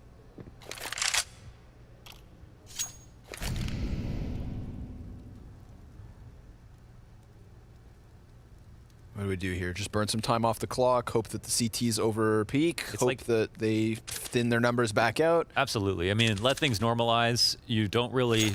If they've pushed, you've already lost. If they haven't, then you do benefit from waiting a bit because people start to rotate. And here it is. They found an actual opening. Yep. As I was repositioning to CT, they try to pressure onto Kyojin. Oh! The 1 bullet fadeaway! I mean, it's unarmored, don't get me wrong, but that looks so clean. Fallen's gonna get Kyojin in the end, but just that 1 frag to the favor of Liquid. Solid 5-1 start to Vitality's CT side. That was cute. Play it back, but that was nice. There's a moment here It's like the bullet just leaked out of the gun. I think he literally was pre-firing to make them eat the flash. I don't even think he was aiming at someone. That's how sick that was. It was just like a pre-aim, but... That's like when you're talking and you accidentally just like spit on someone. Yeah. That was the equivalent. That's what I do all the time, except people don't applaud me for it. Yeah, I know. I cast next to you. I need to get some windshield wipers on these glasses. Flash dodges. Put out the fire. Oh, he hits that. He. That's tracking. That's a kill. That's Amazon Prime. Oh, I'm losing it, man. Vitality. You know, it's like there's flow state, and that's what this just feels like. Oh, it's so good. Kyojin, 2 kills from the inside of that A site. Stewie gonna miss his window jump, or chooses to just kind of slide off, glides off. Feet hit the bottom of mid, and he looks to cut the A site open through connector. There's a chance here with Apex in rotation, but now it's all done. 1 HP, 1v4, it's over. Vitality, 6-round wins. What a strange series. Back and forth. It was kind of like the Na'Vi Vitality final, EPL as well. Back and forth on maps. Except we don't have 5 maps here. Yeah. Oh, if it was, Liquid would win for sure. Well, they're starting to warm up. They got their foot on the George Foreman, okay? Yeah, things are getting toasty. That explains the smell. Cooked French feet. Oh, God. It's a delicacy. Yeah, they would. Enlarged human foot. Only in France. All right. It's not the solo AK, but the solo Galil. Hoorah! Try to get behind that one. Stewie looking to rally the troops as he pushes into the CT spawn and does take the head clean off Kyojin. Upgrading to the AK? That's such a risky move. The damage is coming into his bomb plant. And Stewie just like offering over his teammate's life. Goes out for a little bit of a trade, will get there by dropping shocks, but then he extends into misutaaa as Apex comes through smoke. Dropped at the hands of Naf. It's a bomb plant, it's 3 kills, but it's a 7th round win regardless. ZywOo with the defuse and a 6-round lead. Yeah, Stewie was moving like those Apex legends there for a second. Yeah. So the jumping entry into CT spawn, backing up out of the fire, jumping up. That looked crazy. Jump straight, movement tech. Yeah. That's, didn't work out in the end. They gave it their best shot. This missile's position is so strong when you're fighting into CT spawn. They time the flash perfectly, but his teammate dies behind him, I think, as a planter. And they can't help accordingly. 1-7. Oh, is this going to be a quick one? Brazil! This is Fallen's moment. He is also 1-7, FYI. Oh, I see. There are layers here. Like a flaky French pastry. Filled with the good stuff. ZywOo drops Fallen. Naf activates over on ramp, but the numbers game lends its way to Vitality. Comfortable 4v3 at the minute half mark. Yeah, great trade. ZywOo's unstoppable, man. He's just like, he's just so hard to deny at mid. I mean, it's as if the nades don't exist when he's here, taking his different peaks. He's so good at flash dodging. He is, and that was an easy one, obviously, but he's just pervasive. In connector, off cats, in window. And usually Liquid are actually quite good at it, just establishing the mid control, moving into something else afterwards, but not this time. Oh, that's nice. Wow. I like that. I like that a lot. They go for the smoke play. EliGE starts running up catwalk. That distracts the connector man, and then Stewie swings out for the kill. Then Grim activating off of the A ramp.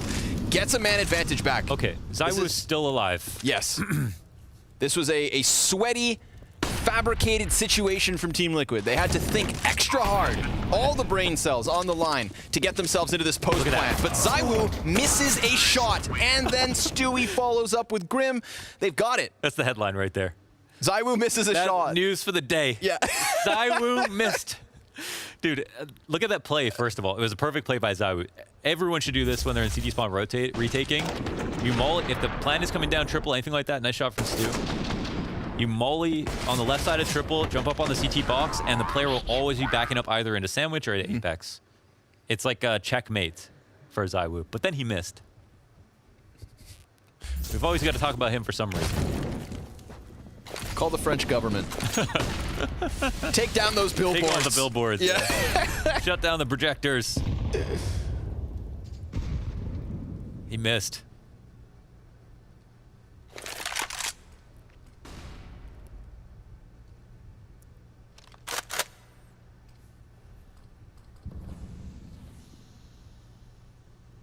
This could be a turning point for better or for worse. It's like Inferno. Don't get opt. Okay, now what?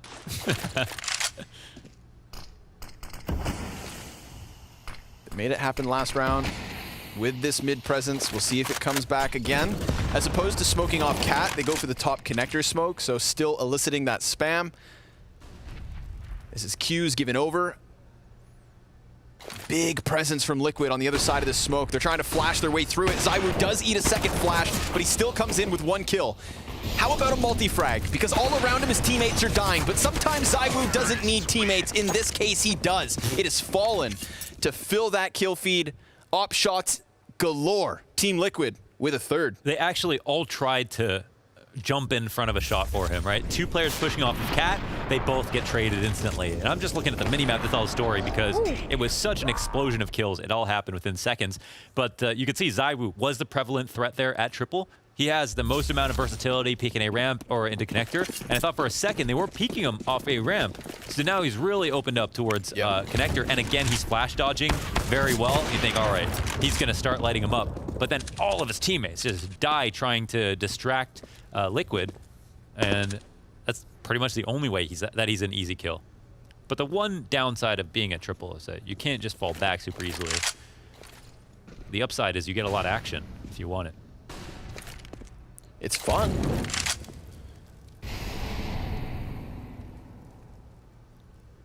So back-to-back rounds where it seemed like, you know, off of the back of a mid-play, Team Liquid are making things happen. Yeah, they're usually really solid about just this first 30 seconds, taking over mid. Okay. I think this is a position where, a place where Stu, okay, well, you can smoke Cloud, but you still got to smoke connector as well. Ooh. Cat split on the anti-eco, except the top con smoke. Easy. It's a bit, maybe it ends around faster. Maybe less people died because of this miss smoke. Maybe it was all on purpose. Extra big brains. I'd say like the difference between the rounds where Liquid have gotten away with their mid shenanigans and the rounds they didn't was that the first few times we had Zywoo kind of like jumping out from window and really hammering home those deep grenades onto the box guys. A little bit more space offered over, and Liquid make the most of it. As you said, kind of, you know, par for the course in terms of their T side. I think they should go right back to it. This is a round, if they read correctly, there might be some compromises. The utility's low, we see that. Way more presence though, look at this. 2 CTs to push to the top of it, Kyojin spamming from the very, very top, but it's a different postured Liquid.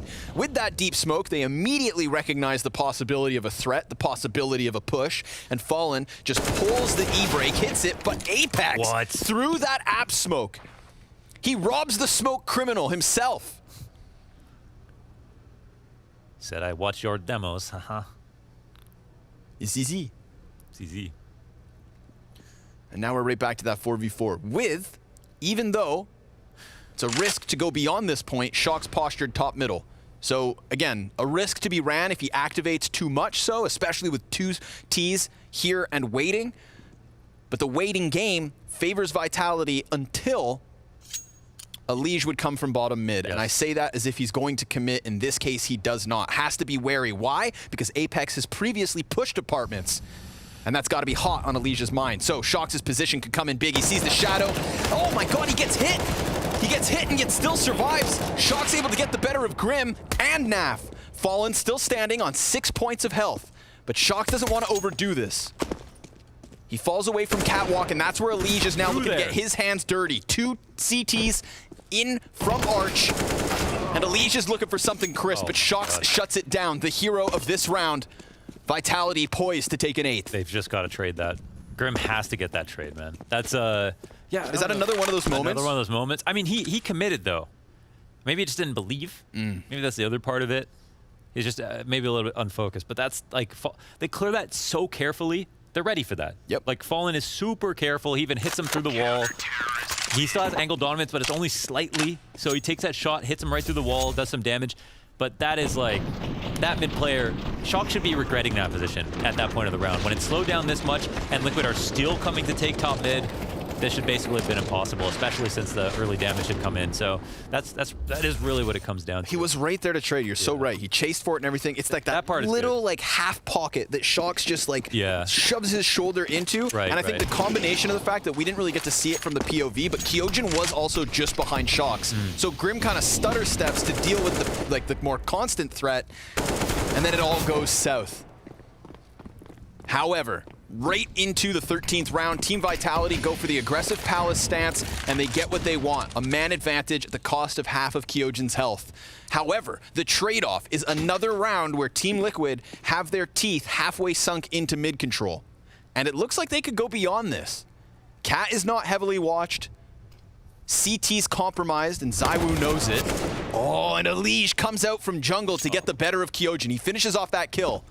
This is beautiful, even if, so look at ZywOo, and we'll just pay attention to like his attention being split right now. He can no longer just fight into connector willy-nilly. He has to be able to constantly check on CT as well because they're so low on numbers. But he has Apex inside of the market, and they're starting to lean this way. So they're trying to read the situation. And it looks like the call actually might be correct here. Oh, unless, oh my God. Oh my God, that means they could come back to A potentially, though. They're going to see these rotates. Exactly. I thought for sure you'd just leave that player committed to the Palace, but Fallen missing 2 shots that could have been. The jackknife to open A site. Grim jumps down from apartments and just dies empty-handed. So now it's gone from like Liquid maybe getting a 4v4 post plant to them having to fight against the double man disadvantage. However, bomb's still planted. EliGE falls and fades back closer towards the ramp, and off of the flash, he's looking to pop some heads. Doesn't find them. All on Fallen. 1v4.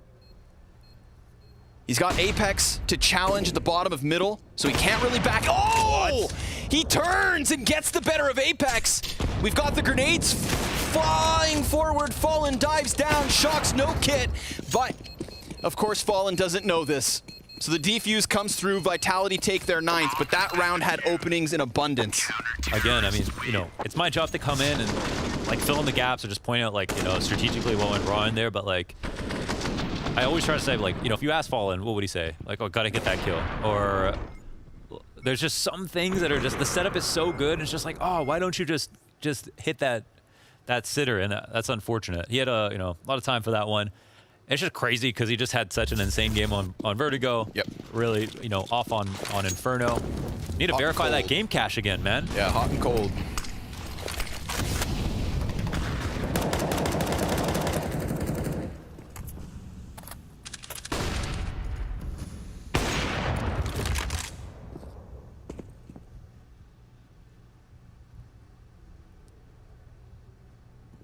Fun half though. Yeah, it has been. It's been fun. It's there's still some good stuff, but seriously, just one or two trades. Yeah. And this half is so different round score-wise. So yes, they're probably still in it, but they're also probably saying like, ah, man, we're just not on our 100% right now. And I think, yeah, it's this point, they just need like a super carry, basically. Stewie's having a great game, and EliGE was going nuts on Vertigo, so seems like it might be their only way out. B-hit comes in, misutaaa. Oh, he does get his gun back out. He is always so good for the multi-kills. How does he get away with these? Let's see if Nav can go one better.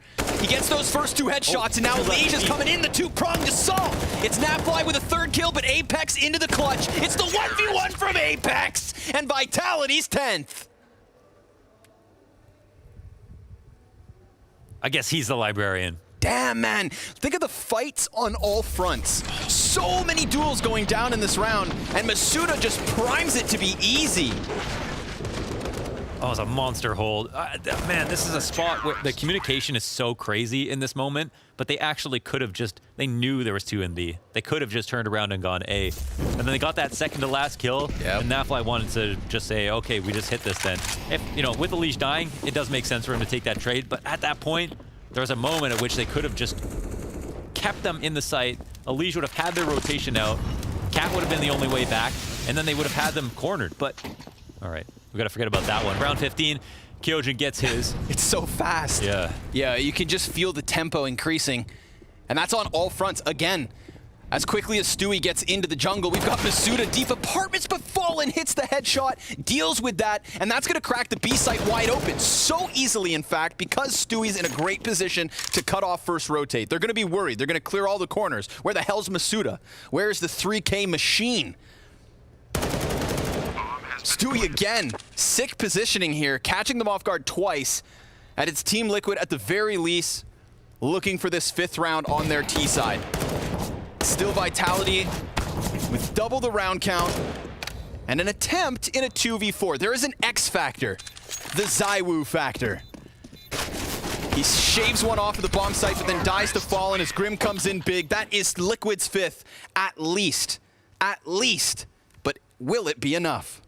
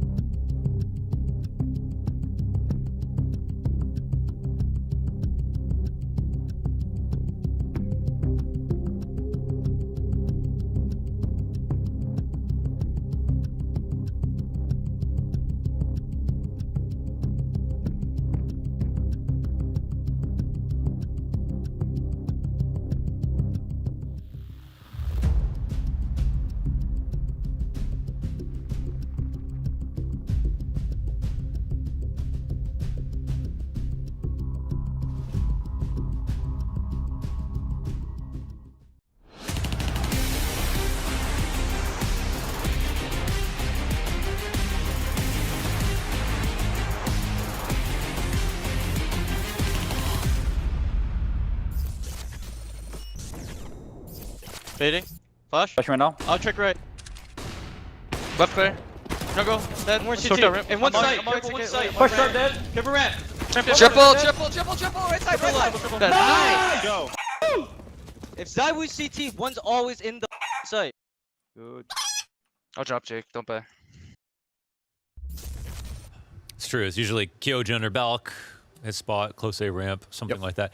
That was the explosion round where they just, obviously got so many kills instantaneously. But this half was so much like Inferno in the way that Zywoo just dominated so early on. And then they spent the rest of the half trying to figure out how to avoid him. And when they did that, they got a couple of rounds. But by that point, on Inferno it's 12-3 here, it's 5-10. Yep. And this is the most balanced map in the pool right now. So a 5-10 is definitely losing by any metric. On top of the fact that, again, they only win 16, sometimes 17% of their pistols. So they'll have to stand in the face of that statistic. On this round, CT side here for Liquid. Mere schmeckles. Not enough. But we'll see. Incendiary goes down. Maybe a little late. They're fed into EliGE. 2 headshots is good, but Apex alleviates the pressure by at least getting himself out to the van. He then gets one better, dropping Stewie 2K. Naf's able to answer. It's a 2 versus 3. Oh, and ZywOo's able to even. They still know that there's a player over here towards the pillar, and ZywOo's gonna take a little bit of damage. CT smoke comes out from door, and they're getting ever closer. They're running them down, and ZywOo, oh my god, it's labored, but he gets there. Grim's gonna try to clutch this. Then they fall silent, and he just felt it. You could feel that burden, that pressure. The killer that is ZywOo gets what he wants, gets what Vitality needs. An early nail, perhaps, in the coffin as he clutches out with the P250. Yeah, another lost pistol round here for Team Liquid. This one was labored. That was the chance. Yeah, they had it. They had the time to kill him. He was the one in the open. They had the cover. So, yeah, they just couldn't get the frag. That's it. Don't know what it is. Also didn't play retake. What do you think of that? Smoke grenade to get out market before bomb's even close to being down. Yeah. Maybe because the guy stuck arch. I mean, yeah, they should have won, right? So they should have won just because they have the advantage in that fight. But it's obviously ZywOo the P250. He's armored up. He's supposed to get the majority kills in this round. So we're obviously not surprised to see him pull out some great frags. This will make things a whole lot more lopsided. ZywOo and Apex currently tied at 15 kills apiece. One thing I think that won Navi's game over Vitality, or at least what did really well for them on the CT side, was how much emphasis they had around Cat and Window at all times, basically. You know, most of the time it was like one person around A, and then there was double pushes off Cat, 3 in B, something like that. And I love this emphasis around Cat because it has value towards mid for defending A, stopping connector pushes, being able to get in a window for underpass. There's a lot of stuff that you can do from there. And I feel like the T's have spent a lot of resources these days in trying to attack and take over connector.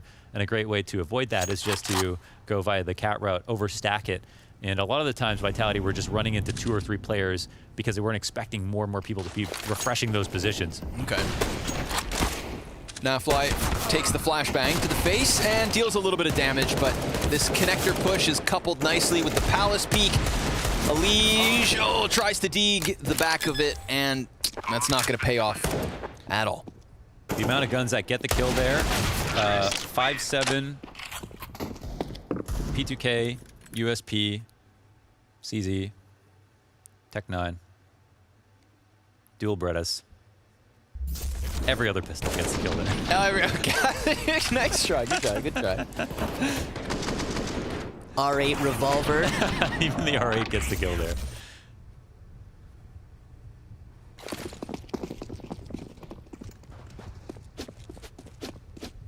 Another full-on pistol round, stack up on the A site.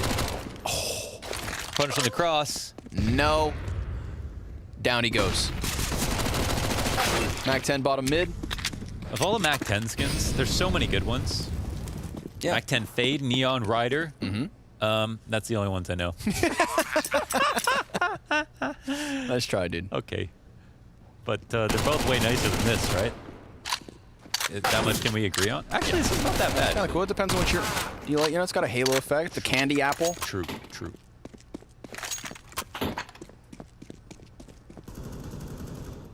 I like the construction, the caution tape, and the grunginess. Yeah. What does the R8 and Valve have in common? I'm scared to guess. They both take too long to be useful. Oh! He got you! There we go. I like how under every single map, flying through in the beginning, it always says, this map hasn't been updated in 2 years. It's like passive aggressive. I like that. I like that. We need that. I'm all for it. We need that. You know? You don't touch fine wines either. You just let them age. And that's what Counter-Strike is. Don't touch it. That's the Valve propaganda. Yep. I don't know how they got that to you, but... I play both sides of the fence. Smart. All right, Liquid, this is your chance. You're in with the CT side. What the... which has been the better of their halves, right? This is where they had their success on Vertigo. It was that solid CT side, little hiccups, little stutters once they had swapped over to the offense. This is it. It's no longer the 12-3. Yes, you didn't get pistol, but at least you have 5. We've got a few gun rounds guaranteed, but you gotta make the first one work. Oh, and ZywOo's gonna catch Stewie's face. Oh, that's brutal. Hits him with the 1-2. Every bit as good with a rifle, by the way. Every bit as good. Right? Like, wouldn't that just make it a little more fair?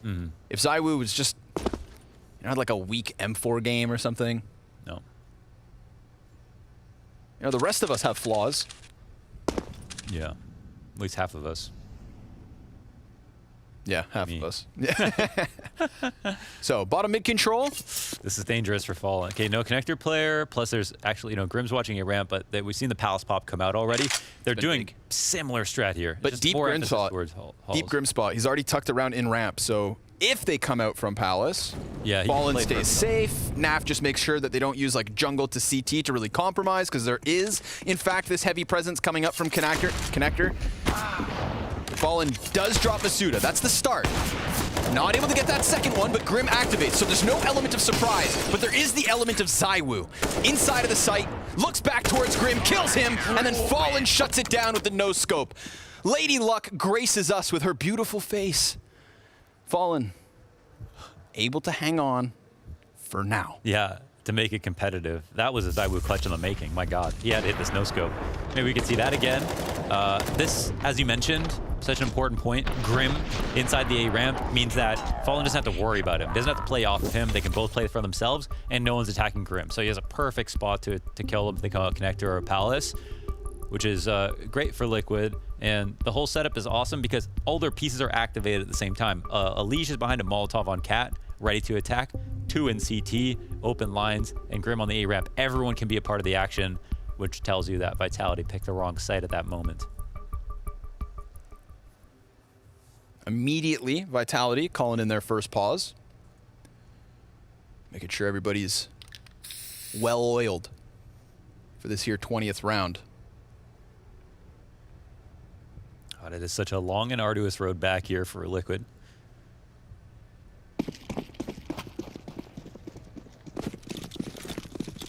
Vitality keep doing more of the same. ZywOo sick on the opening kills with the CT op as well as the T-side rifle, as we're seeing. So nuts here at disrupting and mid control. The craziest part is he's left alone a lot of these times. No, the way that he's working the map, he's just so reliable. Let him do his thing. You basically can only get in his way. Okay. Oh. And that was the spam from the bottom of connector. So tantalizing. Oh, that baited them. Beautiful flash from Apex. Kyojin comes out running backwards. Yes. And now they have both the cat kill and the connector kill with mid control. Could it get much better than this? Ooh, that's a big scalp to take. Yeah. I don't think it solves the bigger issue of this compromised B site, but Naf is able to cut down that cat player in Kyojin, and then he just immediately retreats all the way back into the marketplace. Fallen does arrive in time to drop Apex, and we've got Liquid back in a man advantage, but Shox very quickly quells that. And now Fallen is caught with damage, dropped to 39.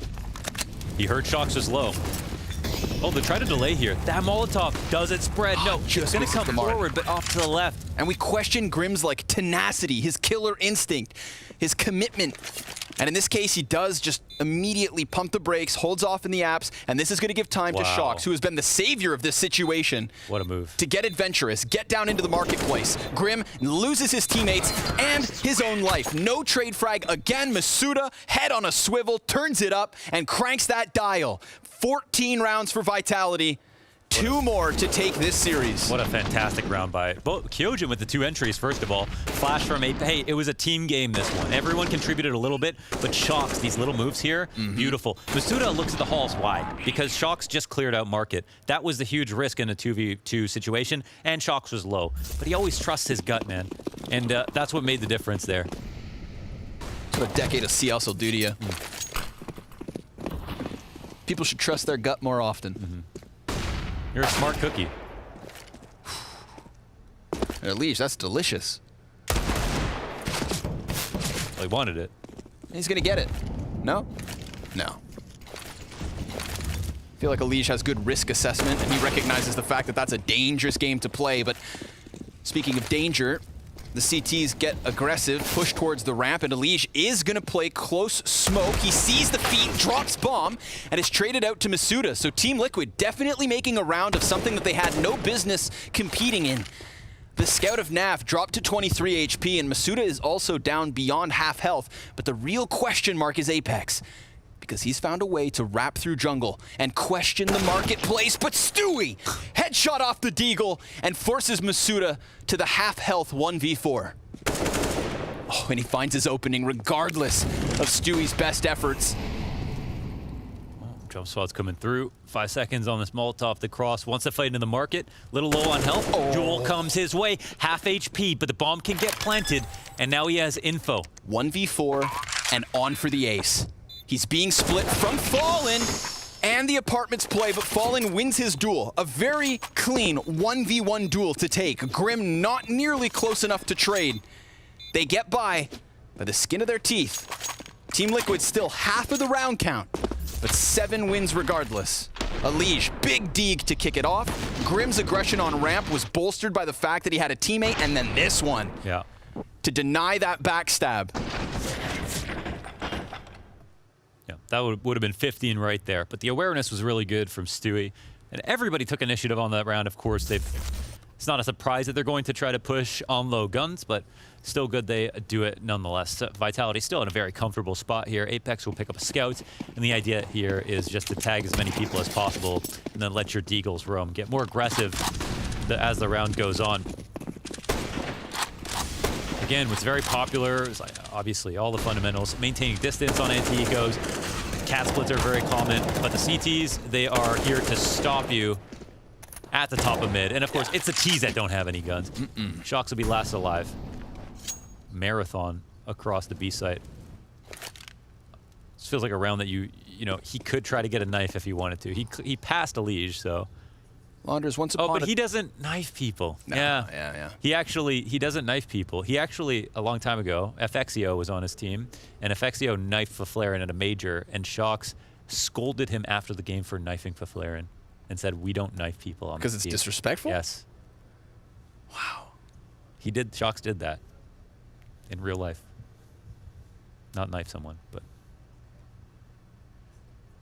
Imagine looking that good and having morals. Couldn't be. It gets caught in the end. You know, at that point, once so much time passes, like everybody just has that inkling, like, well, maybe he is behind me. Yeah. Sure enough, Fallen turns back to catch him. Shox doesn't knife people. And also, another fun fact about Shox, people who watch the demos I put up as well will see this every time Shox is in a game. He says, have fun, have fun, have fun, have fun, have fun, have fun, after every single game start and tech pause and tac pause. And how many have funs is that? As many as there are pauses, I guess. But no good lucks. Only have fun. Well, I can understand. It's competition. He's still a killer. Buy back up from Vitality. AKs, for the most part, across the board. I can't speak. My bowels today, man. I've spent too much time in Canada this summer. Always be a bard to me. Got that galole. Frickin' misutaaa, trying to make the most of it. It's out for a rip there, bud. Yeah. Come on down to Scotia. What's on the menu? Lobster tails? Yeah. Beaver tails, eh? Beaver tails. Great dessert. You know, arguably overrated, but... It is, yeah. Too big. Get it at Wonderland. Get over it. But beaver tails slap, and so has this best of 3. Maybe Vitality are going to put a quick end to it. Maybe Team Liquid keep us ever closer to the edge of our seats. The aggression from Fallen into Palace definitely pays off. Cuts down 1 of the 5 players from Vitality who are about to hit this A site. Shox comes over top, doesn't really know where he's getting shot from. There is this jungle activation from misutaaa, and that's good for something. But Grim goes down as the ramp players activate. They know about the Palace player, but they just can't do anything about it. It's ZywOo 1v3 with his back turned. Liquid on the cusp of double digits. Oh, Vitality, are they a bit foggy, actually, right now? They're waiting around for mid-control. You can see a little bit of frustration here from Apex. Maybe the idea he has in mind, either he can't communicate it or it's not getting across, but it looks like they're falling apart on... It looks like it's just Liquid are giving them space and then letting the time work against Vitality. Maybe Vitality were really expecting some punish pushes to come at mid, for the duels to come to them right away, but it looks like Liquid's game plan of actually just letting them take their time is working out quite well, and Vitality are making themselves a bit nervous.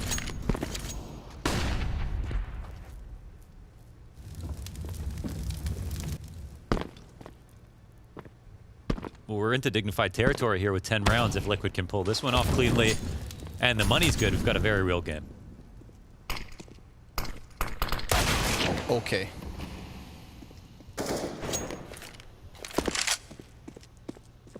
misutaaa turned away from ramp, so Apex is going to have to attack this on his own. His barrel's been seen, and Fallen drops him. Sure, you've got mid control, but nothing more than that. Stewie was smart enough to drop the Molotov underneath the window to ensure nobody could boost up so that he could rock the boat back, and all seems good. Grim, tippity-tapping his way into the 2K. Kyojin will answer. A silver lining for Vitality in this one. 1 kill is all they find. And Team Liquid now within spitting distance. 4 rounds they trail Vitality, but they've got themselves a good economic bank. They can lean on that if they do lose even one. Yeah, I mean, Liquid took way too long to figure out how to win those rounds in the first half. But in this second one, it does feel like this, you know, the T-side attacks are starting to lose their luster, their ferocity, and Vitality. Maybe they're going to fall back on something a little bit more standard here. A shot through the smoke from Fallen misses as a lot of mid control comes fast, and the counter flash is perfect from Nafly. misutaaa will trade this out 1 for 1. The info is there, however. There is no more coming at them from mid. And the attack will get canceled as well. They weren't expecting that fast push into their face. Yeah. I can feel us like getting back to the energy that was the end of the first half, when things started to just get into like a punching competition. A bit more electricity at the start of this one. Like boxing? What is boxing for 200?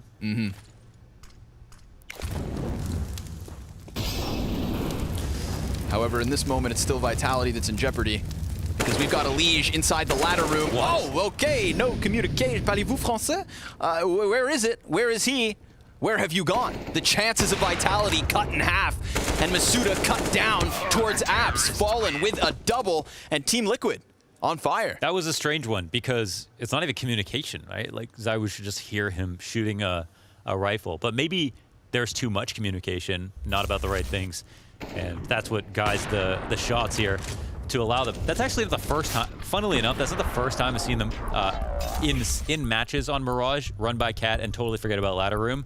So maybe that's something that needs to be continuously abused. Again, I felt like this was a strong place for Na'Vi on the map on their CT side when they played against. Yeah, you were talking about Cat, right? Yeah, a lot of Cat presence and stopping the Cat splits. And I guess the idea is if Vitality are very good at the full B hits, full Cat splits or whatever, and you overemphasize on that, you know, A takes are basically the last thing you have to worry about. And Liquid have actually answered back on those two. So maybe there is a chance that this game gets even closer. Of course, quick note, not to take you away from the action that is this third map. Later today, we will have the Blast Overtime show. As you can see on your screen, the guest officially announced. We'll be joined by Glaive. Yes. Wasn't in the server today, but he was in the battle center of Astralis. We'll be picking his mind after this BO3 on the Overtime show, so don't go away. And especially not while this game still rages on. Apex with a scout. Bests! Both Fallen and a little bit of EliGE. Zywoo right there, his right-hand man. This is interesting. Fallen just straight up lost to a scout there. 2 shots from Apex. And then a Deagle and Scout shot on Cat. Openings at mid. We saw this happen before. The CTs brought it back. Different round, though. Fox is ready. Yeah. Oh, he falls off the angle. He got spotted, and he can't get the kill. That's insane, the timing on that. Poor Shox. Look at the activation. Vitality, even though they've lost the player, immediately use that info to go bolstering towards this B bomb site. Naf at bat, misses his initial shots, is able to recover quick enough to kill Kyojin, but he gets caught on the doorway, and that could have been his demise. Oh, Apex turns it into another headshot. His damage output, unbelievable this round. Leading by example. and washing away the HP of everyone who stands in his way, and now it's only Stewie standing. 1 versus 2, ZywOo down in front of him, and misutaaa locked into the apartments. Stewie able to close that distance, just saw the shadow. He could creep in, but ZywOo's got him. A 15th round for Vitality, thanks to the scout of Apex. You gotta tip your cap to Apex for that round. Every single player had his name tag written on him. That was beautiful. The two shots into connector for Fallen, punishing the repeat. That's a high-risk repeat because they're on an even playing field after the first shot goes in, and they both sign up for the duel. Of course, Apex has every right. Fallen decides he needs that, and then the cap play gets punished as well. Everybody getting hit here by the scout. Damn. Insane stuff. What a way to make it to 15-11. And look at the effect.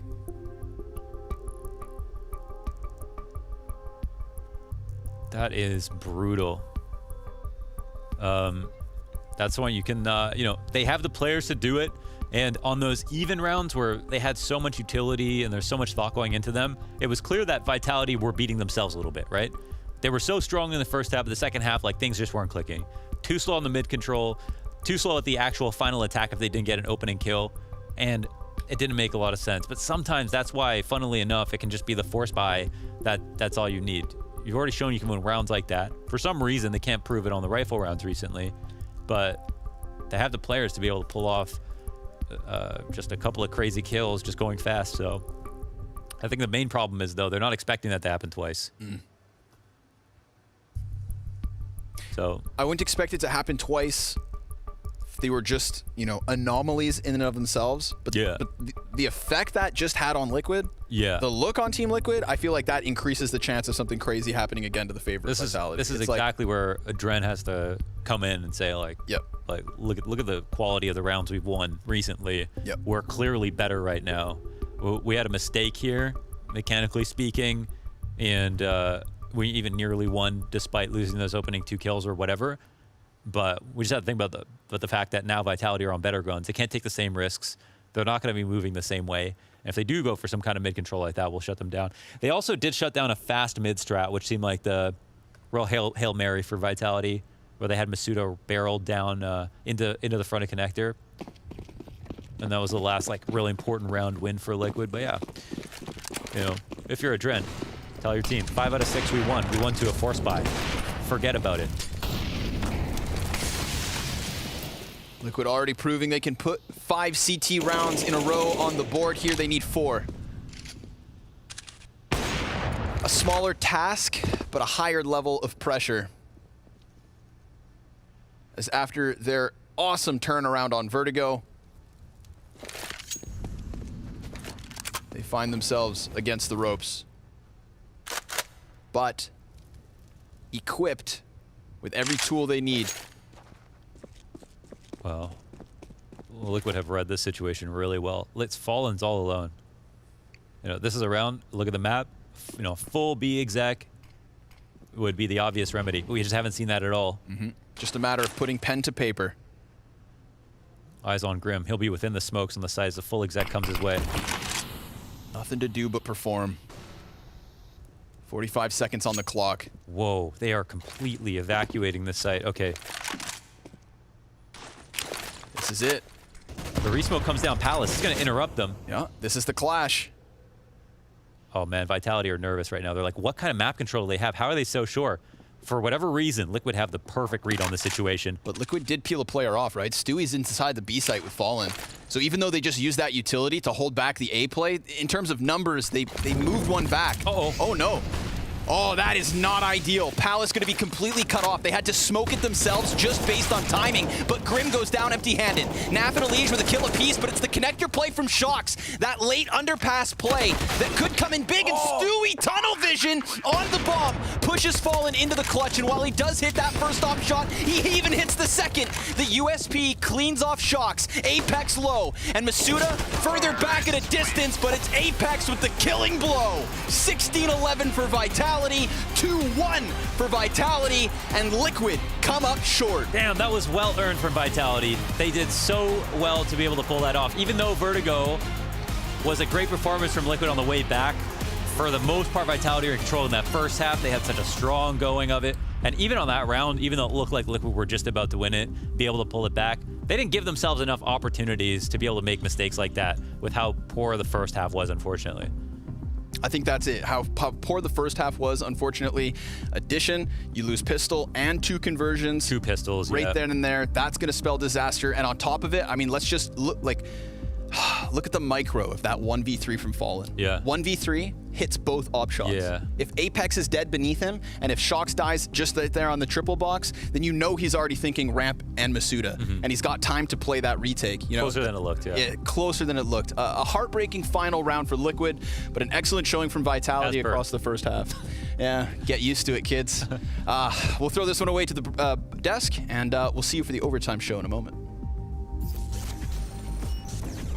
A bounce back from Vitality and when they need it most. It was the closest map of the series, but Vitality will be the ones to continue in this upper bracket, and they will be facing Astralis tomorrow to hopefully be earning that spot at the fall finals. Commiserations for the side of Liquid, because we did see the Maui trying to get back in that second half of Mirage, but as Scrawny and Launders were just alluding to, Vitality looked incredibly in control in their CT side. Yeah, the first half was a great showing from Vitality, and it was a team effort too. Yeah. There was no single carry there. It wasn't misutaaa like on Inferno. It wasn't like the normal narrative of ZywOo carrying them. Every single player across the map was making great plays. They were holding their ground, and when everybody's chips were in the middle there, it was Vitality who were able to come out on top. They were making some of the better reads overall in this game, and really, I feel like every player deserves a lot of credit here on the French side. Absolutely. The first line of defense was almost always good for 2. And you know that's going to set you up for a strong CT side. We started the pre-show, or the pre-game of this map, and I said, you know, Kyojin could be a weakness. Hell no. Hell no, he was not a weakness. Anytime he was tested towards the A side, 2 kills. 2 kills every single time. Good flash work as well for Apex to set him up, but he was always good for 2. They go to B, then it's misutaaa. They go middle, then it's ZywOo. Everyone was making hell for Liquid, and that is the CT side that made the difference. And I think that was something that we were kind of alluding to coming into this, really focusing in on those young stars from the side of Vitality. misutaaa definitely showing up on that first map, going a little bit quiet on the second, but coming back for the third, alongside Kyojin, as Maniac was just alluding to. That is something that is development for Vitality. The fact that Kyojin can contribute along with misutaaa, you know, misutaaa has been having this steady rise, but Kyojin's a player where, you know, the microscope's been on him because he's had moments where he gets 0 on the bomb site defending. That's been a flaw of Vitality, where even if they get control on one side of the map, sometimes he just gives all of it up on his own. And that's something that's kind of inexcusable when you're playing at the highest level of Counter-Strike. But now that Kyojin is consistently finding impact, he's finding kills, and staying alive too. He's getting kills and not just fighting to the death immediately. It's sometimes a delay tactic that he's implementing so that his rotations can come in. It feels like he's beginning to understand what his role is as an anchor beyond just getting kills. Indeed, absolutely, I approve. I mean, look, when Kyojin is going missing, and when you can find that easy defender first, it puts the T side in such a good position, right? You cannot allow to do it. I say, for a player like that, you are going to excuse a couple of these occurrences over the first weeks, first months he's in the team now. But when you're Vitality and you want to make these deep runs, well, that cannot happen. Apex said in an interview, like, yes, they're developing, but we want results. So you have to develop, you have to improve if we want to leave trophies. They want to win everything. All the time. That sounds like a good plan, right? Yeah. Best plan. Yeah, I mean, don't aim too low. Might as well just aim as high as you possibly can. I do want to highlight ZywOo as well, because we were talking about him saying we didn't really need him to show up on that first map. There wasn't really enough rounds for him to really be pushing that impact.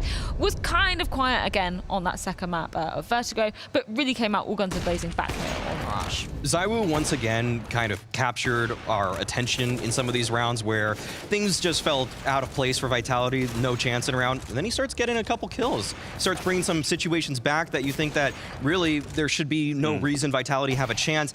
And this pistol round was the culmination of those efforts. This was a round where he put his foot down and said, okay, I'm going to go ZywOo mode again. I'm going to take this all by myself. I don't even know what Shox was doing behind him in apartments. That was a bit weird. But it was a great round. Look, you say bring rounds back, and I agree with you. And I think that was the pre-value for ZywOo in the first half is that you'd had moments, and really you could comb through them with the microscope, and moments where things could have gone out of control for Vitality, and then he steps up. That is the moment he's going to find that double kill halfway through the round, and we know, we're watching it, we know if he falls, that is it. The side is over. There's no round possibility for Vitality, but he steps up. He finds the key double kill. Maybe he gets traded after that, but he's just done enough. He's done enough for your team to win it anyway. Well, we've spoken a lot about this certain individual up here on the desk, and we do have misutaaa joining us for a winner's interview after that game versus Liquid. First of all, congratulations, misutaaa.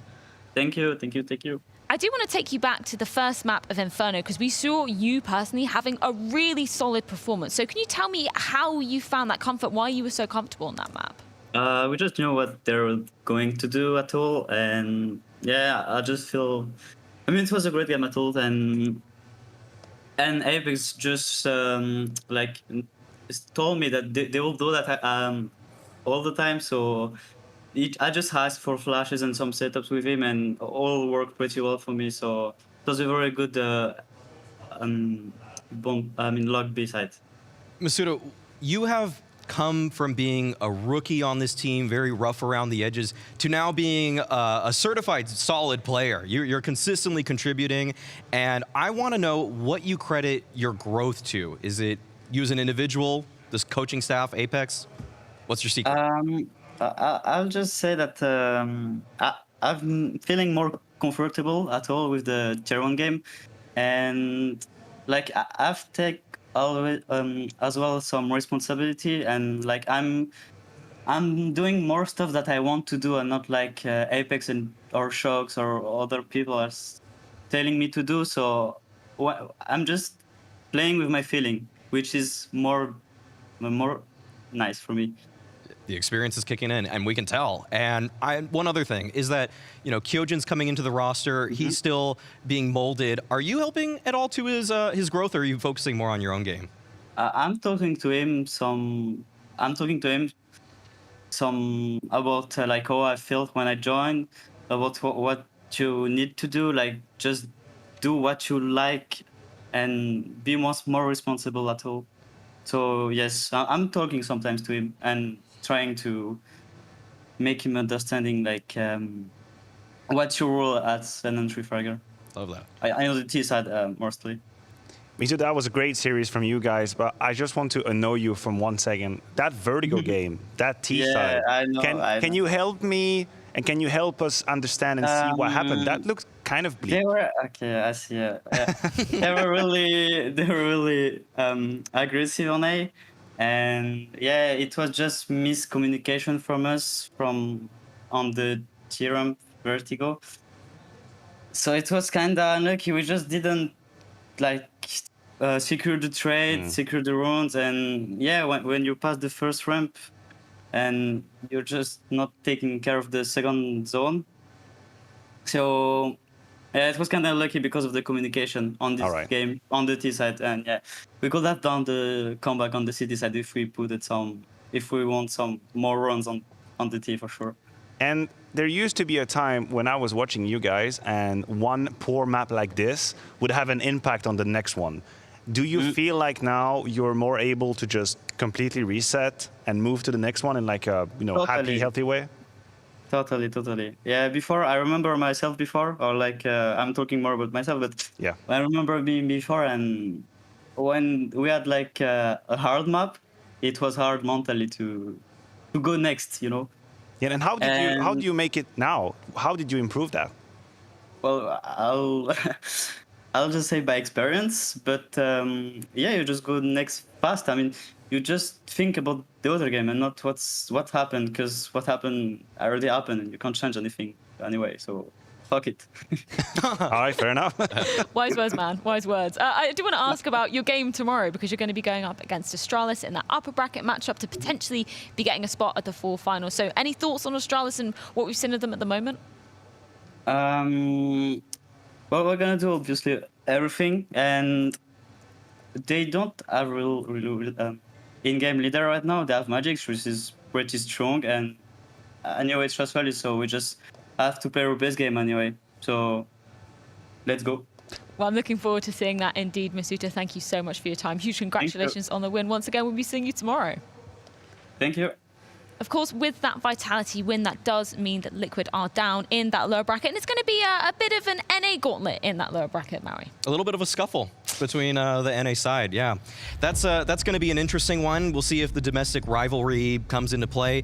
Right now, does feel like Liquid are the vastly superior team. They're facing up against all kinds of competition and really holding their own, despite the disappointing loss here against Vitality. It's still Liquid that are the heavy favorites, I'd say, in that lower bracket. I would just like to add to the record that EG is now an EU flag on HLTV, so you got to slow down that A-NA scuffle. You know, like, yeah, Spellan has rocked the boat. It is now. It is, Maui. That's over. Freya set me up. Yeah, she kind of did say that. I mean, an NA org, 2 NA orgs, I don't know. We're going with something there. But we do need to be heading into our CS Money Play of the Day. You guys can go head on over to the Blast Premier Twitter and vote on your favorite play from day one. But we have to walk you through these bad boys before you can go on over and vote. So, Maniac, do you want to walk us through play number 1? I can absolutely do that. I would be lucky to do that. That is his clutch story. I'm going to be here all week if you are looking for these quips. It's going to be Lucky in the 1 versus 3 here, finding the 2 kills and then playing with the Molotov. It was funny to hear on that TeamSpeak, like they realized that the Molotov was missed, but someone came in and said, you know, I don't think it's not a kid. I think it's Dupree who said, I saw his butt, he doesn't have a kid, so you're good, and he plays it right. Yeah, Dupree did say that. He saw the booty. He saw that there was no kid on it. Bubsky was the one that was actually saying that your molly might have missed or that he had to be defusing. Number 2, though, we got Kyojin in a great hold in what seemed like an anti-strat kind of round for Vitality here, where they were set up beautifully to counter the Halls pop coming out from Liquid on the pistol, and Kyojin picks up a 3-piece there in the pit. All right, look at that aim. Look at it. He's really got something going on in terms of skill. Like, that is undeniable. That's why they grabbed him. That makes a lot of sense. Now, the winner, or not the winner, actually, the third one. For a second, I thought he was the first. We're going to wait ahead of yourself. Yeah, we have to wait tomorrow for that. The third one is Stewie with that ace on Inferno. It starts with the creepy little boost here with the FAMAS. Again, by the way, I still don't understand why in 2021 that still surprises people. Apex here keeps on with the bomb plant. That's the 3rd kill from Stewie. He goes through the smoke, help with the flash, finds misutaaa, and then Zywoo at the end. He's pretty much alone. It's Zywoo, so for a half a second we think, you know what, maybe it's possible when he gets the first, but Stewie puts him down. Oh, it's so annoying. When you're looking at Zywoo's perspective right there, you know, Stewie goes for the little uncrouch right there, recrouch, uncrouch again. He just makes his life hell. It's fun. Make sure you head on over to the Blast Premier Twitter where you can vote on that. And of course, we'll be crowning our winner tomorrow in our pre-show. But that does conclude all the action for our games tonight, at least. But we do have our overtime show on the cards for you. And there is a very, very special guest indeed in the form of Glaive joining Scrawny, Launders, and of course, Maniac I'll be here too. over on the sofa. So if you haven't had enough of his quick quips, head on over and make sure you stick with us for that. We'll be heading there in just a moment.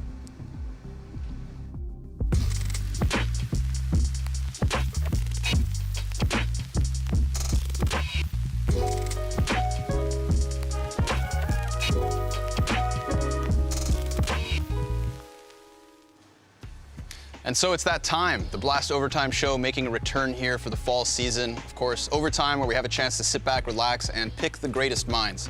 Our first episode this season, it's an undisputed, world-class in-game leader, 4-time major champion, and soon-to-be father, Glaive.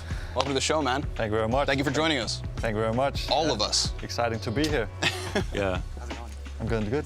Yeah. Father of CSGO IGLing. Father of a real-life human. Yes. Which one would you rather have?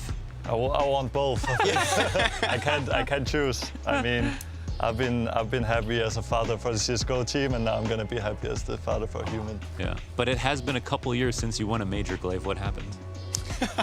I mean, is that how we started the conversation? Yeah. Tell us what happened. Yeah. I mean, yeah. And for those who don't get it, of course, I'm saying no one's won a major in a couple of years. That's true. Not any CSGO players, at least. Yeah. Actually, I think we should start with a cheers, shouldn't we? Oh, yeah, sure. let's do it. To you and your family, and to Blast Fall. Thank you very much. Cheers to you. Cheers, boys. Cheers. So how's your daily life changed? What's what? You mean as becoming a father? Yeah, just like what are you up to like right now? Like what do your days look like? Assistant coaching. Assistant coaching. Yeah, I would say duo coaching with Sonic while we're practicing. Of course, in official games, he's like taking the big step and standing behind it. He can actually talk to the players while they're playing, but at practice, that's where I can actually improve the team, I think. So every mistake I see, I try to write it down and we fix it the next day before we start practice again. So that's what I've been doing for the last couple of weeks. Actually, can I get you to like expand upon that a little bit? That the feedback loop of how you do the. Yeah. So I from what I get, you don't really interject yourself, like tell Zonic what to do, or Zonic doesn't. You just kind of write down stuff, figure it out later? Yeah, both me and Sonic is writing down stuff. So let's say I see some mistakes that we're doing, then I'll write it down, or maybe Sonic will write it down, and then we take it the next day and we try to fix that mistake. It could be as simple as a missed smoke grenade. It could be something like a tactic that we need to improve on. Maybe we need to throw another flash.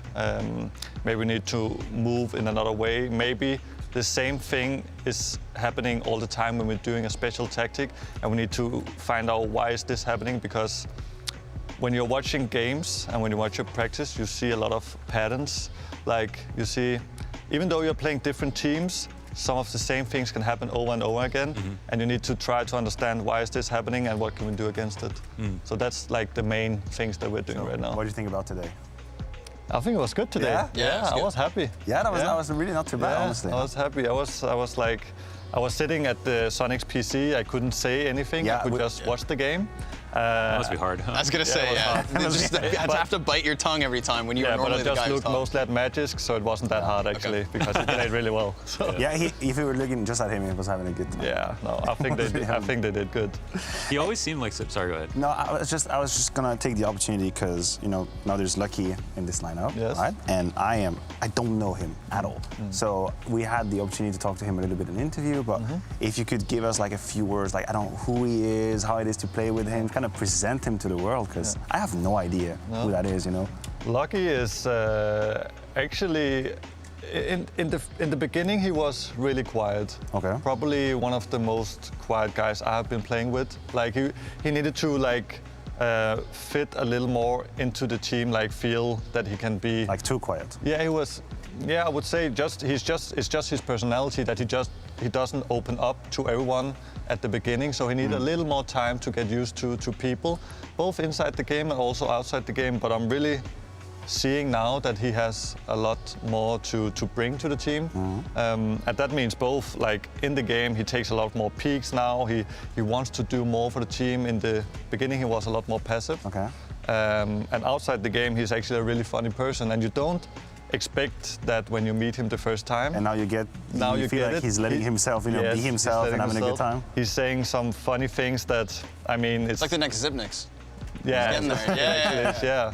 And we have a lot of players like that. I mean, that is, you don't know how funny they are, but when you're playing with them in a team, you actually see it. So no one would think Dupree is such a funny guy. You can never say. He is.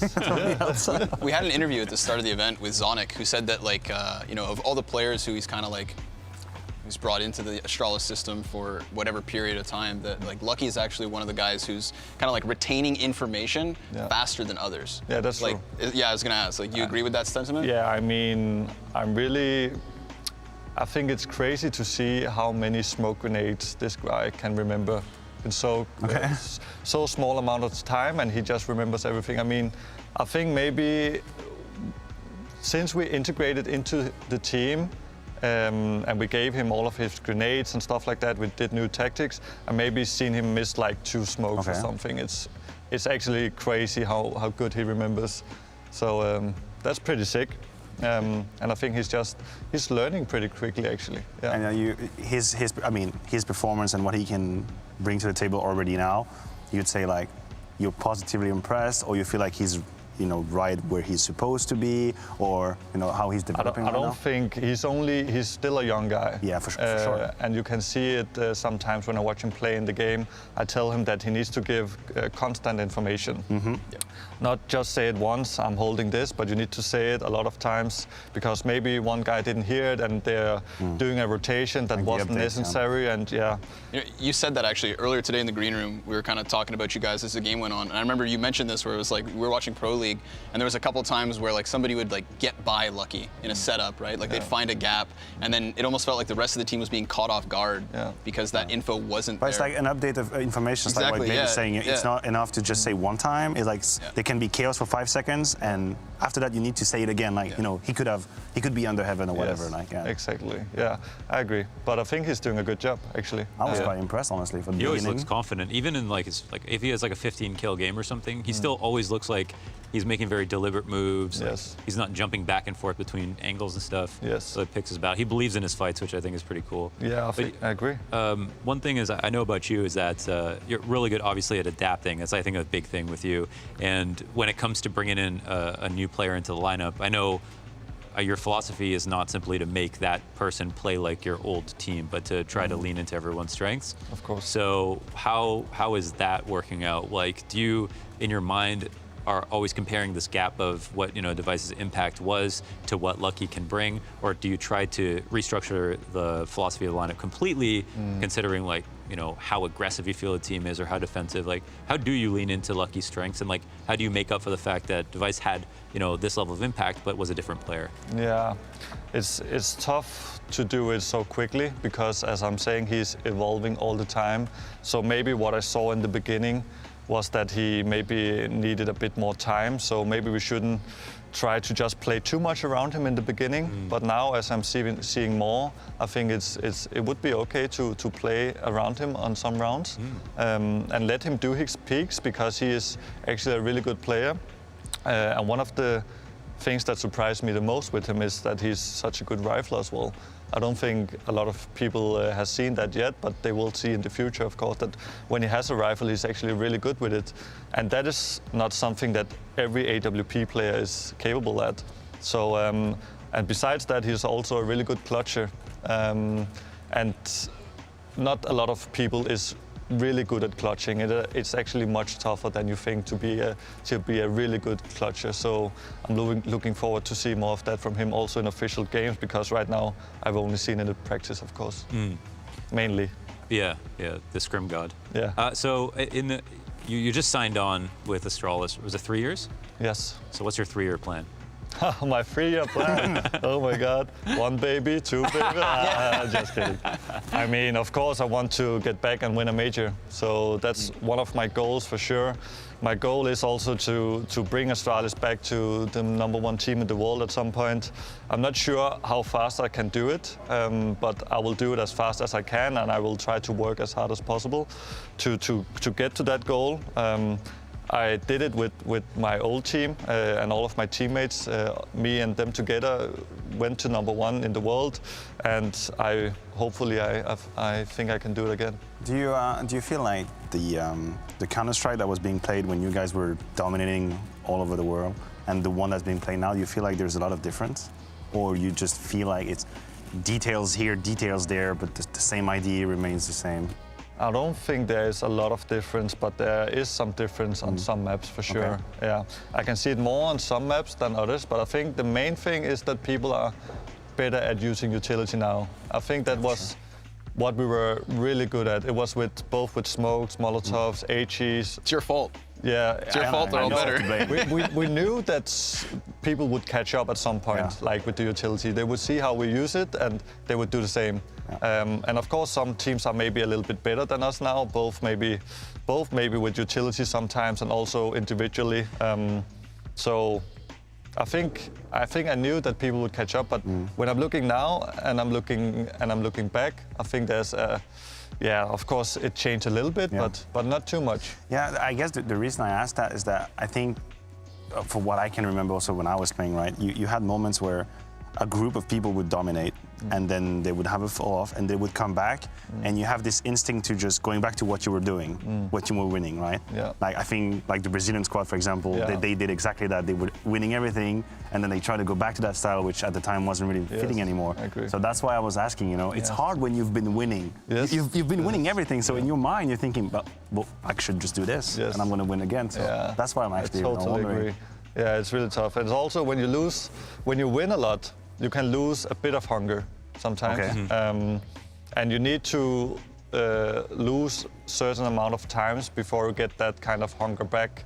And I think that is where we are right now. And I can really feel like the last 2 weeks or 3 weeks, we have been working so hard to be able to fix our mistakes and stuff. And I really feel like that we are back to our old selves right now about fixing the mistakes. But of course, we don't have the same team, and we still, of course, we lost the Vice, which is our star player. So of course, we have some individual skill, and we have a young guy now and 2 young guys actually.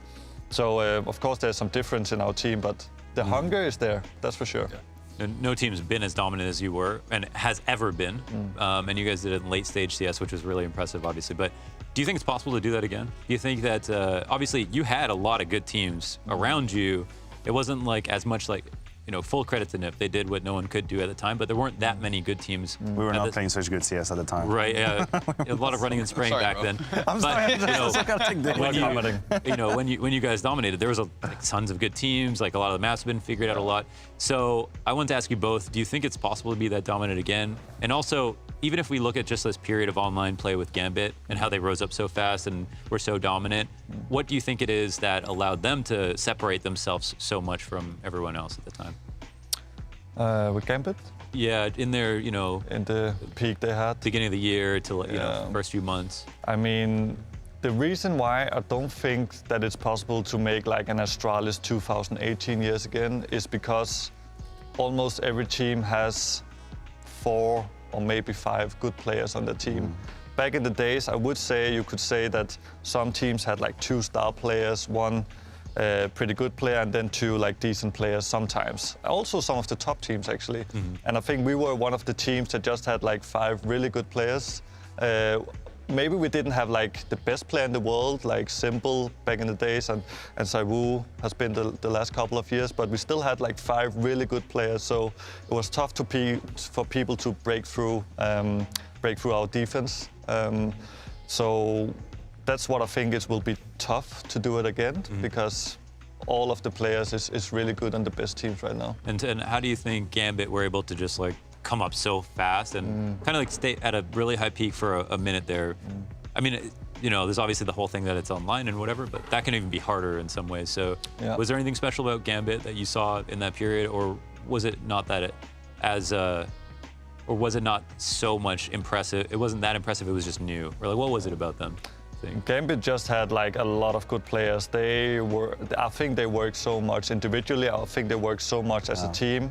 And maybe where some of the top teams back in the days on LAN, we were used to fixing our mistakes when we were traveling and stuff like that, while Gambit maybe were fixing their mistakes while they were sitting online. So they were more used to staying online and working hard online, while the other teams maybe were more used to working hard on LAN, I think. So maybe that would have something to say, but it's tough to say what made them so good, because you could see it on the individual skill, but also just their team play. Their team play was really phenomenal, and it still is.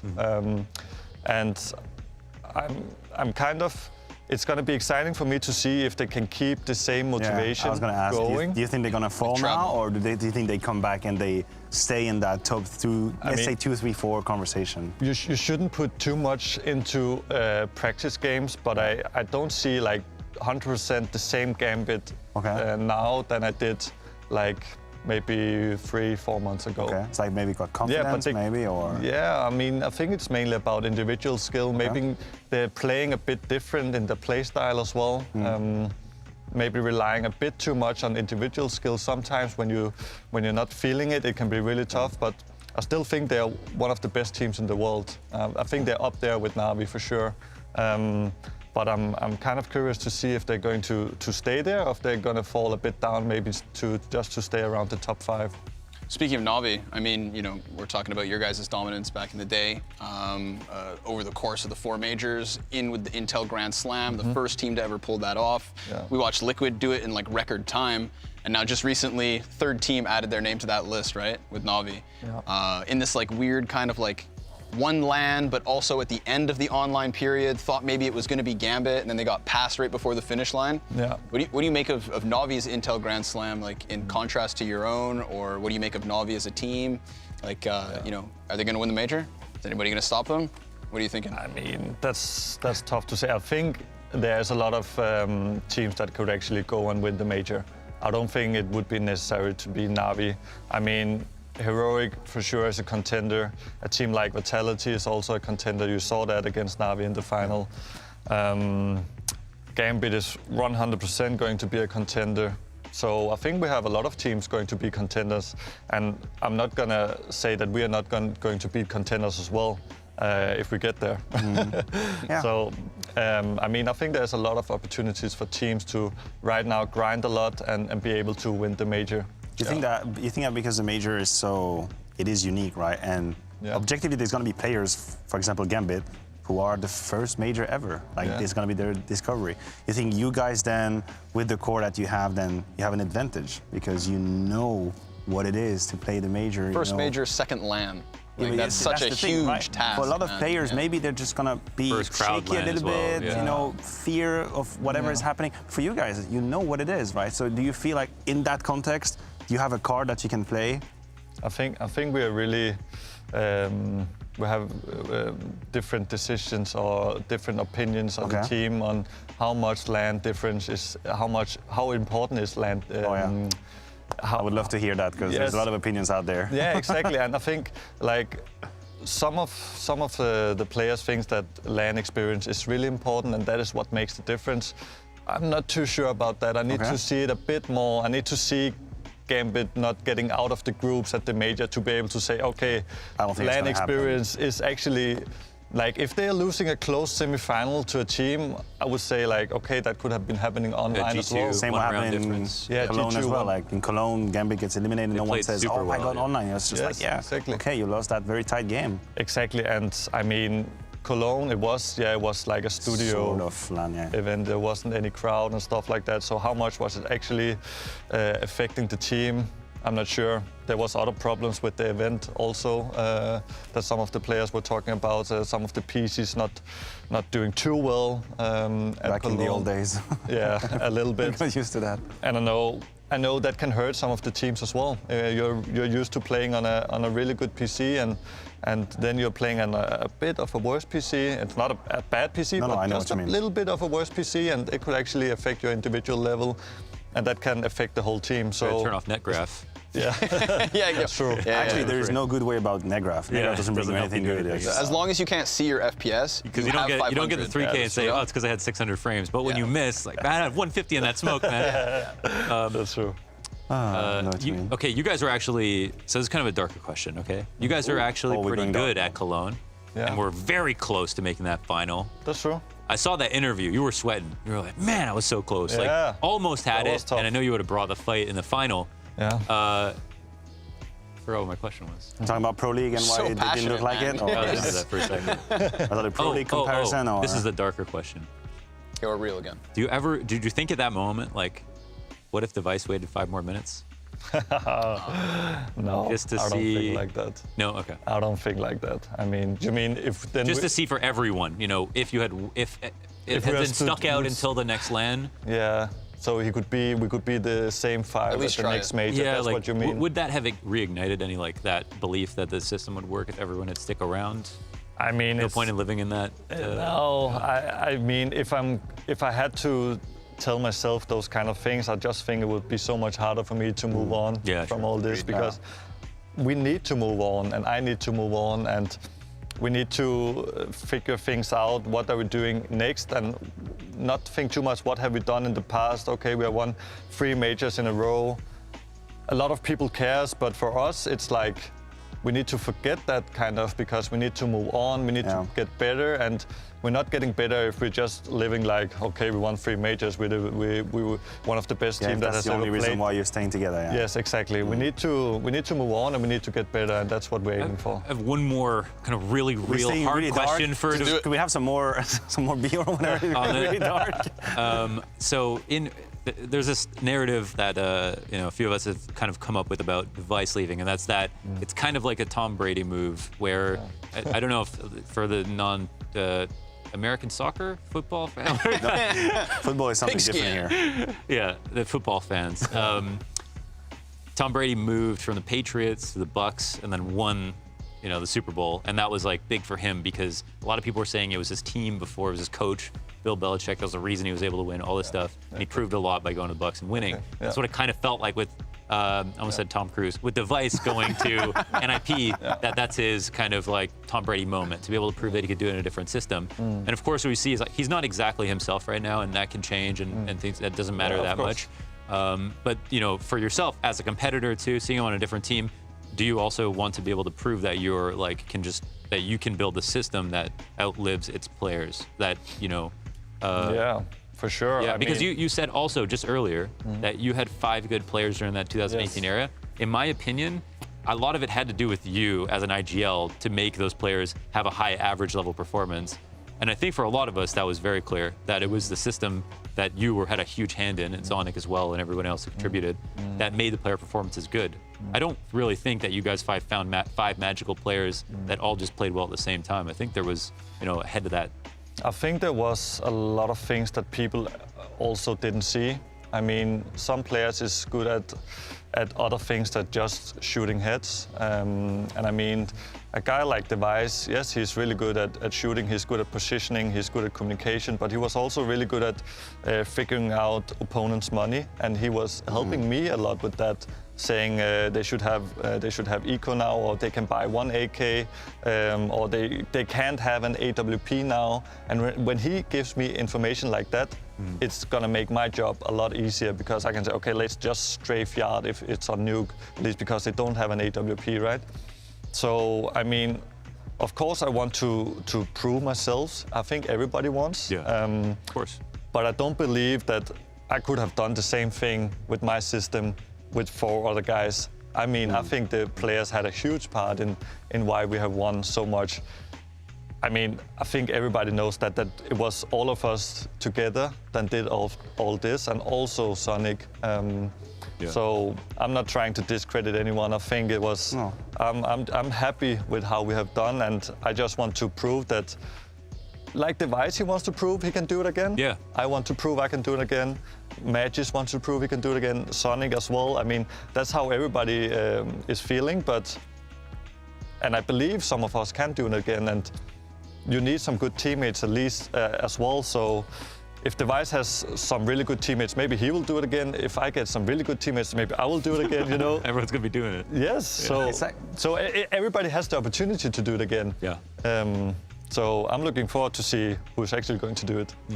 It's actually, I find it, I mean, I respect it, right? But I find it funny that you say you want to prove something, like, because from where I stand, you have nothing to prove. Yeah, you've proven Don't tell him that. Hold on. Okay, I mean, I respect the competitiveness and always wanting to win. That's something I really appreciate. I don't care what anyone says about you, Glaive. I think you're bad, all right? that's not what it's about, but it's like, maybe it's just about your mindset, where you will always feel like you have to prove something. Because if you don't feel like you've proven now, what do you have to do? Like win 10 majors, 5 Grand Slam? Like, what are we looking at? You saw his tweet? He said a sportsman has 2 deaths. Yes. One when he retires. Yes. So you can never give up on that, trying to prove yourself, right? That's true. No, but do you think it's just a part of your personality? Is like a lot of people have already reached a point where they feel like, okay, you know, I've done enough. And here you are with like a palmarès that's long, like freaking infinite, and you still feel like you have to prove yourself.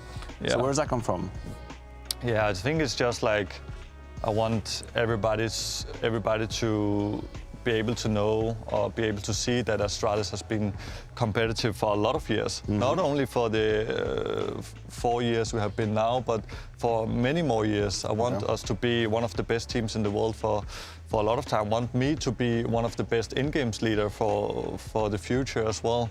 Not only in the past, but also in the future. And that is what my mind is thinking on. And the only way I can prove myself is to win more tournaments. And how I'm going to do it is, of course, by building the system that we already have to something extra. We need to take things in from other teams that they are doing, that they are winning with. And of course, I need some good teammates as well to be able to do it. So I'm kind of course, I'm thinking about myself. And that's why I signed a new contract with Astralis, because this is where I feel I can shine for the next 3 years. And that is what my aim is. That is to be able to win a lot in the next 3 years. I understand. Look, I don't want to ask you any questions that you cannot answer, but from the outside, there is a bit of uncertainty, like, okay, what's going to happen in the midterm, long term for Astralis? Is that something that... You mean lineup-wise? Yeah, exactly. Lineup-wise, you know, with some players, like I know Xyp goes in interviews, say, you know, I'm exploring, I don't exactly know. Does that play a role for you as well in like your ability to project yourself in the future and see long term? Is that annoying, frustrating, sometimes hard? Of course, it can be tough sometimes. Yeah. But I'm also really focused, or trying to be focused, because the difference is, in the past, with the 5 players we have been winning 3 majors with, 4 majors with, sorry. 4 majors with, yeah. Forget about the Curie major already? That one major. 3, 4 majors, right? Some majors. Sometimes it's so easy, you just forget. You know? We had the same contract. We knew we're going to have these players for the next 3 years, or 2 years, or what we signed for. But now it's a bit different. Now maybe I will sign for 3 years, another player will sign for 1 year, maybe 1, 2 years. It's going to be more like in football. I think that's what we're seeing on other teams as well. So I think it will be, of course it can be tough sometimes, but you need to change your mindset a little bit and just be like, what do I have right now to work with? And if I want to win, I need to work hard with what I have right now. If I wanted to just look into the future, then I think my motivation right now would be tough, because I'm not sure who I'm playing with. That's the point, exactly. In 2 years. So, yeah, I agree with you. Sometimes you feel like you're all going together towards somewhere, and I mean, I relate to what I was living through, but when you had players around you that you knew would stick with you, then it helped you, you know, give everything you have, because you feel like everyone is going to be with you. But I think I agree with you. Eli wanted to stick around, Maniac. I was just happy to be with you with the ride, you know. It's like, yeah, you're going to land together, let's go, you know, have a good time. He really wanted to win. Yeah, that's the difference. And also, he is winning. I was just, the after party was where I was shining, you know. Sure. I've seen you on the dance floor, man. Nice. We've got a couple more minutes, Glaive. I want to, you know, now that we talk about lineup and we kind of talk about, you know, your connection to Astralis and your goal of wanting the organization to shine and you know, prove that you can do it again. I'm going to pull a Launders and maybe take it to like a bit of a darker spot. What do you think, since the inception of Astralis, was the worst roster change for the organization? The worst roster change? Yeah, the rotating door of players during that period. I feel like it's only just gotten better and better. What part do you think was like, what was the hardest period? What was the hardest? The hardest period was probably the time where me and Xyp had to go on sick leaves, I would say, because we had a really good team. We were the 5 players, but it was a bit too much at some point for first me and then Xyp afterwards, and that kind of shook things up a little bit. And I think that was a pretty rough time for the team, because we wanted just to be the Fyros and Sonic, of course, and we wanted to go back on LAN and play, and COVID came and we had to play more online, and a bit of burnout symptoms for first me and then Xyp. That was actually a really tough period. So I would say that was where we were the most unlucky, and that has probably been the hardest time for us, I think. I think it's actually kind of like a pretty poetic place to end this then, because, you know, the next time that we see you take an extended break away from Astralis is going to be for a much better reason. Yeah, that's true. It's been a pleasure, I think, today, seeing you still with the crew, with the team, with the organization, and playing your hand, playing your part in molding what could be this next chapter for Astralis. So I think I speak for everybody, man, when I say that, like, we will happily watch you take your next break. And I think that's where we take our break, folks. This was the first episode of the Overtime Show for the fall season. We'll be back tomorrow with 2 more best of 3s and another episode of this. Who's going to show up? You have to come back tomorrow to find out. Thank you for tuning in this evening. We'll catch you guys tomorrow.